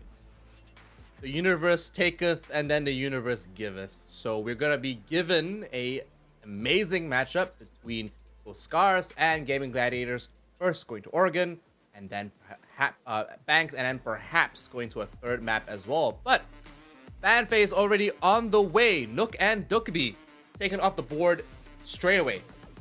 Understandable. Nook very, very strong on Oregon. Dokkaebi as well. Now with those EMP impacts, and I think maybe, just maybe, Gaming Gladiators, given their experience of playing against a team like Elevate, who may not be here, but even still, he's a fiend with the Dokkaebi. In fact, he currently holds the kill record at 6 Invitational with the Dokkaebi. Kaid as well, understandable here on Oregon. So far, nothing too crazy out of the realms of possibility, and an Azami to close, which does mean Valkyrie will be up and in play here on Oregon for the first time in a long while. But that doesn't mean Valkyrie will be picked. I definitely think that she should be, just because she provides so much value, and she always will, especially since her base kit is just so quintessentially stable and, you know, consistent. Provides so much value as well. But this time around, we'll be seeing a more rigid, static, focused defense coming in with the Aruni, the Wamai, the Smoke, Mira, and the Alibi. I think it speaks more to the site itself rather than anything. Valkyrie's great, but she definitely feels limited on basement here on Oregon. I think as soon as we head upstairs, we'll probably see her brought at the very least. But you look at the attack, Arpe currently hovering the armor, and this is a bit of an Apex South special. We see it a lot in the Ops League. We see it a bit in Apex South. Unfortunately, we're not going to see it just yet. But the Armoru, what you do, basement attack, you go straight to T3 with the Gara hook. You look to control tower, you look to control down, and try and get yourself set up. But we do have a Flores in play, so a bit of a switch around on that attack repick. So Flores available here. No Mute, no Mozzie to deal with those Rotero drones. This could be very, very rough for Scars. Yeah, Ape is going to bring the Yana as well. Not only does he have the ARX, but also the ability to bring in 2 frag grenades. And so that plays into his very aggressive style quite well, considering that he's always been on that forefront and on that front line for the team. Joe already rotating through the back here, notices the hologram, and Wreck just on the other side by Kitchen already gives himself away. Almost cops a little bit of damage.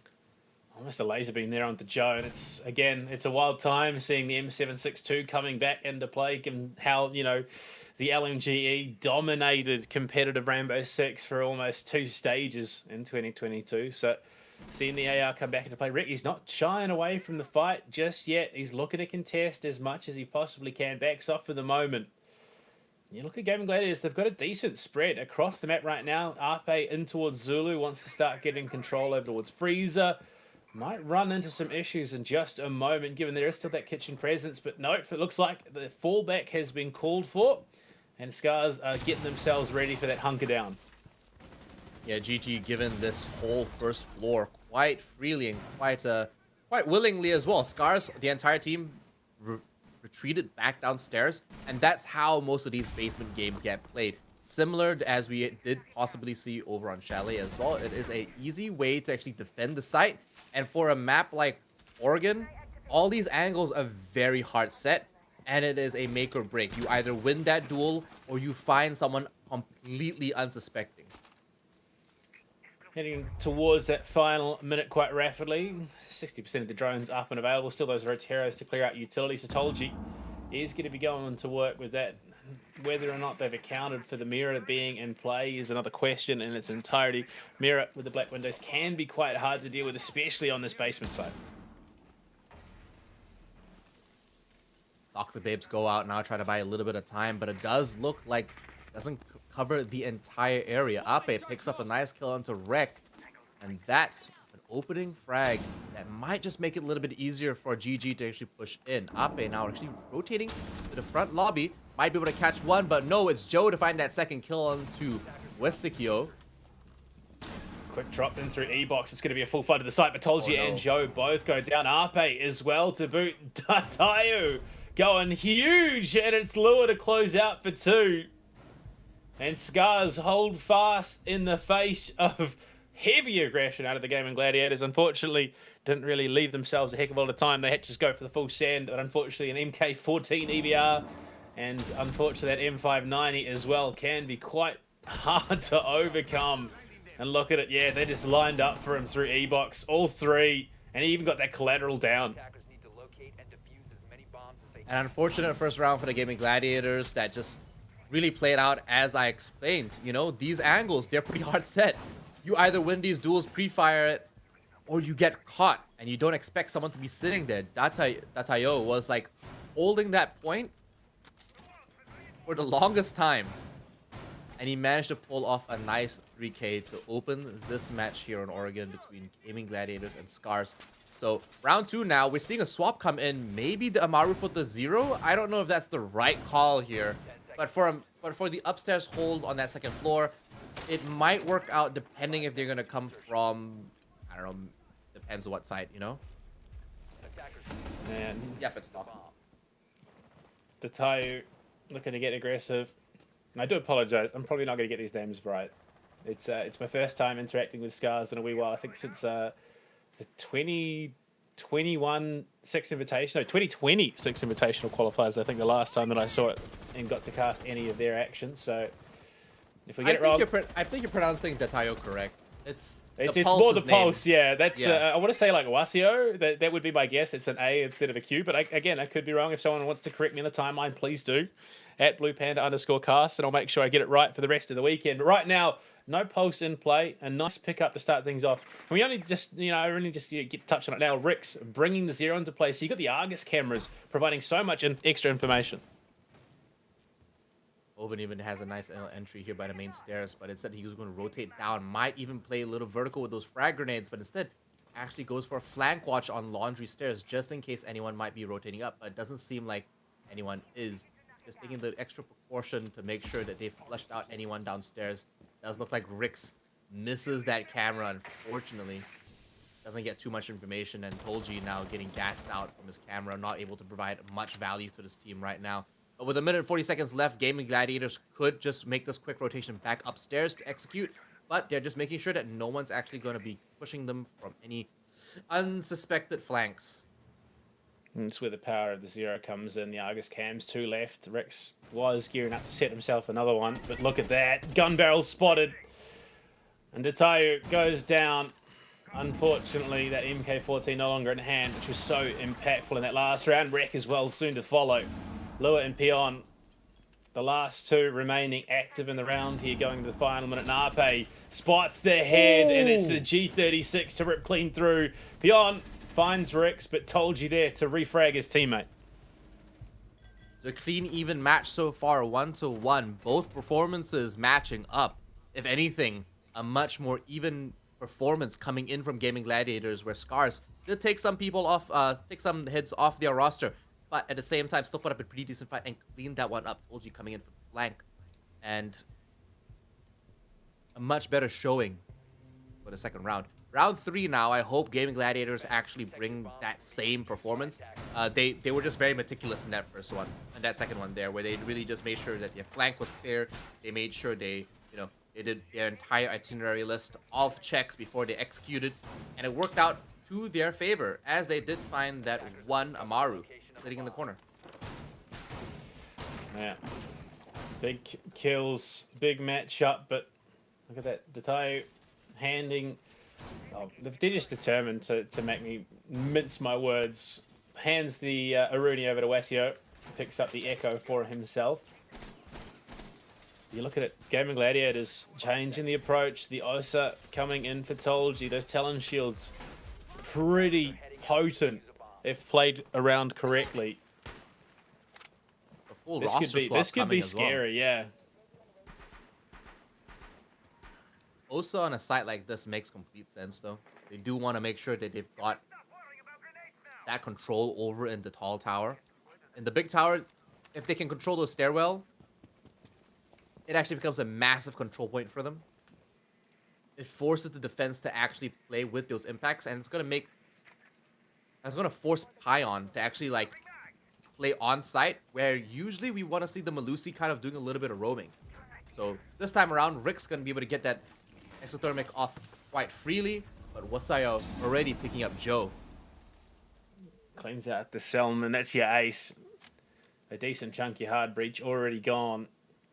Playing off the aggression of that MK14, but you look at the other side of that coin. Rex has already got his job done. Stage wall wide open right now, and prep for a game and push. That sonic blast coming out of the Yokai drone, just halting Hoven. Does have a player close left. I believe that's tucked into the corner of security. And if that's an M590, I believe that's Lua, in fact, on the smoke with the M590. That's such a hard position to flush out. Once they drone him out, they're going to know that this is going to be a stronghold for them. And this foothold is going to play so instrumentally in holding this defense, because they're not going to be able to get at much footing at all. Rick's now getting that second exothermic over in the dining hall. Opens up that kitchen just a little bit, but he needs a little bit of backup. There's some presence upstairs, and while they start rotating to his position, he's going to throw out a drone. They've got one more frag grenade on Ape, and they might be able to find a kill with that, but in most likeliness, they're going to use that to flush out some of the defending members, and perhaps, maybe, Lua with that shotgun. Oh, Hoven just going to pop the window. Boasio not done just yet. Arpe soon to fall. Swing in from Rix has the shield to work with. But there are multiple bodies in the kitchen with that wall open wide. Tolji decides to get involved and takes down Rick. Getting aggressive from that security corridor right now. Wants to be able to make the play up White Stairs and start dealing with these second floor anchors. And Hoven going for a different approach. He stuck his way in through Big Tower. Do they know that he's here right now? Because this could be a very free kill for him. He's all alone, but he needs to hold his position and anchor it down for the rest of his team, because he's got to apply pressure from the tower. Rear stage is his. He's going to move on to the stage itself, but he doesn't. Yes, he finally does see Pion, picks up that kill, and that leaves Datayo and Wasayo all alone. But Tolji with a triple might be the difference maker here. 10 seconds now remaining. Wasio above. Tolji on for the plant. Is there coverage? Yes, there is. The pings and Hoven. Game and Gladiators bring it back from the brink and shut down Scars on the kitchen hold. You can see their expressions have completely changed. They've gone from this very happy, cheery, carefree team to just being laser focused now to being in game. And that's where a lot of this experience comes through, being able to switch it on and off. Tolji perhaps bringing it at Osa again, which I'm telling you was instrumental in holding down that big tower position over by the staircase and rear stage. Yeah. at the moment, though. I mean, 2-1. You can see both teams are just sort of gauging what their opponents are bringing. Gaming Gladiators looking to flex the muscles just a little bit more. As Scars, I mean, look, they've shown that they have teeth and they can bite if needed to. So this basement defense, once again, where it all kicked off, I mean, Scars are going to look to try and equalize the score here if possible. They have to before this gets out of hand. If not, it's going to be an uphill battle up to the 6th round before the swap in order to bring this into a 3-3. They do not want to leave this 4-2 by any means possible, and they do not want to leave this especially 5-1. That would be very painful, and it would essentially leave this as a loss.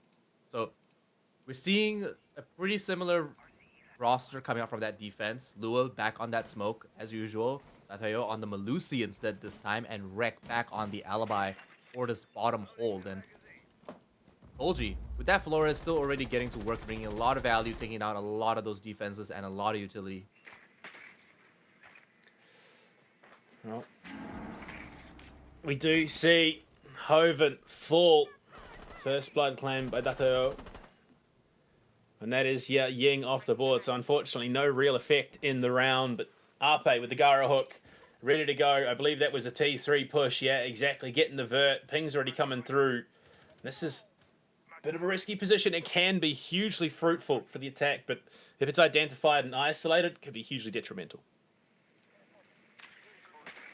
You can't sit idly either. Being up in T3, he's either going to sit there and waste too much time and not bring a lot of value and leave the rest of the Gaming Gladiators essentially 3v5, or he's going to be absolutely instrumental in keeping their flank clean.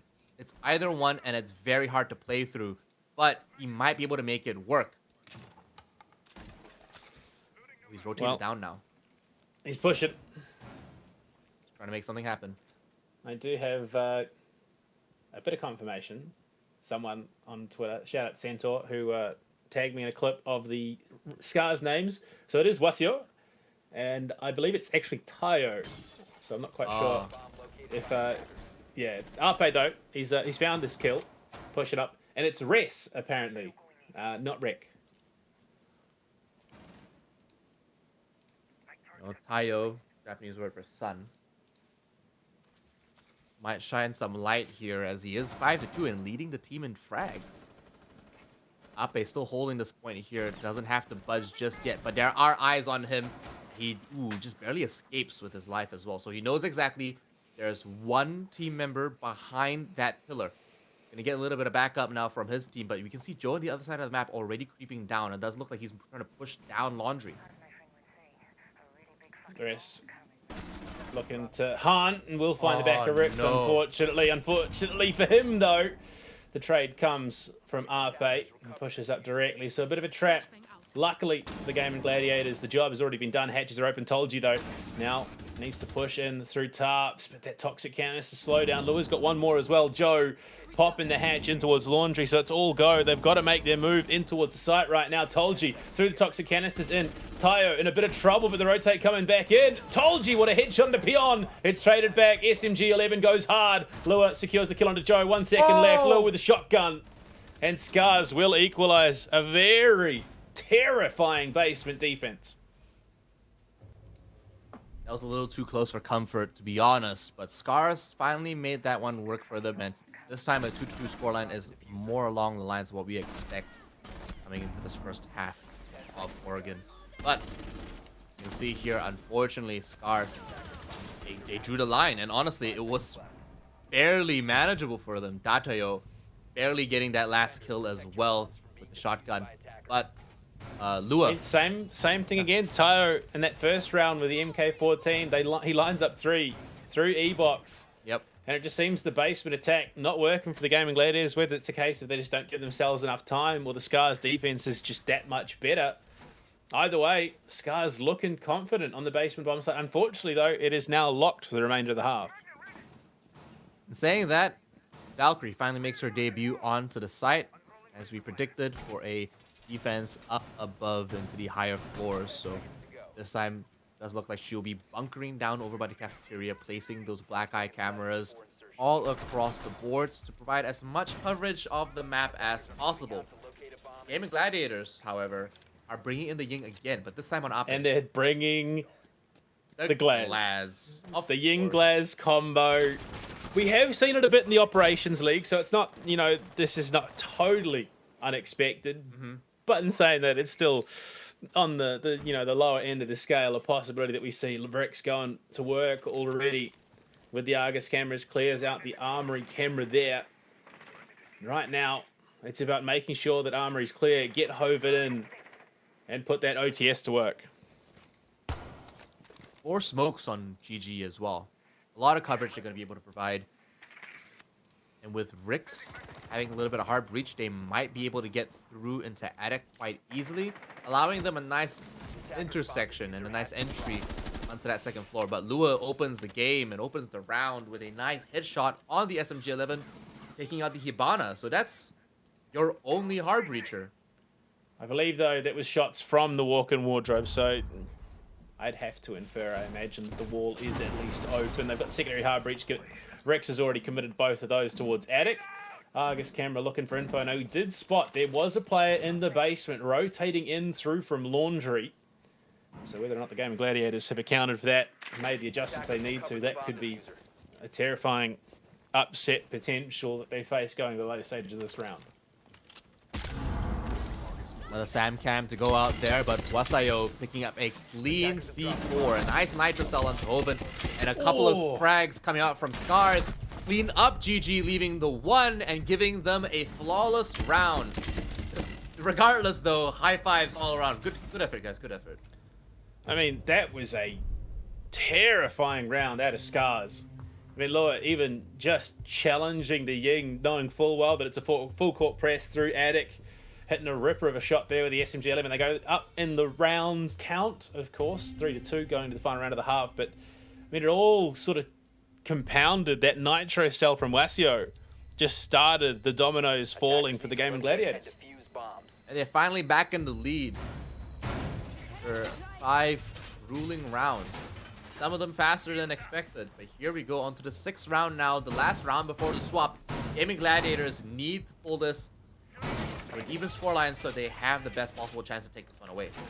Losing on Oregon is not necessarily the worst case scenario. They can go to Bank after this, but it's not necessarily their best map considering that this is technically one of the maps that we know them best for.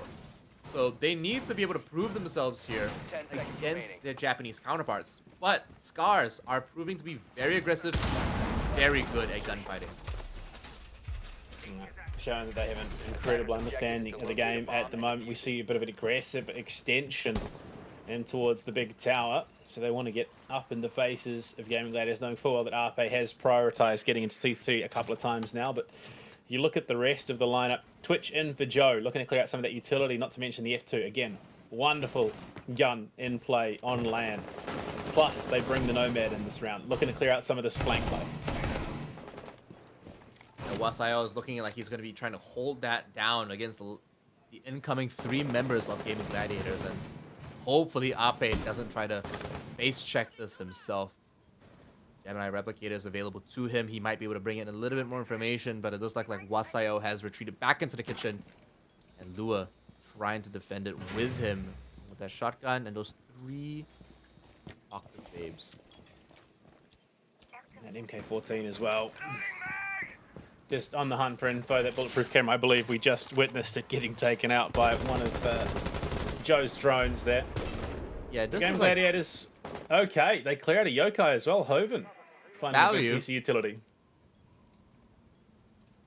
He also has a shock drone available to him and 2 smokes. That's all the utilities available still on Gaming Gladiators. They have not had the opportunity to use any of it just yet. But Tayo is holding it down upstairs in kids' dorms, trying to take out some of these drones. Misses 1. Does look like GG still taking their time to do a little bit of recon, bring in a little bit of information, a little bit of hot droning and self-droning as well as trying to take this forward, which is going to be so instrumental in actually making this push work. But Rix already with that diffuser, pushing on with the exothermic, I believe, by the kitchen door. Yeah, we did that pop off, but it's Tayo who finds the first before being traded back. So you lose your Nomad. Although, from what I understand, all that utility, all the air jabs had been deployed. No more echo, though. Could be a bit rough for the Scars going into the final minute, of course. You can see they set up Rix in a great little spot here, ready to push onto the side. Hoven just making a lot of noise from above. If they can use that as a bit of a distraction, they can cut onto the side. Spots the player coming in from the basement. Lure taking some big damage. In a world of trouble right now in rest. He's coming in for the flank. Does get Hoven cleaned up nicely. And all of a sudden, this push from the Gladiators is in shambles as Scars takes some big control. Ape needs to be the difference maker here. He's on the side through to security. It's just him alone with 30 now remaining. Vert angles that his teammates set up now working against him. He's got to be creative. Spots the pings, and that's a big shot. Rest goes down. Can he finish it off? No, unfortunately, knows he's in a bit of trouble.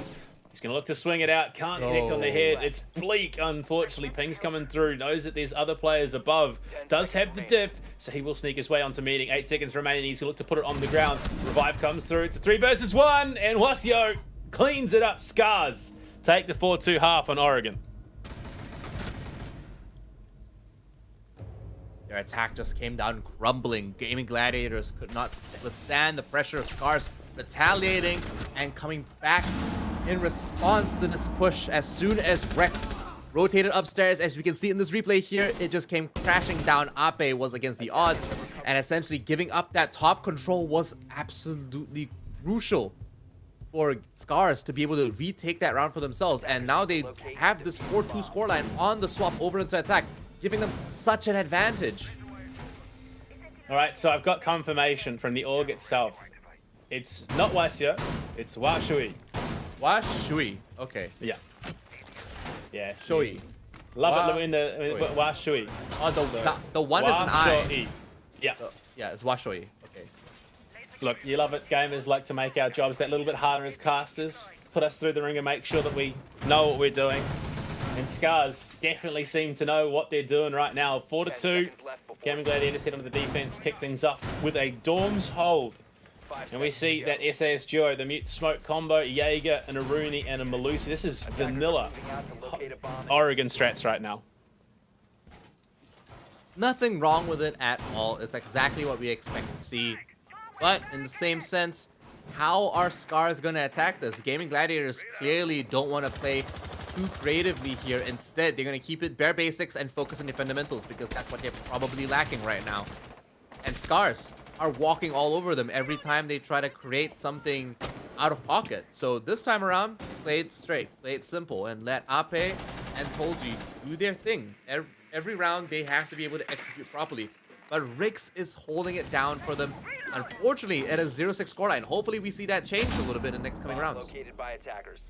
Using the nades to clear out some of this utility on the no. right stairs. They don't know, well, they should now know that there is one in security. It's a standard hold on this site with one of those shotguns, but Ress, he's not having a bar of it. He's going to keep pushing through. Oh, no. Spots Ape on site. Ape turns around, gets dropped immediately. And unfortunately, they don't have the flank set up to deal with him. And Ress, he's going to back himself out, get himself away, holding that Showers 90. And that is a free pick and a big one for Scars to take. Joe still hunkering down, not willing to give up his position just yet over in security. Doesn't want to take it out just yet, but Washoi takes out Rix. That's probably the worst pick to follow it up. No more smoke. Air jab's going off, and the Candela's deep in the sight. Joe in a bit of trouble. Caught with the white screen. Nitro not good enough. Wasio, he's just pushing in. Big kills. Finishes it for a third with the knife. And Washui completely demolishes the defense here for the Gaming Gladiators. And Tolji hit with the air jab, bottom white stairs. Now a known quantity. Lure will secure the plant. Pre-fires galore. And Tolji now in the post. What can you do? A bleak situation. Lure, look at him. Through his teammates' legs, it would seem. And Scars currently up 5-2. Gaming Gladiators literally caught in the headlights. Half their team had no clue where the enemy was.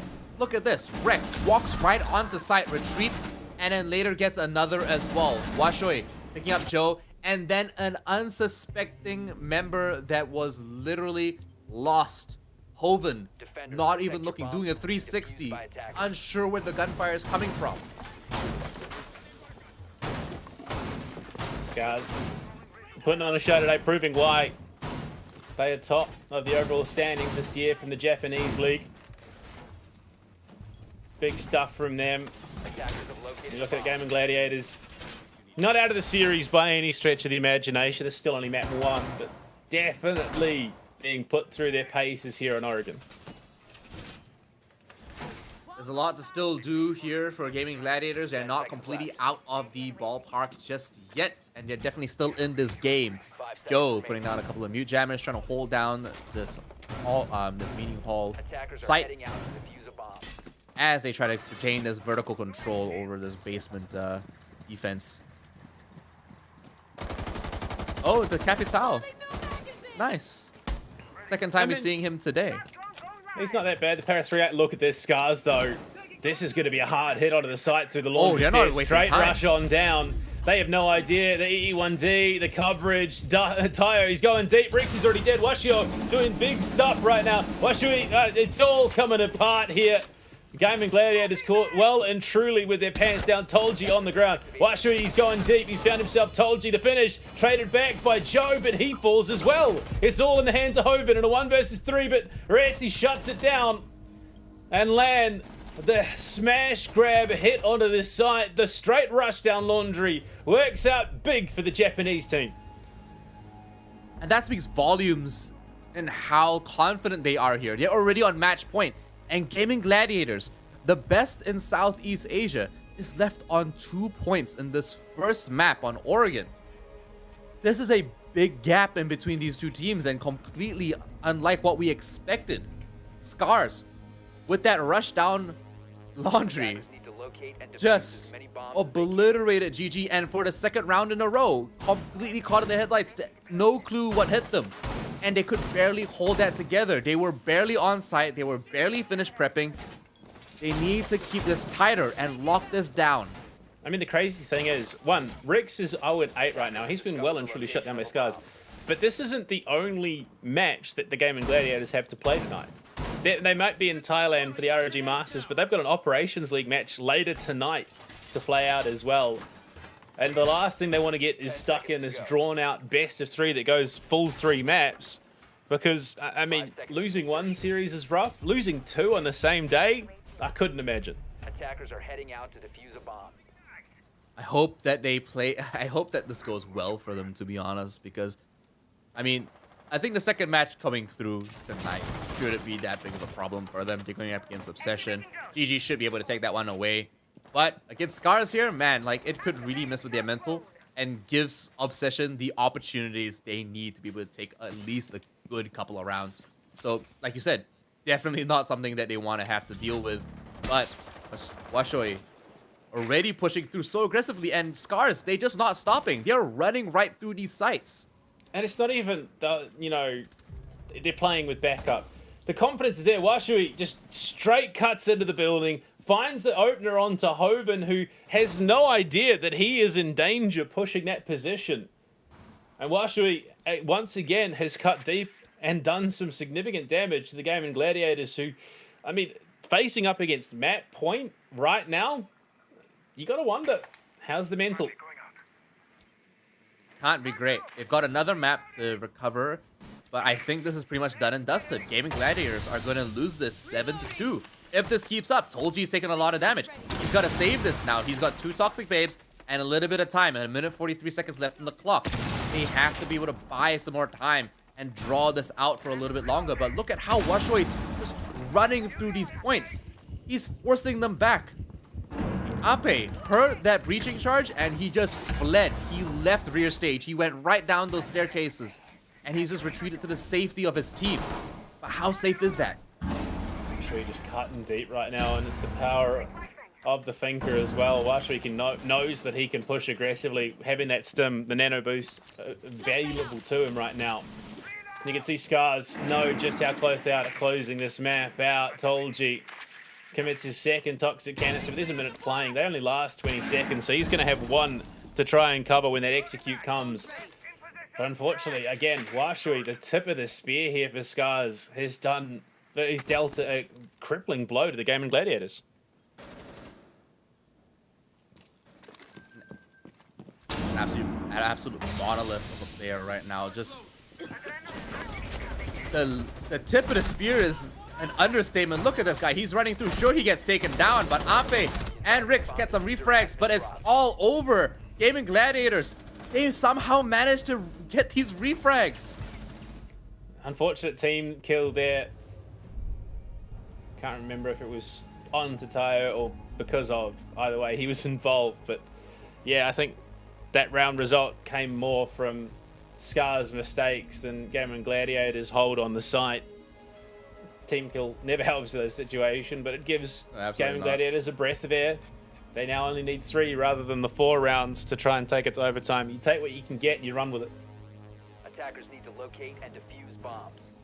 It is what it is for now, but at least Gaming Gladiators are back in this 3-6. It's not over just yet, but it's definitely looking very bleak for them. They're not having very confident rounds, and they're struggling. Ape relegated into a supportive role for Valkyrie. Yeah, sure, it's a supportive role, but he's still able to do a lot of damage, right? Should be able to do quite a lot. Still trying to find the ideal spot for that black eye camera, but he's gonna have to rotate out, and looks like he's going for moving back upstairs to provide a little bit more support for the rest of his team. 10 seconds left before insertion. Impact on the Valkyrie as well. In fact, look at that barbed wire I told you. So of the 3 operators that could bring a nitro cell, only one of them has. We'll see how that one plays out. I don't know if it's just sitting on defaults, not having the setups correctly done. Either way, I would imagine it's probably intentional at this level of play. I think they're opting to bring the barbed wire because they just need to slow these guys down and they need more audio cues because they're not expecting the level of aggression coming out from Scars. And that's very warranted if you think about it, right? Scars literally ran. Washio literally sprinted. Washui, that's right. Washui sprinted through Meeting Hall, and the way he played those rounds. And he's done it again. And there we go, on a sledge. Not necessarily the fastest operator, but definitely in the hands of Washui, a deadly weapon. He's doing the hard yards right now for Scars. Washui again finds himself another. He's looking for a nade kill potentially, and oh my god, again, he might just throw it deep enough, but no. Rix will hold for now. He's spotted, I believe that was Ape, towards the stage. No shot. No, it's Hoven. Hoven's gonna swing. Hoven's gonna die. Unfortunately, and Washui, he's going hard, might find himself a 4. Spots through the floor, but no, Ape drops and deals with him. Impact there to clear out the air jab, gives himself a rotate. Unfortunately, straight to the waiting arms arrest. It's Rix, unfortunately, alone in the face of 3 to hold off. There's the shot. God, he goes deep. That's the Gemini, though. Air jab catches him. He's going to get the down onto Rez. He's still alive. The window, though. Peon watching. And Scars dominate Gaming Gladiators here on Oregon. They're already going for their quick break and fast recess by the look of it. But Scars with a very dominating game where Gaming Gladiators look dwarfed. They look so inexperienced in the light and in the presence of this Japanese powerhouse. And you can see how they're just reacting now and they're just trying to figure something out. They've got to do something. Rix has to pick it up. Going 0-9 is not acceptable. But Scars take that victory here for this second upper bracket match. I definitely wouldn't put it down to a case of Scars are just a better team. I think it's Scars caught Gaming off guard. They prepped themselves that much better coming into the matchup. Gaming obviously not anticipating that level of play. I mean, Washui, it was just a force unto himself on that attack. How many times did he push into the building alone without support and come up big? And it wasn't just him. Rek did the same thing. They just walked in solo, confident, played their game, and eliminated Gaming Gladiators who were strategizing, who were trying to rotate and back each other up, and they just took them out one by one, and there was little to no resistance most of the time. It's very shocking to see Gaming Gladiators put in their place like that. But Scars were so confident and so effective. And I mean, it all sort of culminated in that rush play, and that was almost that final nail in the coffin. But you look at it, Gaming Gladiators, they actually had some decent attacking rounds. They did put up a bit of a show, but unfortunately, a couple of scrappy fights towards the end of that first half meant that they weren't able to get any sort of lead, even the tie going into the half. And it was, again, of Scars taking some significant initiative in this matchup and deciding and dictating a lot of the pace of how Oregon played out. We could see it time and time again. Just Washui stepping up, Tayo there to just put himself in these situations to come up big. Even Lua as well, he just stepped into that void that was there. Any opening that Gaming Gladiators left them, they were there, foot in the door, ready to blow things wide open. And as you can see, you know, Washui picking up these triple kills time and time again. Tayo picking up these, Tayo just picking up these kills over and over. These triple kills are just so reoccurrent. It plays into a pattern. Something is happening with Gaming Gladiators and they need to figure it out, because Rix, with only like what, two frags the entire game on that map, was not contributing enough to the team. And I don't want to just put on one player. Every single one of them just got nailed over and over and over again, and they lost all these gunfights. Everyone equally at some point lost the gunfight they should not have lost. And somehow Scars are just, it's like, you know, a hot knife through butter right now, just slicing right through. Yeah, it definitely feels like maybe, just maybe, Gaming weren't quite as warmed up as they could have been coming into this matchup. Whereas you look at Scars, warmed up, ready to go. They are firing on all cylinders. But Lan, map 1 is done. We've got map 2 just around the corner. We're going to throw it to a break. When we come back, it's time for some bank.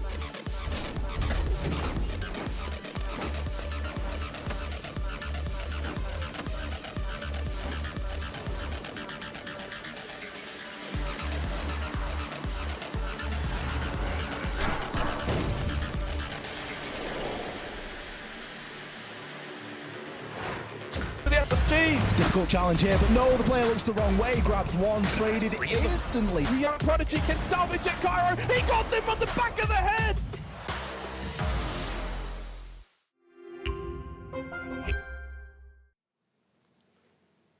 Map 1 done between the Gaming Gladiators and Scars, and decided in rather a one-sided fashion their land. Gaming Gladiators caught with their pants down. Scars step up with the map advantage. One more, and they book themselves that upper bracket final spot alongside Pantera. Honestly, they have to work hard. GG have to really buckle it up and, strap down, because that last performance was very poor, if I have to be very specific. Like, they were just caught in the headlights, unaware of what's happening, and they were just scattered most of the time. They didn't look like they had a coherent plan, and most of the time they were just looking like they were playing one by one. Surely they had like a strategy, they had an understanding of what they wanted to execute, but we didn't see that translate over into their gameplay. We didn't, and it wasn't very explicit or very obvious what they were trying to achieve. Everything was pretty bare basic, wasn't it? But at the same time, the execution was quite poor. Yeah, I mean, you could even see it on the Gaming Gladiators' faces after that map. Even they looked a little confused as to what has just happened to them. It was How? Yeah, like they even just looking down the lines there. How did we let this happen? Have we not prepped coming into this? Is there something that we may have missed? But I mean, look, your maps like that, they are the kick that a lot of teams do need. So I wouldn't be surprised coming into Bank. It's a different Gaming Gladiators in its entirety. They're going to be coming in with some heat, some intensity. They've played Bank before. They've looked quite good on it. So I mean, Scars, I think they are feeling quite comfortable right now. I wouldn't even be surprised if they were prep ready. But from the looks of it, we've got a second question here, Lan. Another one for our fans at home to get involved in if they want to, potentially walk away with some prizes next week. Which game title would you like to see for the ROG Masters 2023? Well, we've already given them one, obviously, remember. Rainbow Six Mobile, you'd love to see that come to the ROG Masters, potentially. I know there are a couple other titles that I'd love to see, but it's all about Rainbow Six right now. That's why we're here. But the fans at home, make sure you use the hashtag, remember, ROG Masters APAC. Tell us what you think should be included in the ROG Masters 2023. And honestly, I reckon there's a couple of viable titles that could be huge on the ROG stage. Absolutely. They've been doing Counter-Strike up to this point, and this is the first time Siege has made it into the ROG Masters. So hopefully we see more Siege in the future, and we see all the other iterations of Siege as well for that mobile platform, especially since look at it. ROG have, they've got that, they've got the amazing gaming phone. But as you can see, Sunan giving them the moral advice and the moral support they need to really take this one away. Rick's giving Hoven a little bit of a massage there as they just get a little bit of a pep talk. Ape listening very intently as they try to figure something out. But as Sunan tries to dissect with their team exactly what's happening, they're just going through their last final checks with some of this information, some of this tech, and some of the networking. But as we all know already, the RG gear, it's all premium. Yeah, look, I don't think peripherals are going to be the big issue today. No. They honestly, they're probably seeing a better game than we are right now. My monitor's not an ROG, unfortunately. We can change that, though. ROG has the power. But I know for sure things would look a little bit crisper on an ROG monitor right now. I think right now Gaming Gladiators are trying to ground themselves. Massage going through, just trying to keep themselves to the present. Don't get inside their own heads too much, because if you start dwelling on a match like that, it could be hugely detrimental. Yeah, absolutely. Scars. Some of the members giving us a wave. Not sure which player that is, actually. My apologies there. But as we can see, the rest of them all dressed quite well in their uniforms. And it did look like they had quite a few supporters in the crowd as well that were excited to see them. This is the thing. These guys at Scars not really showing any emotion. A little stone cold, honestly. They have a reason to be here. They have a purpose. They're here to win. No other reason. So they're not going to get caught up in any thoughts that might be detrimental or not productive to the matchup that they're facing. And it's one of those things you love seeing about APAC, North Korean and the Japanese teams. They're just so disciplined when it comes to competing in Siege. They will make sure that the job is done before they let themselves, even think about something else. All trying to be laser focused, trying to figure something out. Hopefully they don't blame it on the lighting, but it does look like it's almost underway. A lot of these staff, as you can see, still doing their best to make sure everyone is tip top and prepped over by the Thailand game show. But moving into Bank, what are your predictions for this, Panda? Because I think Scars shouldn't have such a free time pushing through. It's a little bit harder to run it down like you can on Oregon. And even then, Oregon is pretty hard to run it down, right? But that that laundry push was pretty easy if you think about it. In saying that, I think it's going to be a little bit harder to do that on Bank, but if Gaming Gladiators are just as unaware and just as oblivious, it's going to be very easy to send it right through the parking. Well, I mean, that's the thing. We've seen Scars gamble a couple of times tonight. And the gamble has paid off because they have the skill to back up a decision like that. I mean, you look at that laundry rush. You look at Washui going in, playing the way that he does, solo. And he's still finding, results. He's still making opportunities and openings happen for his team. And it's because not only have they got absolute faith in each other, they've got the skill to back it up, and they've got the coordination to back it up. So going on the Bank, there are a couple of opportunities where I think this could get rather ruthless for Gaming Gladiators if they're not careful. But it also, I mean, the Bank is a map where you can get quite aggressive as a defender. So Gaming Gladiators have, again, that opportunity to play into their own style, not fall into the Scars trap. And I think, honestly, that's it. If they don't let Scars dictate the pace, Gaming Gladiators will have a much better time.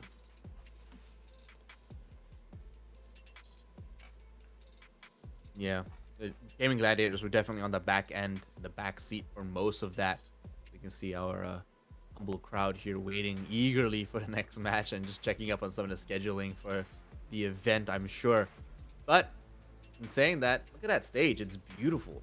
The way they've set that one up, the way they've set up this entire arena, love it so far, and I love the way they produced it. Honestly, the branding is on point, and to producers who created it, honestly, great job. Yeah, look, a little bit jealous that we couldn't be there. It is just a different atmosphere entirely on LAN. But yeah, it looks like, unfortunately, Gaming Gladiators still having some minor issues with their tech. You want it to be perfect. You want it to be perfect in the situation. You don't want the tech to be what decides a matchup. You want it to come down to you and your capabilities with your team. So I can understand why they're waiting. They're making the decision to wait. It's better to wait it out than to try to force an unfavorable situation for anyone, really. So let's see how this pans out. But essentially, we are just waiting, and we're waiting for the right moment for both teams to execute. And saying that, hopefully we see a pretty good game here on Bank. I don't expect the best. I'm excited for it. Bank has we've got to see some very, again, innovative plays. Bank's still relatively new, and the comp pool sort of allows for teams to deviate from what is considered meta. What you see on the likes of Oregon and Clubhouse.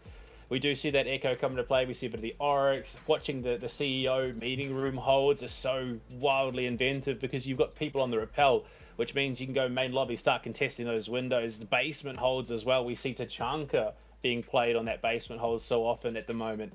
In response, even teams banning away smoke on Bank has been such an occurrence that we've had to see teams innovate.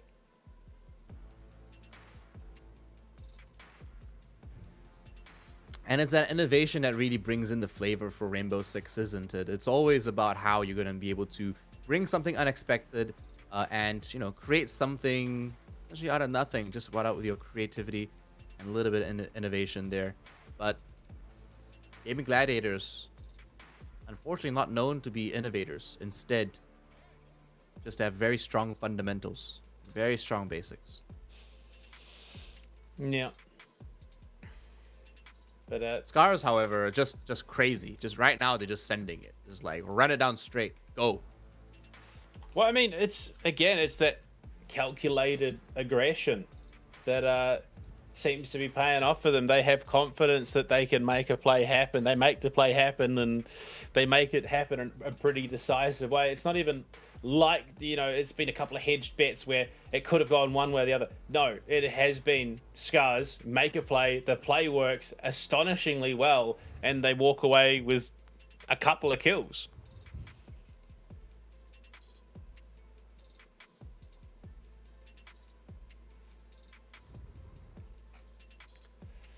You're gonna need a little bit more than a couple of kills this time. Gaming Gladiators just gotta wake up, really. But as we see them all prepared and waiting now just for a few networking issues, I believe. Sunan and the rest of the team just prepping in. Scar is starting to fall asleep. Maybe this was all planned. Surely this is strategic. No, I doubt it. But I think Sunan is not going to let an opportunity like this slip. You got time to talk with your team. You've got this opportunity. Don't waste it. I mean, you're going into a matchup knowing full well that you lose this. You're down to the lower bracket with the Monkey Hunters. So if you're gonna take, if it really is a case, you're just gonna take every possible advantage you could get.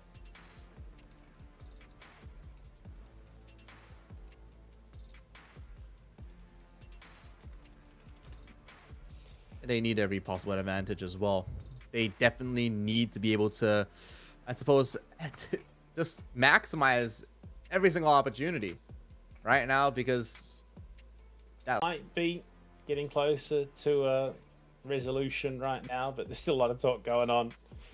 Obviously, whatever the case, maybe it was that hard of a spanking from Scars that Game and Gladiators computers are broken. So, oh no. Look, who knows at this stage? All we know is that there's a lot of downtime at the moment, and you'd have to imagine you Game and Gladiators, you're already down the map. The nerves, realistically, look, they're going to be there. You're playing on land again. There's always going to be some element of nervous energy, and the longer you're sitting here waiting, it's got to be weighing on both teams, honestly. Scars, I suppose, getting a little bit tired.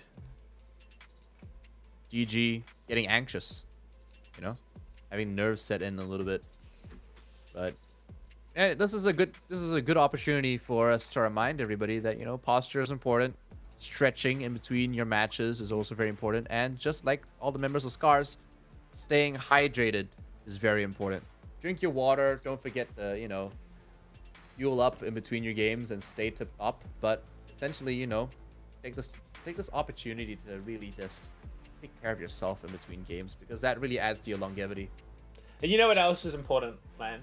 Is making sure you have the best tech possible if you're going to be playing competitive gaming like our ROG laptops. You see them down there below us, the Flow Z13, the Strix Scar. I can't shield it enough. I really want one. I'm going to be looking into it when we're done. But right now, we are going to be throwing it to break while the tech issues do get sorted. They're also important, so make sure you take a quick one yourself. We'll be back soon with some more Rainbow Six action.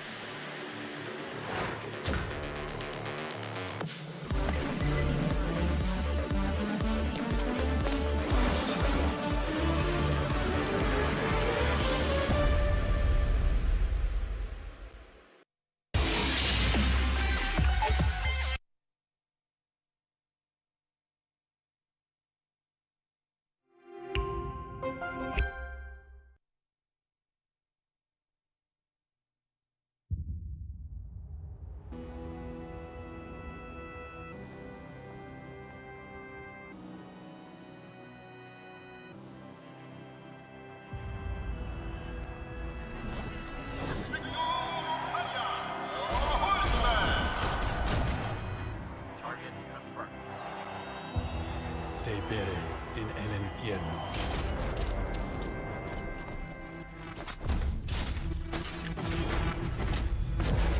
Desperado, why don't you come to your senses?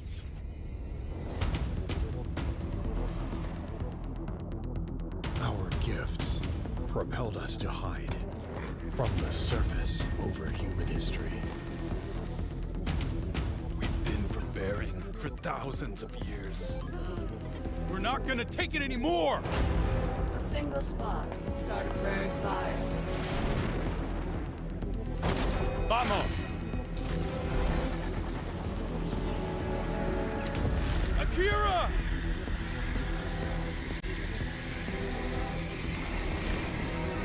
We chose dishonor, and we'll still have war. Only if it leads us to victory. Akira believed in you, Vic. Feel your fate in what you cannot fear. To sacrifice for those who dare. Defy the force of hate and all its plans. The course of fate lies in our hands! Showtime. As you wish.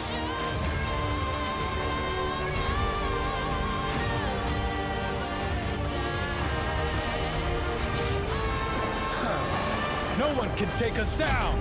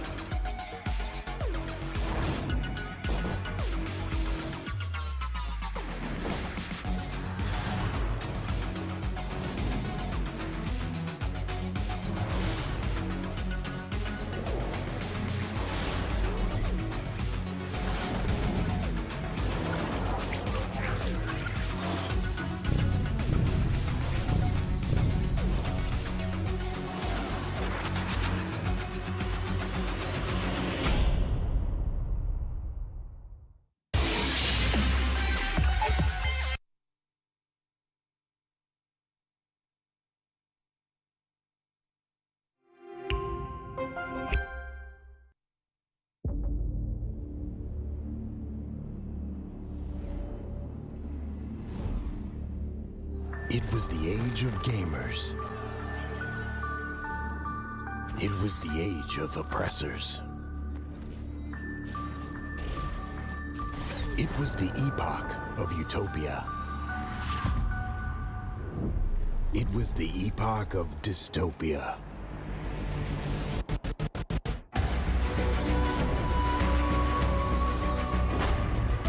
It was the winter of silence. It was the spring of uprisings.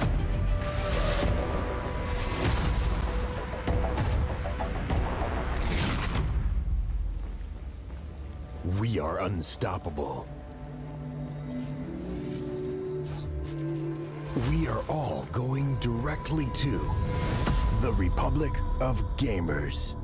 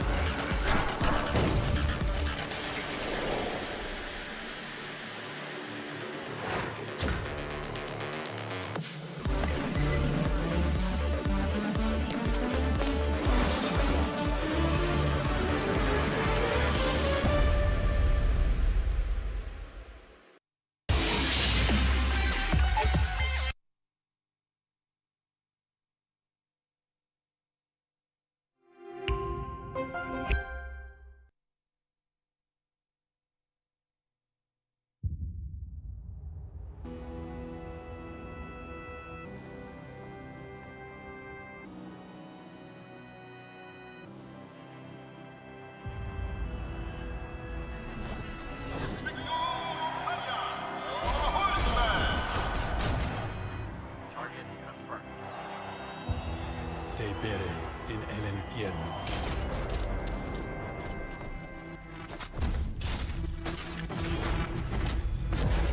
Desperado, why don't you come to your senses?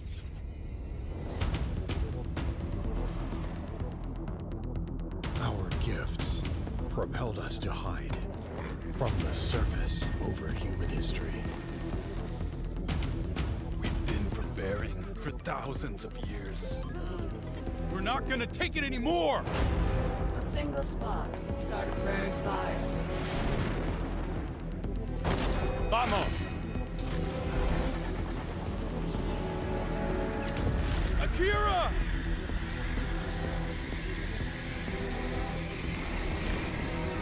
We chose dishonor, and we'll still have war. Only if it leads us to victory. Akira believed in you, Vic. Feel your fate in what you cannot feel. To sacrifice for those who dare. Defy the force of hate and all its plans. The course of fate lies in our hands. Showtime. As you wish.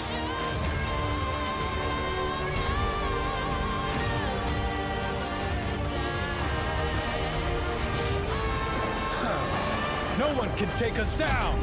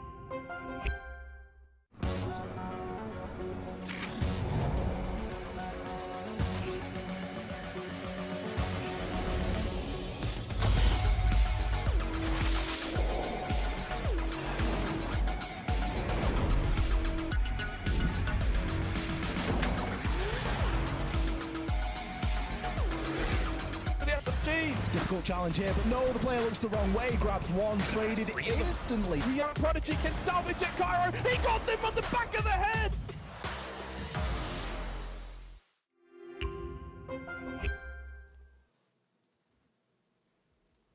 Coming back hot off the break, land. We are just waiting to get on into Bank, of course. Been a bit of downtime. Both teams have been sitting here waiting, so hopefully we should be ready to get into it in just a moment. But it's Bank. We've seen the Armory come out. Do we see anything else crazy come out between these two teams? So far, it's just the way they play. You know, it's just how Scars are taking some of these rounds, and Gaiman are just lost. What do we do? You know, like, how do we lock this down? What are we doing wrong? And that's a lot of that question going around right now on their side. Suna and their coach actually coming in to give them a little bit of pep talk. But Scars are just chilling. They don't have to talk right now. Do you see them on their cameras? They're just chilling.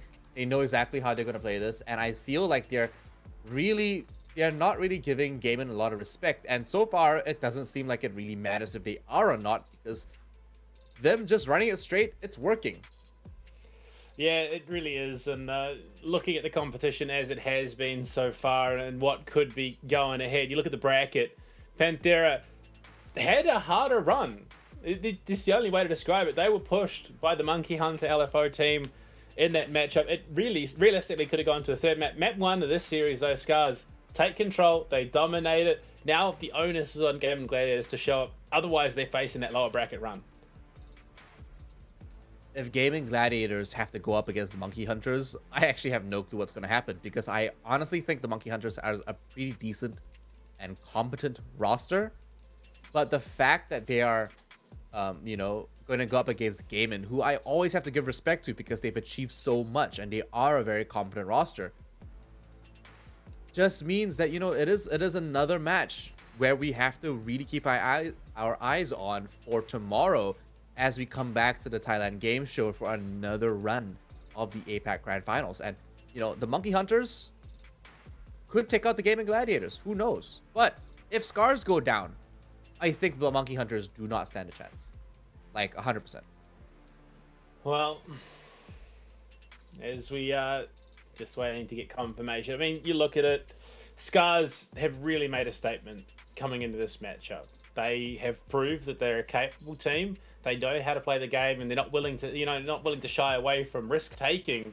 And you can see it in the way that match played out. They dominated from start to finish. They took control every opportunity that they could. And Gaming Gladiators, for the most part, were manhandled through. I mean, you saw it. Round 1 showed us exactly. I mean, you could watch round 1 and understand exactly how the rest of the map played out. Tayo just lining up 3 players through E-Box and getting all 3 of them with their MK14 basically sums up the rest of the map as well. As you can see here, how they played it out. Lua doing so much with that shotgun, round and round again, ending up being the top fragger on their team, only followed closely by Washoy, who was, if anything, the tip of the spear, and honestly, just an absolute maniac. The way he ran through some of these sites, the way he used his utility, the way he took a lot of these points confidently solo as well. And as we see in this clip here, he picks up a double and then a triple. Yeah, I mean, he was doing some big work throughout the entirety of that map. Decisive on the attack, stalwart on the defense, just not willing to give an inch when facing up against the Gaming Gladiators. And it just was strength to strength for Scars, proving, you know, why they're currently top of the overall standings for this year of the Japan League. They have been vying for that spot in Tier 1 competition for a good long while now, and they're here to prove that they deserve a spot like that. They absolutely do. And, I mean, both teams need to prove themselves here, because Gaming Gladiators have had both phenomenal performances and very high standings in their respective leagues, but also some very rocky performances and some rocky showings. And this time going up against a team like Scars, who are pretty much top of their board over in Japan, coming over to the Thailand game show, they have to treat it like a mini major. This is technically a minor in some respect, yeah, but they have to treat this like this is the SI, like this is the platform to be on, and take this that seriously, because every massive match like this is going to add to their accolades, but also help them grow. And if they're struggling like this now, it's better that they're actually struggling against Scars here at the Thailand game show for the ROG Masters APAC Grand Finals than for them to be struggling later in the major or even in APAC South in more official regulated league. Yeah, look, I think, if you're Gaming Gladiators, you lose here, you just sort of shrug it off. It's a trip to Thailand, it's some money for playing the game that you love, and obviously you can look to focus on other leagues, but this is an opportunity to prove yourself on land. That's 100%. A big opportunity, especially in the current ecosystem. These opportunities are reasonably few and far between, as they have been for the last 2 years, so why not come in, blow the competition out of the water, bring your absolute A game, and look to dish out some punishment to poor teams that don't have that Tier 1 experience. 100%. But so far, they have been given and being dealt cards they cannot deal with at all. So Scars are performing so well, and I can only hope that we see like some repeat performances come in from Washoy as we see him probably take on another map and probably lead his team through that entry fragging role that he's performing so well on. Honestly, a name that we should really be keeping an eye out for as APAC grows as a whole. Yeah, I mean, you look at how APAC has developed over the last couple of years. We've had some rather impressive international performances between both South and North. You look at the competition out of North is absolutely cutthroat, even at the best of times, because those teams are all so incredibly capable. It is one of those, you know, anyone can really show up on the day and dish out some punishment. So it's super exciting to see APAC in its current state in Rainbow Six. 100%. We can only imagine how this is going to go forward and how some of these teams will be playing.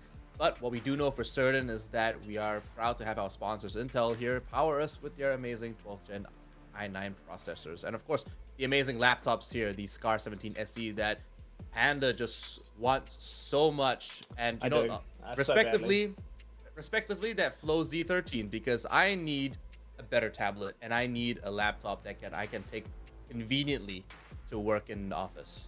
You know, I don't want to have to carry a big chunky laptop, but something like that is going to fit me and my lifestyle. Yeah, look, I mean, it's about fitting that lifestyle as well. I mean, if you're on the go constantly, you don't want big, you know, some super thick laptop to carry around. You want something like the Flow Z13, something that is a little bit more lightweight, something a little bit more easier to manage in that constant on the go situation. But look, yeah, it's a personal preference at the end of the day. I'm excited to see what they come out with in the future, because they're doing big things at the moment. It only gets better from here.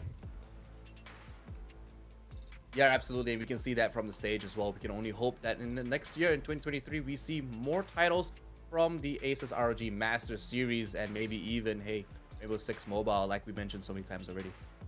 Well, like I said earlier, lad, you know, I think those early tech issues weren't anything to do with tech. In fact, it was just the universe setting the stage for a great match. And unfortunately, the universe has decided that there hasn't been enough tension built. So we are going to be throwing it to another break while we get everything sorted. When we come back, finally, we'll get to see how this all plays out. We'll be back very, very soon, hopefully. The winter of silence. It was the spring of uprisings.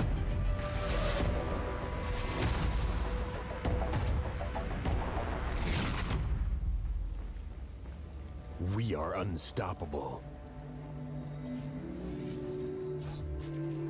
We are all going directly to the Republic of Gamers.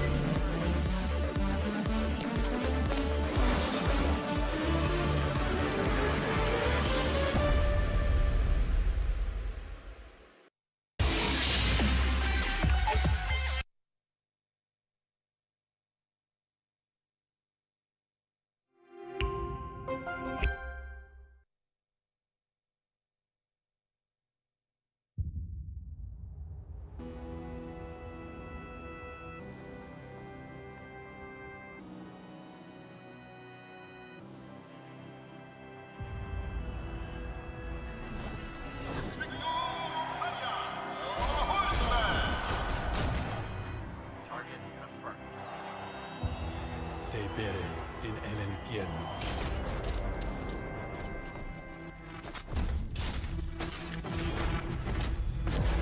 Desperado, why don't you come to your senses?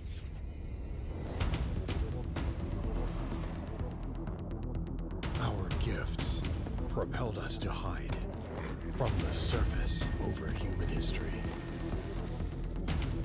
We've been forbearing for thousands of years. We're not gonna take it anymore! A single spark can start a prairie fire. Vamos! Akira!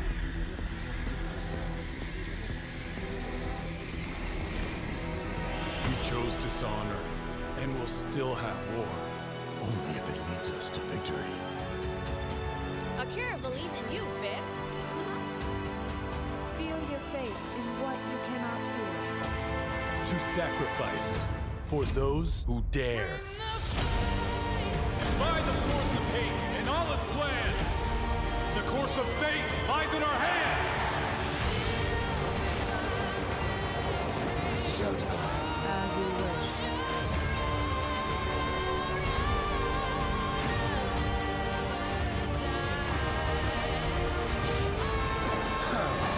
No one can take us down.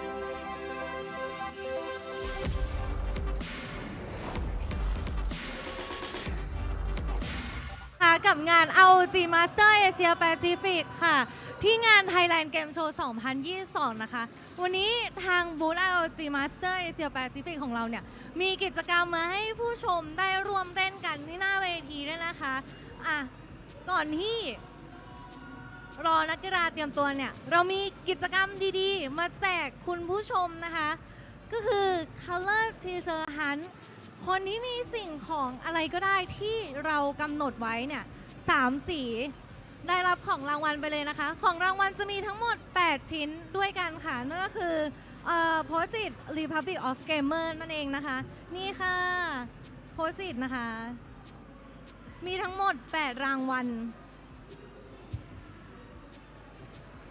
สำหรับใครที่มีสีที่กำหนดนะคะที่เราได้กำหนดไว้3สีจะมีทั้งหมด3สีก็คือสีแดงสีน้ำเงินสีเหลืองแต่เราจะเลือกมาแค่1สีเท่านั้นใครสนใจเข้ามาเลยค่ะเราจะเริ่มเล่นกันแล้วนะคะของรางวัลนั่นก็คือ Post-it Republic of Gamer นะคะมีทั้งหมด8รางวัลด้วยกันนะคะ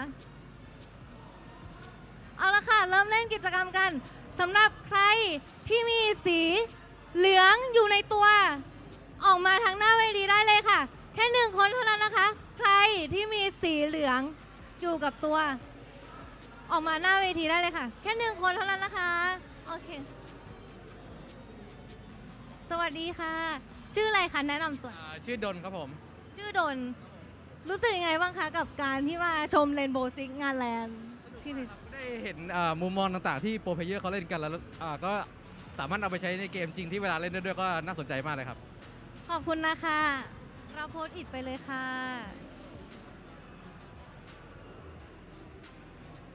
ขอบคุณนะคะถัดมาสีที่2ที่จะประกาศนั่นก็คือสีแดงค่ะมีใครมีสีแดงอยู่กับโอเครวดเร็วทันใจมากสวัสดีค่ะคุณพี่ชื่ออะไรคะพี่ชื่อใช้ครับใช้โอเครู้สึกยังไงบ้างคะกับการมางานเกมที่ห่างหายไป2 ปีนี้ค่ะจริงๆผมไม่ได้มานานมากแล้วเกิน2 ปีด้วยอันนี้ผมส่วนใหญ่จะไปเกมเล็กๆอันนี้มันใหญ่มากก็รู้สึกตื่นเต้นมากจริงๆก็มาไลฟ์สดด้วยขอบคุณค่ะเดี๋ยวรับของรางวัลทางด้านซ้ายเลยนะคะ สีแดงไปแล้วถัดมาเตรียมสีที่อยู่ในตัวคุณให้พร้อมนะมีแค่3สีเท่านั้นนะแต่เราจะเลือกมาแค่สีเดียวเท่านั้นแจกไปแล้ว2รางวัลรางวัลที่3ได้แก่สีน้ำเงินค่ะมีใครมีสีน้ำเงินไหมคะโอ้รีบไหมโอ้คอสเพย์ซะด้วยสวัสดีค่ะชื่ออะไรคะชื่อแสบซังค่ะโอเคค่ะรู้สึกยังไงบ้างคะคอสเพย์มาด้วยวันนี้รู้สึกว่าเหมือนได้กลับมาวันวานเลยห่างหายกันไป2 ปีก็โควิดทำพิษอะเนาะขอบคุณนะคะเดี๋ยวรับของรางวัลทางด้านซ้ายเวทีเลยค่ะสีต่อไปเตรียมตัวให้พร้อมนะสีแดงค่ะมีใครมีสีแดงไหมคะโอ้2 ท่านเลยนะคะเป่ายิงฉุบกันไหมคะว่าใครเป่ายิงฉุบกันค่ะว่าแหมมีแต่คนอยากได้ของรางวัลของเรานะคะเนี่ยเป่ายิงฉุบกันเอาเปลี่ยนก่อนเดี๋ยวเปลี่ยนใหม่ค่ะเท่ากับว่าเดี๋ยวได้ทั้ง2 คนเลยนะคะขึ้นมาหน้าเวทีเลยค่ะเดี๋ยวให้แนะนำตัวก่อนนะคะชื่ออะไรคะชื่อแม็กกี้ครับชื่อตูนครับรู้สึกยังไงกับการที่มางานเกมที่ไม่ได้จัดมาตั้ง2-3 ปีคะก็รู้สึกดีใจมากแล้วก็อย่างวันนี้ยังเป็นวันศุกร์แต่คนก็แบบมาแสดงว่าคือคนเขาก็แบบรอวันนี้มานานมากที่จะได้มาเดินงานแบบงานนี้จริงๆอะครับก็คล้ายๆของเขาอะครับแล้วก็เจอเพื่อนด้วยอะไรประมาณนี้เรียกได้ว่าย้อนวันๆกันเลยทีเดียวนะคะก็ขอบคุณทั้ง2 ท่านด้วยนะคะเดี๋ยวรับของรางวัลได้ที่ด้านซ้ายของเวทีเลยค่ะขอบคุณค่ะเหลืออีก3 รางวัลเท่านั้นใครจะได้ไปนะเตรียมสีที่อยู่ในตัวคุณให้พร้อมไม่ว่าจะเป็นสีแดงสีน้ำเงินหรือสีเหลืองเตรียมให้พร้อมนะคะแต่ว่าสีต่อไปสีเหลืองค่ะมีใครมีสีเหลืองไหมคะโอเคเดี๋ยวให้ทั้ง2 ท่านแนะนำตัวกันก่อนนะคะชื่ออะไรคะชื่อบุ๊ทครับสกายครับโอเคค่ะอยากทราบว่ารู้จักเกม Rainbow Six Siege ไหมคะเดี๋ยวรอบนึงครับรู้จักเกม Rainbow Six Siege ไหมคะรู้จักครับรู้จักครับเคยเล่นไหมคะเคยเล่นครับผมแต่ว่าผมยิงไม่เก่งส่วนใหญ่โดนคนอื่นยิงมากกว่าเคยเล่นเกม Rainbow Six Siege ไหมเคยครับแต่ว่ามันต้องใช้สกิลในการเล่นสูงที่มางานเกมวันนี้แล้วมาบูธ ROG ของเราเนี่ยเชียร์ทีมไหนเป็นพิเศษไหมคะไม่มีครับโอเคค่ะงั้นขอบคุณทั้ง2 ท่านนะคะรับของรางวัลที่ด้านซ้ายเลยค่ะสีถัดมาสีสุดท้ายแล้วเตรียมสีที่อยู่กับตัวคุณให้พร้อมนะสีน้ำเงินค่ะมีใครมีสีน้ำเงินไหมคะรีบมาสวัสดีค่ะชื่อคุณอะไรคะชื่อเอครับรู้สึกยังไงบ้างคะกับการที่มางาน Thailand Game Show แล้วก็มาที่บูธ ROG Masters Asia Pacific ของเราคิดถึงมากเลยครับก็ไม่ได้เห็นบรรยากาศอย่างนี้นานมากแล้วก็เป็นความสนุกที่หายไปตลอด2 ปีเห็นบูธใหญ่ๆนั่งดูเกมนั่งเล่นเกมแข่งกันอะไรเงี้ยเป็นอะไรที่แบบกลับมาแล้วครับก็ดีใจมากครับขอบคุณค่ะเดี๋ยวเชิญรับของรางวัลที่ด้านซ้ายของเวทีนะคะค่ะและการแข่งยังไม่จบเท่านี้นะคะจะบอกว่าทุกคนสามารถร่วม prediction ได้ที่ฝั่งขวามือนะคะจะมี prediction block ให้อยู่ก็คือรับบัตรและทายผลทีมที่ชนะหรือว่ารักทีมไหนเชียร์ทีมไหนเราก็สามารถใส่ทีมนั้นเข้าไปในกล่อง prediction ของเราได้เลยค่ะทีมที่เข้ารอบของเรานะคะจะมีทั้งหมด4 ทีมไม่ว่าจะเป็นทีมไกมิน Gladiators จากประเทศอินโดนีเซียนะคะแล้วก็เพนเทล่าจากประเทศเกาหลีทีมสกาจากประเทศญี่ปุ่นและมังกี้ฮันเตอร์จากประเทศอินเดียค่ะจะบอกว่าการแข่งขันไม่ได้จบแค่วันนี้วันเดียวนะคะจะมีในวันพรุ่งนี้แล้วก็วันที่23 ตุลาคมค่ะมีทั้งสายบนและสายล่างทีมที่ชนะไปในรอบแรกนะคะก็คือเพนเทล่าจากประเทศเกาหลีค่ะก็จะไปลุ้นกันว่าทั้ง2 ทีมที่กำลังจะแข่งอยู่ตอนนี้ได้เป็นทีมไหนที่จะไปเจอกับเพนเทล่านะคะค่ะแล้วเพื่อไม่ให้เป็นการเสียเวลานะคะเดี๋ยวจะส่งต่อให้แคสเตอร์ต่อไปเลยค่ะขอบคุณค่ะ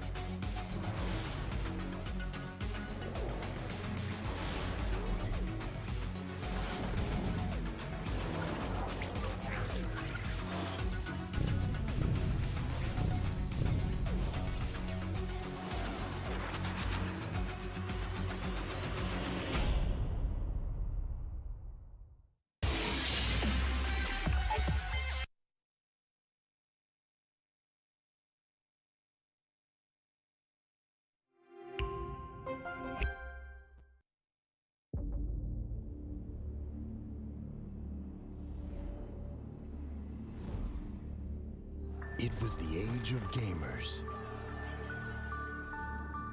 It was the age of oppressors.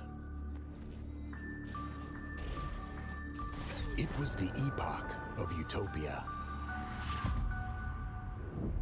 It was the epoch of dystopia.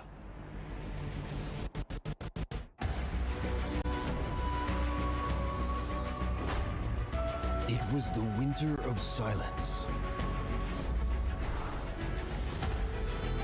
It was the spring of uprisings.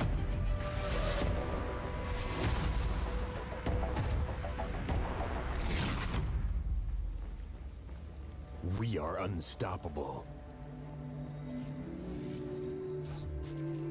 We are all going directly to the Republic of Gamers.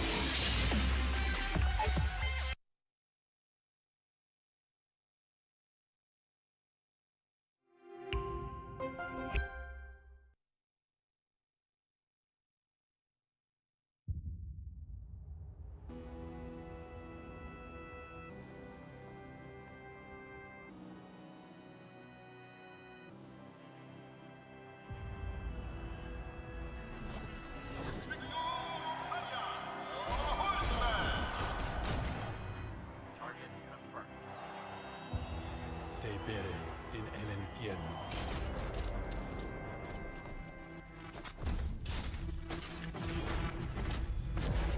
Desperado, why don't you come to your senses?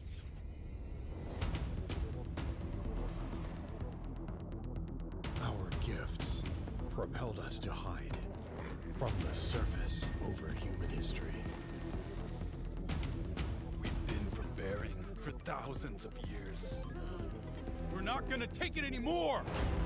A single spark can start a prairie fire. Vamos! Akira!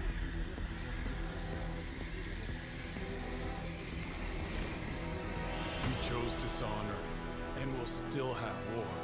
Only if it leads us to victory. Akira believed in you, Vic. Feel your fate in what you cannot feel. To sacrifice for those who dare. Defy the force of hate and all its plans. The course of fate lies in our hands. Showtime, as you wish.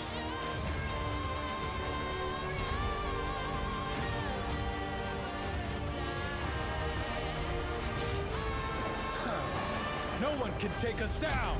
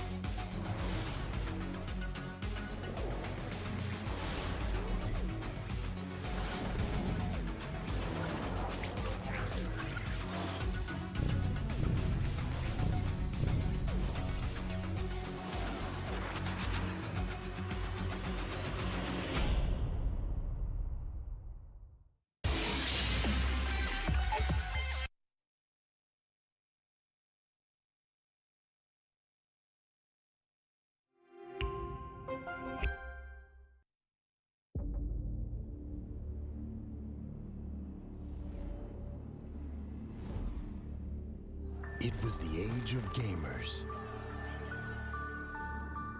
It was the age of oppressors. It was the epoch of utopia. It was the epoch of dystopia.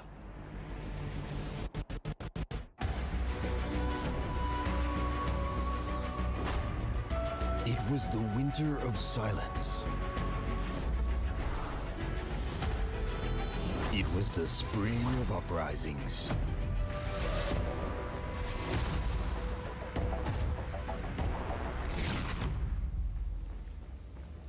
We are unstoppable. We are all going directly to the Republic of Gamers.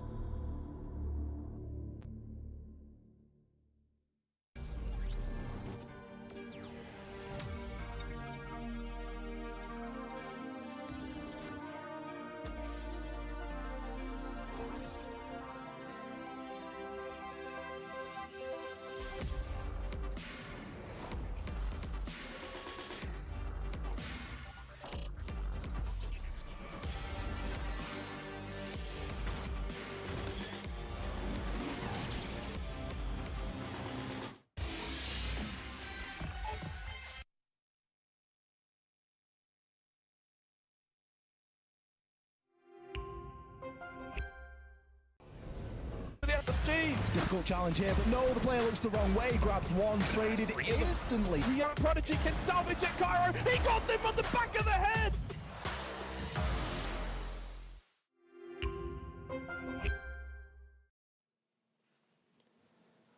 A long wait, but one that I'm sure is well worth it, Land. Apparently we have confirmation the game is just about ready to go. We are almost into it. Scars and Gaiman, they've had a bit of downtime. We've had a bit of downtime to think and maybe theorize what could happen as we get ready to go into Bank.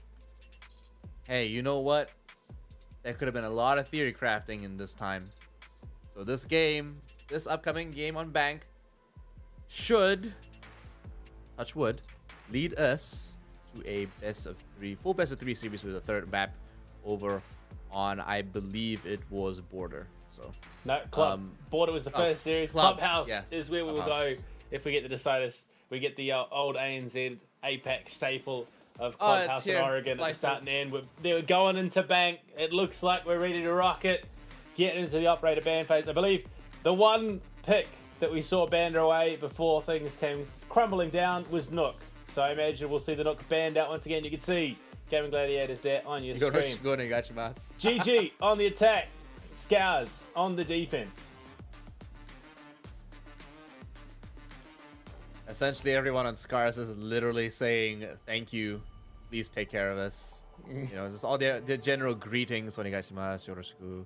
And Ape, just being the weeb he is the only one in that team replying. But, you know, hey, there's definitely some good rapport between the two teams, and everyone's being very, very hospitable with each other and obviously having a little bit of fun live on stage. Why wouldn't you? Why wouldn't you? Especially since you get to meet some of your peers in such a high stake league as well. But Dokubi and Habana taken off. Japanese and the Korean operators no longer able to compete here on Bank. And something we're seeing a lot of at the moment. Teams banning away both the Habana and the Dokaibi. Obviously, with those hatches in play, with the information available, you want to be able to limit that as much as possible. And Kaid as well, with the Habana ban, it makes a lot of sense. Yeah, absolutely. Anytime it comes down to hatch control, managing reinforcements vertically, it's Kaid. You want to take him off the board, or you want to have him on your team. Either one, and either way. But there are other hard breaches, and there are other ways to play against a Kaid. This time around, we will be seeing Ape actually on the Nook. So, an operator I rarely get to see him on. Yeah. See that last though. We do see a decent amount of it across the likes of APAC South and ANZ. They do love their Nook, especially on Bank, because there's so much ground you can play around with. You look lobby, being able to deny that information, not being scouted out by the cams. There's a lot that can definitely play into her kit, and it seems RP will be looking to stick that one out. We see Hoven as well, not just the Nook, but we've got a Jackal, a Nomad, and a Light. Okay, I was going to say, told you taking a Nomad over an Ace might have been... No, okay, so it's going to be a buck. Linear move, ultimately. Well, they made the right choices in the end. I think this is a far better lineup than what it was previously.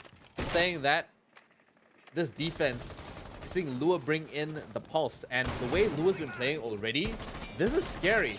I am afraid to see how he's going to be playing moving forward. But Tolji already bringing a lot of aggression, straight up opening some of these walls, creating line of sight, and already taking a lot of pre-fire.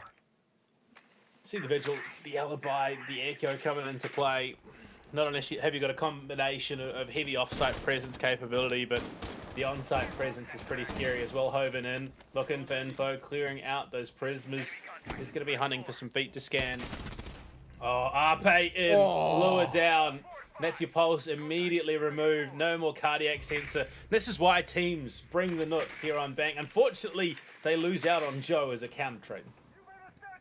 Attackers have located a bomb. Frag grenades off the board for that one, but Ape picks up a double, takes out Washayo, and those are your two top fraggers on this league so far. Hoven barely escaping with a sliver of his own health, but Ape also gets a third and a fourth, a 4K to open on Bank, and a fantastic performance from Gaming Gladiators with their second time through, this time putting up a very good performance after a very long break, giving us exactly what we want. Well, Arpe doing his best Washui impersonation and going deep into the source with that Nook, and what a headshot. Takes out Washui, in fact. Absolute ripper with that FMG9. It was a big round. It was an impressive round for Gaming Gladiators. Obviously, after that first map, they're a little bit upset in how things went, and they're not going to let it repeat. Yeah, they absolutely can't let that happen. If this ends up being a bipolar performance and we see Gaming Gladiators completely stomp Scars, like, wow.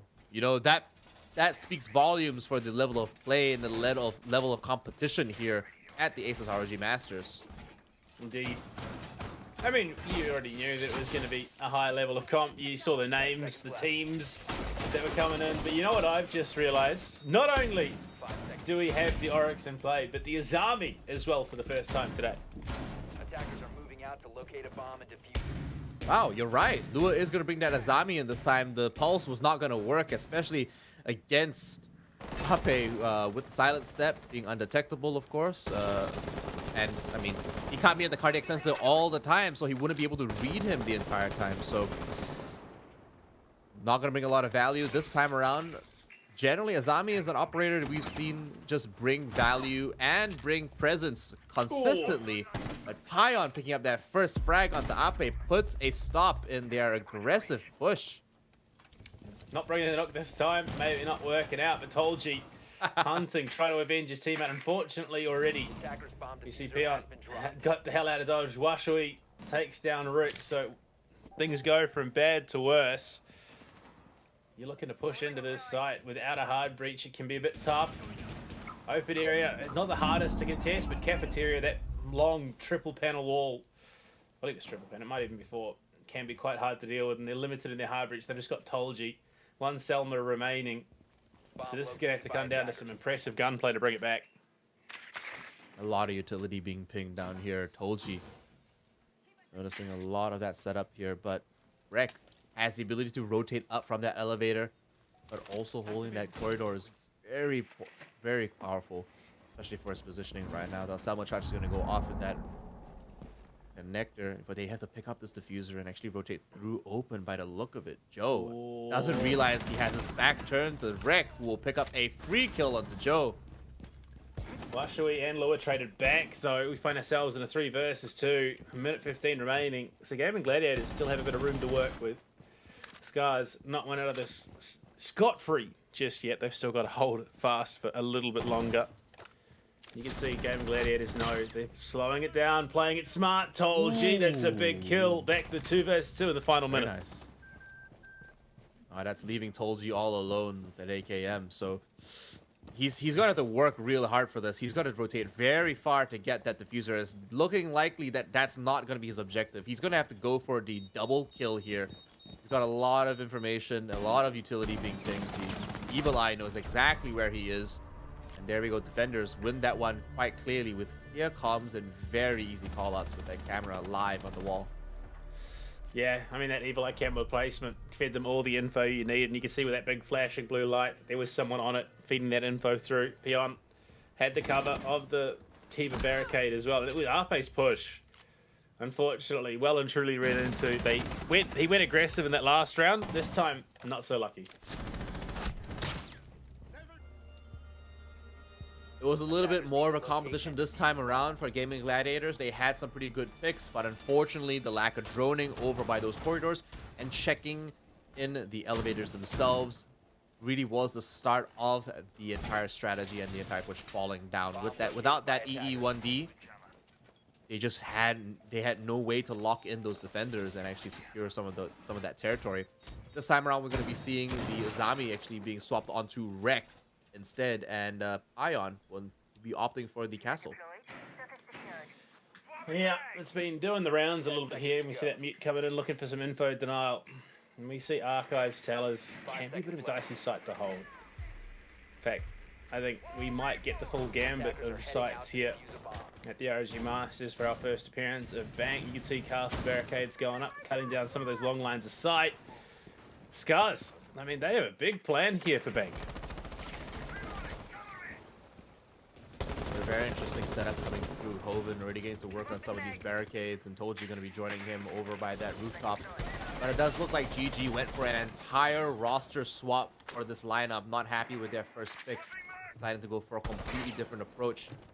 Now Rick's even trying to bring in a little bit more presence, long range, leaving Ape to hold an angle instead. A couple of pings going down over by Stock, and it does look like there's some presence there. Hoven might have to tackle this alone. Look at that utility, the Kiba barricade, such a pain, but it's Reese to find the first kill. Arpe to fall, no more Zofia. They're trying to drone out the back of Stock Exchange, and Hoven, what a shot, takes over his piece of trouble, has to get the hell out, knowing full well that he almost lost his life there. And Tolji now responsible for picking up the angle. He's gonna have to hold this one down quite well. Hoven, unsure where that last shot came from. Most likely, there we go, found it. Right over in Janitors. Cleared out in Tolji, looking for the drone hole angle, but not going to present itself just yet. What a shot! Wow, Lua, Tolji. a pixel. This is the power of LAN. You can go for swings like that, and there's no delay, no input lag. We see clips like that going out, and Rick's in a bit of trouble. Forced out, looking for a different angle to try and contest. In the small off his position, but not to be Joe. That's a gambit, and he makes it work. Swings on, but Washui just crisper with an SMG 11. Down to the 3 versus 3, though, heading into the final minute. Joe almost had that one. Unfortunately, he wasn't able to collect it. That's only leaving 2 of them on that GG roster now. Tayo picking up Rix, leaves Tolji and Hoven all alone. That's 3 flashbangs available and the skeleton key. Tolji can still get a lot of work done upstairs and provide a lot of vision. But they have to pick up that diffuser, and Hoven needs to be aware he is all alone. And they need to be able to coordinate this and really perform individually right now. And on top of that, Hoven is really their only source of info right now. Not a single drone remaining between them. They've got the Gemini in 30 seconds to make something happen here. So they are just going to have to force the issue. Do they know there's one printers? Hoven spots it. Nice. What a shot. Tayo goes down. But now they need to relocate into the site itself with 20 seconds remaining. They are both funneled up. You can see, looks like it's going to be a rotate through Banana. Shotgun out. Hoven will be able to go for that plant. Is there a vert angle for Peon to work with? If he has that super shorty, he might be able to deny, but no, not to be. Can't find the lineup. The plant will go out. Gaming Gladiators set the clock in their favor in the post plant. Peon has a full bar of health, though. Might make it work, but no, Tolji reads it perfect. That super shotty trying to bring in a little bit of vision from upstairs, gave away his position, leaving Tolji clear entry of where his fastest route to site would have been. You can see these shots coming out from Hoven and Tolji right now as they take these very aggressive angles and these amazing shots, like you said, only possible live on LAN. That was a ripper of a shot from Tolji up on the second floor. Absolutely not. Yeah, you wouldn't get that online, not at all. And just the faith to be able to back himself and go for the shot. We hit the CEO, so we do get the full gambit of sights here to start things off on Scar's defense up to CEO. This site, I mean, teams, when Bank first came back into comm, they weren't too keen on it. Now they've warmed up, figured out how to play it, and it is an entirely different beast. And that can be said for a lot of maps, right? Once you get your head around how you play it and start thinking outside the box, the entire map can become a very unexpected wild card for your team. And yeah, sure, no pun intended. It can actually, you know, be a real weapon and something to keep in your arsenal. This time around, Tayo is going to be reinforcing up that janitor's closet, and he's going to bring a little bit of presence there. It does look like the Wamai might be hanging around the corridor as per usual. But Ape bringing in that glass is something I didn't expect. But I'm not surprised with either, because generally, Bank is one of the longest maps. It has some of the longest sightlines in the entire game. Yeah, I mean, we're seeing a lot of teams liking the lobby hold. Even the rappel here, where we see Joe currently, we see teams running the glass on that angle, trying to cover and towards meeting and deny the angles. Tolji pops the castle barricade, the lifeline being used to great effect here to enable those contests to come through. But you can see Scars have a plan. You look at the utility, it's a straight dump in through stock. They're trying to clear this position out. Yeah, GG are being very aggressive with this push. All that utility being dumped down. Only one flashbang remaining on Hoven, and then 4 claymores that have yet to be used. But right now, most of them are over on that balcony. Not many other places to put that. But Hoven taking this very aggressive push right now, going face first right into the closet. Oh, they don't even read into it. Straight through. Janitor finds Reese. He's taking the Wamai out there too. Tolji, unfortunately, will be the sacrifice bat as Scars do take him out of this equation. But Ape doesn't have smoke coverage, and that's the biggest problem. Washui, what was that? Hoven presented with a prime opportunity, comes up big, but the Gaming Gladiators, they bring it back to 2 vs 2. Washui finds Joe as well. The rotate through, he was in a position that should have been dead to rights. Ape being contested. It's on Rix. Now Ape falls. Peon brings it to the 2 vs 1. Rix pushing deep towards long desk. Wants to get himself out towards the banana position out in the balcony, but no. Has he been spotted? The ankle angle. Rick's in trouble. He's going to be swung, and Scars pull it out of the bag. A very close round for Gaming Gladiators. They had that. The execution was very strong. But once they opened up that wall by the office and the CEO's room, they lost it all. They didn't cover their own openings. And their entries essentially became the walkways for Washayo, as he just walked right through the enemy team, took down Gaming Gladiators from behind using their own openings and their own line of sight. So a bit of a fumble coming in from Gaming Gladiators, not really checking off their own strats and making sure they cover their own backs. Back to the site that kicked it all off here on Bank, where Ape found his 4K. Maybe he can do it again, but he's not looking to bring the Nook. Maybe it was just a bit of a one trick before they go back to basics here. But see, they do have the Goyo in play. The Vulcan's quite an effective way to deter a push through server. For the most part, it's cookie cutter stuff, but look, no, Twitch for Ape, it seems. 10 seconds to insertion. Look at this. The amount of security placed around some of these hatches. Interesting enough, the Aruni Saria gate will go over the hatch instead of under it. This is going to deter that initial exothermic quite quickly, as opposed to having to, you know, allowing them to have that hatch breach first and then stopping any throwable utility coming through afterwards. Instead, they'll have to burn that before they get the chance to actually pop the hatch open. Mildly concerned there that Joe had DC'd or something, but no, obviously scratching his nose or something. Mouse, hand off the mouse, and was good to go. Reese is the first to fall. No more Goyo. Hoven cutting deep. Wow. Big shot from him. That was huge. And being able to push in as a Jackal, start getting those footprint scans going with the Inox, and Joe as well, already up on the 2nd floor, starting to create some verts so they can threaten, push down to the 1st floor, and then from there into the basement. Joe getting to work on creating some rotations for him and his team as well. Hot drones coming in for Hoven as he tries to find a little bit more information. You know what? Maybe he finds a couple of feet here. A nice little sniff, and does locate dear Rooney, who, surprise, surprise, is back on site. Hoven playing towards the basement stairs. Told you as well. Spots out blue stairs. They'll need to clear out that utility. The toxic canister as well. Stock standard hold. You set your smoke top of the stairs with a shield. You pair it with some utility. and the Vulcan Det pack. So he's just tucked down halfway down the stairs. You can see him there with that M590. That could be a problem. Hoven trying to clear out the barbed wire. Just baiting some shots. Looking for a scan maybe, but there's plenty of time. Gaming Gladiators are in a great spot right now. Yeah, they still have 1 minute and 15 seconds left. They're going to get this RCXD on the way. The Terror Drone's got to find a little bit more value, but no, it was a distraction. They find 2, and they trade Tolji for that entry down the blue stairs, and that's going to be so much more profitable. Hoven gets taken down, and now Pion, he found a kill of his own. Whoa, he's found a double, in fact. Rick's now on the plant. It's Joe to cover, so effectively a 1 versus 1. Can he find the angle? I think he may have just spotted the shin there. And unfortunately, Joe's going to have the gun up ready to go before Pion can. So the Gaming Gladiators will take that one away. But a very near run thing with Pion hitting shots like that towards the end of the round.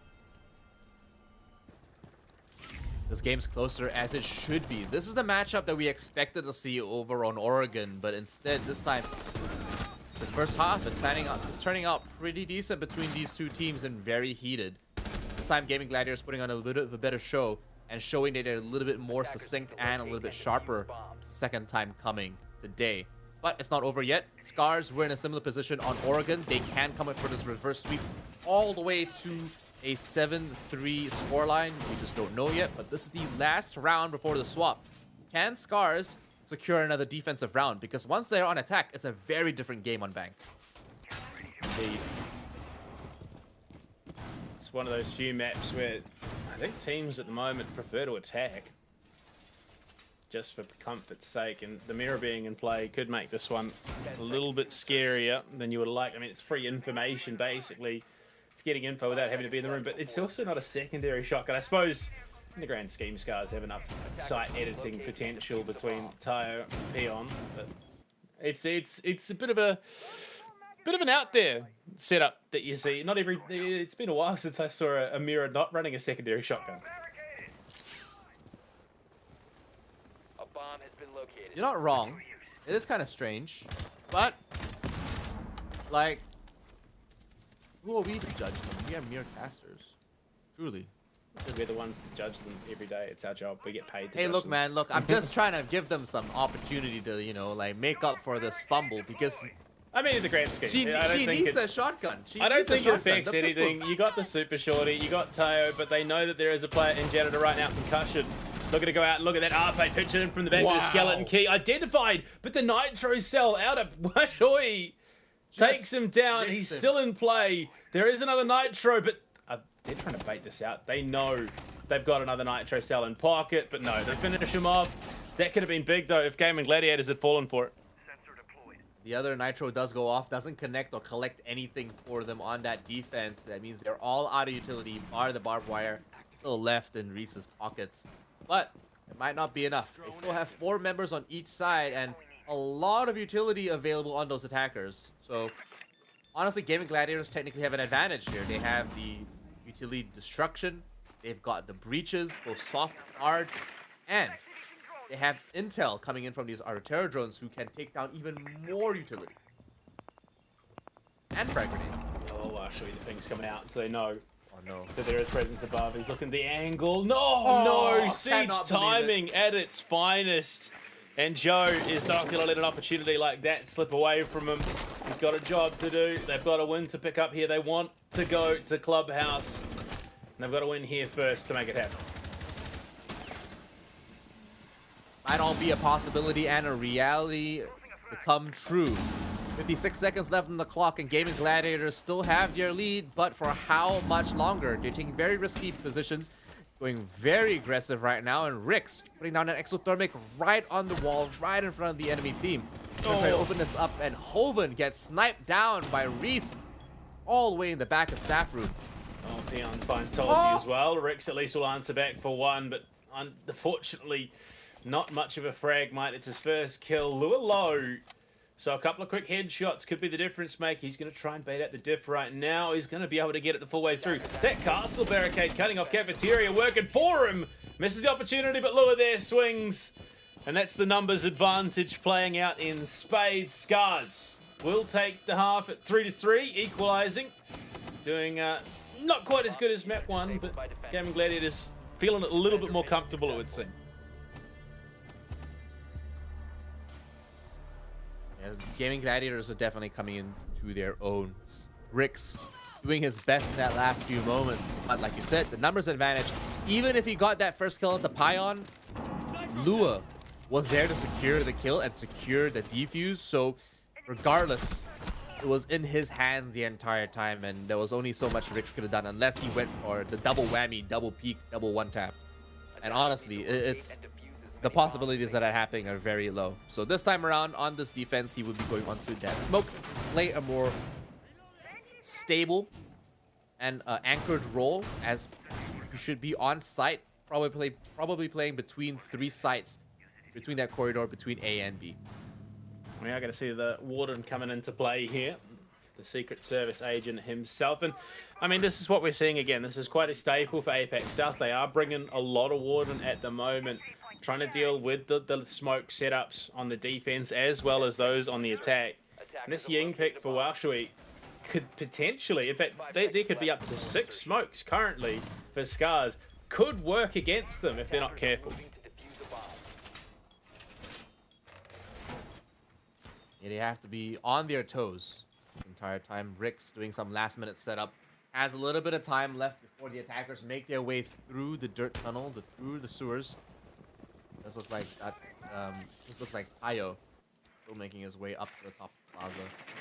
So, a lot of work. They do notice that, you know, Warden did just rotate from upstairs, and he's in a little bit of danger, and there he goes.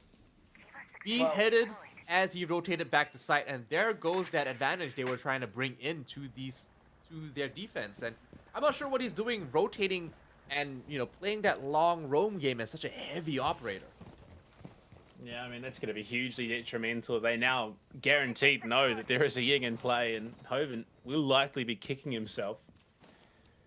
That is potentially something that could come back to bite them. They still have the smokes in the hands of Peon as well.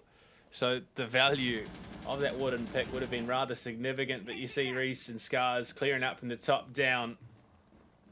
They want to make sure that they don't get caught out from some flank off on the side. Because Gaming Gladiators, I mean, they need to start pulling out all the stops here.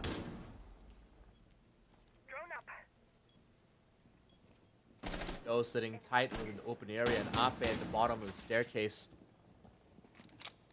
Going to be right in the heat of battle. It's more and more members of Scar start closing in on their position. Tayo already going for a rotation, but it doesn't look like Mandela's already being pushed. Ape catches Reese on the cameras, punishes him for being complacent, but Tolji is being cornered by 2 members of Scars, giving Tayo a triple kill, leaving Rix all alone. What happened? Over aggression on a basement defense, and they know where he's coming from. Washui just saw him, but Rix is going to win that gunfight without dropping a single point of health. He's got 2 toxic canisters, but does he have any info as to where these attackers are going to be coming from? Exothermic will give away the game. They now know that server wall's open, the hatch still closed. What is he doing? He knows he's got some safety. This is dangerous. He's sitting in the middle of the site with limited cover. Flashbang to come. Somehow he rotates out, but straight into Tayo. And Scars all but given the first round of the half. I'm not sure what that positioning was right in the middle of the site. It was danger zone 101, and it was definitely not where he wanted to sit. He had all the advantages, and he had toxic babes left available to him. He could have made something work for him, but instead forced that fight, forced that positioning, and he put himself in a real bind in the end. Yeah, I mean, from here, you don't have to force the issue. You could sit deep on the shield. Absolutely. You've got the toxic canisters. You've got the range to be able to threaten if a plant attempt were to occur. But it's not over. It's not over. There's still possibilities. We do see the ITA short in this time, as Tolji is bringing it here on the mirror. But what I'm seeing from Scars is equally terrifying. Nook and the Monty. Together. Like this. Yana is still pretty good, pretty standard though, not that exciting. But Nook, regardless, always gets us excited for the future.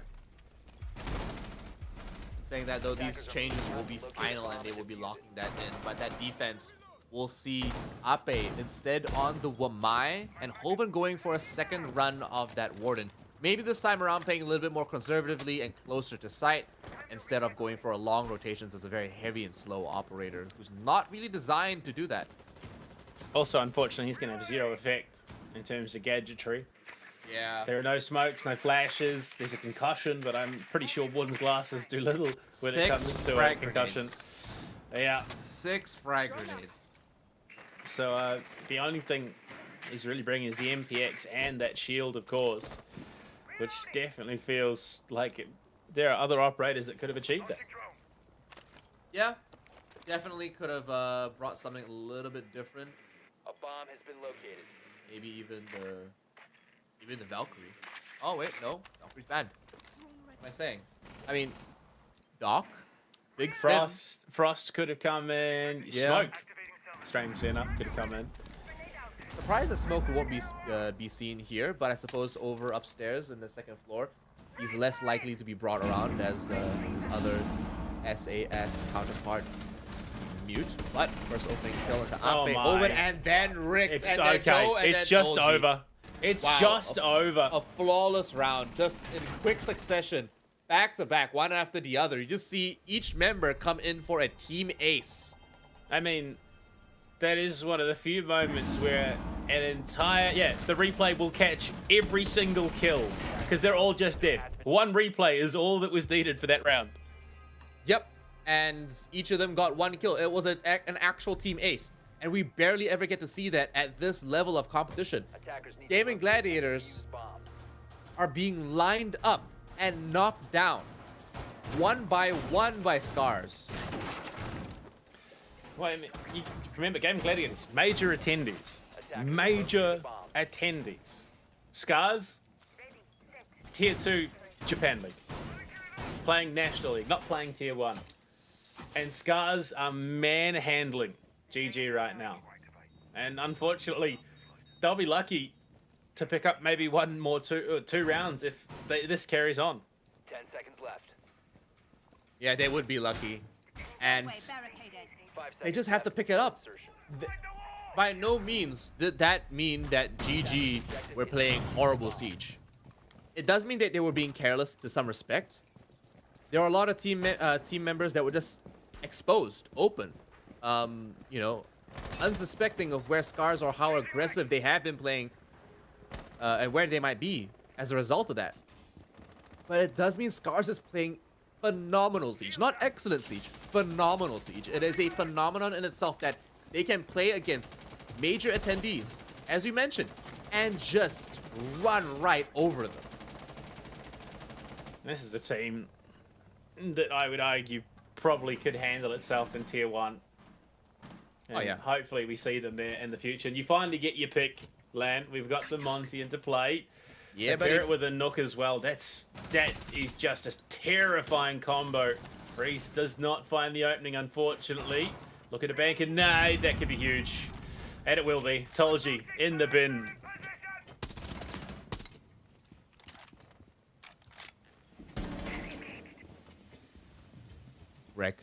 Reese doing a lot of work already. 1 frag grenade used, but not a lot of other utility being popped off. 1 member from GG retreats down the hatch just in the nick of time.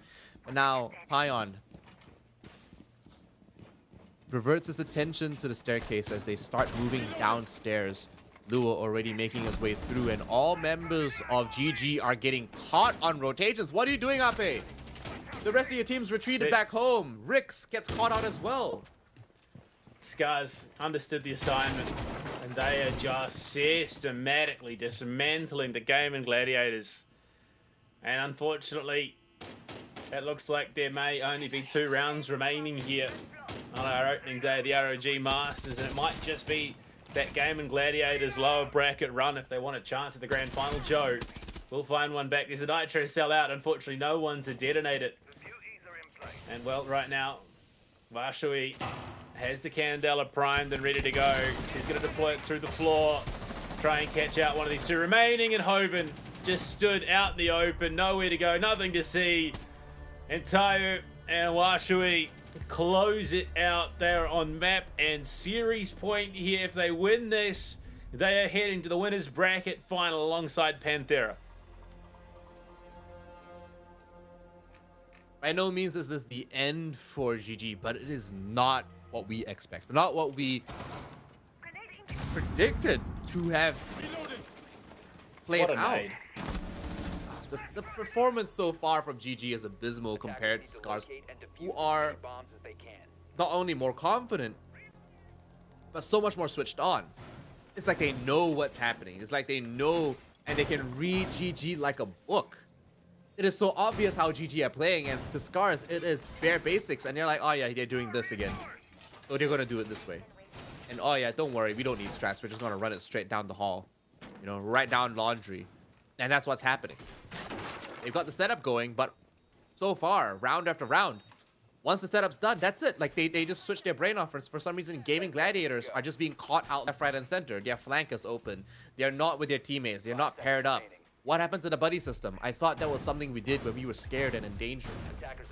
Honestly, I don't even think it's that Gaming Gladiators are playing particularly bad. It's just, it's evident who came in the more prepped to this competition.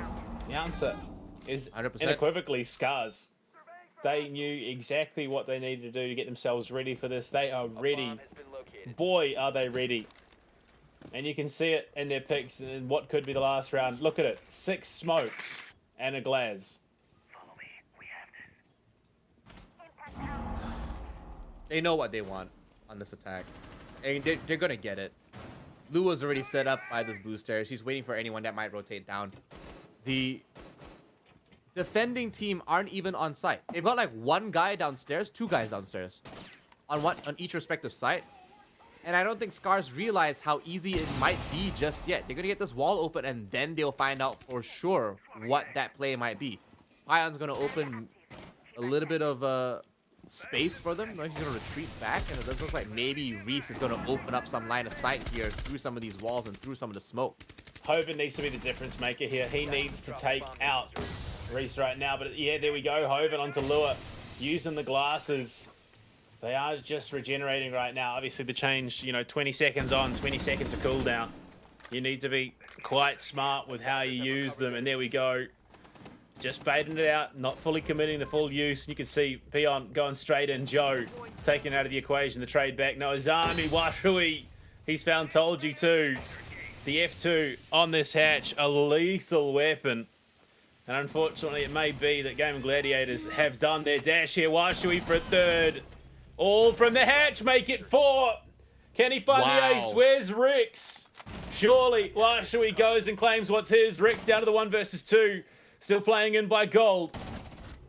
Tayo on, and there you go! Scars and Washui with the ace to take the series. They will be moving on to the winners bracket final alongside Panthera and Gaming Gladiators. Knocked into the lower bracket to take on Monkey Hunters, LFO, and a do-or-die effort, and that is not at all what anyone would have expected coming into this. Big stuff from the Japanese team. This begs the question, what would have happened if Gaming Gladiators lost to Elevate in the Southeast Asian Finals, and it was Elevate here in home turf? Would this been a very different lineup? Would this been a very different showing going against the Japanese team? I for some reason don't really think so, because like you said, it's not necessarily Gaming Gladiators playing poorly. Scars are just outperforming and outgunning Gaming Gladiators at every possible turn. Yeah, it definitely would have been an interesting narrative to see, you know, local Thai team showing up. Would it have been the same? I don't know if...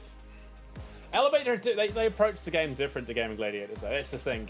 Elevate's playstyle is don't give your opponents time to think, get up in their face, be aggressive, and they're very, very capable of that, whereas Gaming Gladiators, it's a little bit more streamlined. It's not quite as eccentric, but you're coming up against a team like Scars from Japan, traditionally an incredibly disciplined region, not just in Rainbow Six, but across multiple titles. And they were always going to have a better grasp on that playstyle. Scars take this 2-0 in the upper bracket match for the first day of the Aces ROG Masters Asia Pacific Grand Finals. Panda, it's as if this is only the first day. Yeah, it is, and we will have obviously more Siege to play out over the weekend, but day one did not fail to deliver. That much is for certain. We got to see some big stuff out of the tier 2 teams. You know, I say tier 2, but it doesn't feel quite, you know, representative of what they're capable of. They knocked out tier 1 teams to come to this competition. Scars Panthera play the national leagues. They have yet to find that opportunity into the tier 1 regional competition, but they showed up. You could just see big stuff across the board. Panthera, massive day for them, even though they were pushed that little bit by the Monkey Hunters. But the opposite could not have been more true in our second match of the day. Honestly, I think, unfortunately, Game of Gladiators sort of peaked in that first round of Bank where RP got the 4K. It's sad to say, but yeah, that was a very dominant showing from them, but it just was not consistent enough for them. They just could not keep that up. Hopefully they amend whatever is going on, and they just keep their spirits going as they go into that lower bracket, and they have to really just fight through hell to get to that grand final. Yeah, that is going to be an interesting road. Obviously, tomorrow we look to dive further into the bracket. Panthera, Scars will be taking each other. The loser of that then goes down into the lower bracket to face off against the winner of that first lower bracket round. Oh no, so look at that. Yeah, look, it was outclassing from start to finish from the side of Scars. Even that team, you know, wiped there onto Scars, you know, from the Scars. Game of Gladiators, I said there was going to be some montage moments, and we got that well and truly. We got some pretty nutty and pretty crazy kill montages. A whole bunch of kill streaks too. We had a bunch of triple kills. We had more quadra kills than I ever expected, and more aces than I would have ever anticipated on a first opening day of the APAC Grand Finals here at the ROG Masters. Honestly, I never would have thought that we would have seen that Gaming Gladiators match round out with an ace onto the Gaming Gladiators. But there you go. You can see our bracket gearing up for the rest of the tournament, of course. Panthera versus Scars. That is going to be a hell of a match. I'm super excited to see how that one plays out. And of course, that will be tomorrow before we head into what is going to be a rather interesting final play. But you can see our two matches tomorrow. Panthera versus Scars and Monkey Hunters versus the Gaming Gladiators. Then on Championship Sunday, we get our lower bracket final, and then ultimately our grand final as well. I mean, I was excited coming into this. I'm even more excited now.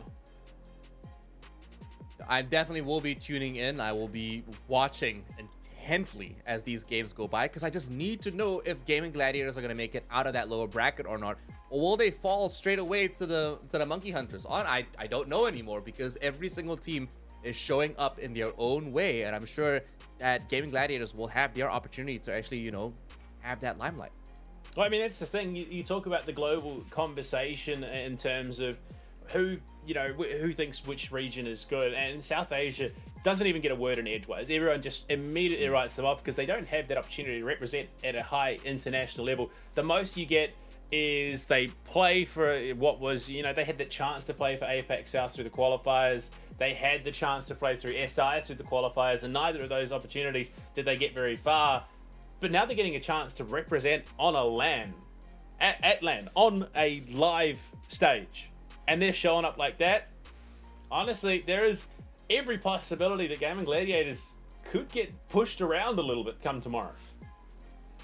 I hope not, for Ape's sake, because as someone that's watched his growth all the way till, you know, this current point, I only hope that he continues on. But it's been a rough day, honestly. 2 matches where we saw 2 massive upsets. One that went the way we thought it would, but honestly gave us a pretty decent showing here between Panthera and Monkey Hunters, and then another match between Gaming Gladiators and Scars, where honestly we just didn't think it would go the way at all. Well, unfortunately, that's us done for today. For you to find out how the rest of the ROG Masters Asia Pacific goes, you'll have to come back for tomorrow, our first round of the lower bracket and our winners bracket final. Make sure you're there for all the action. We'll see you then.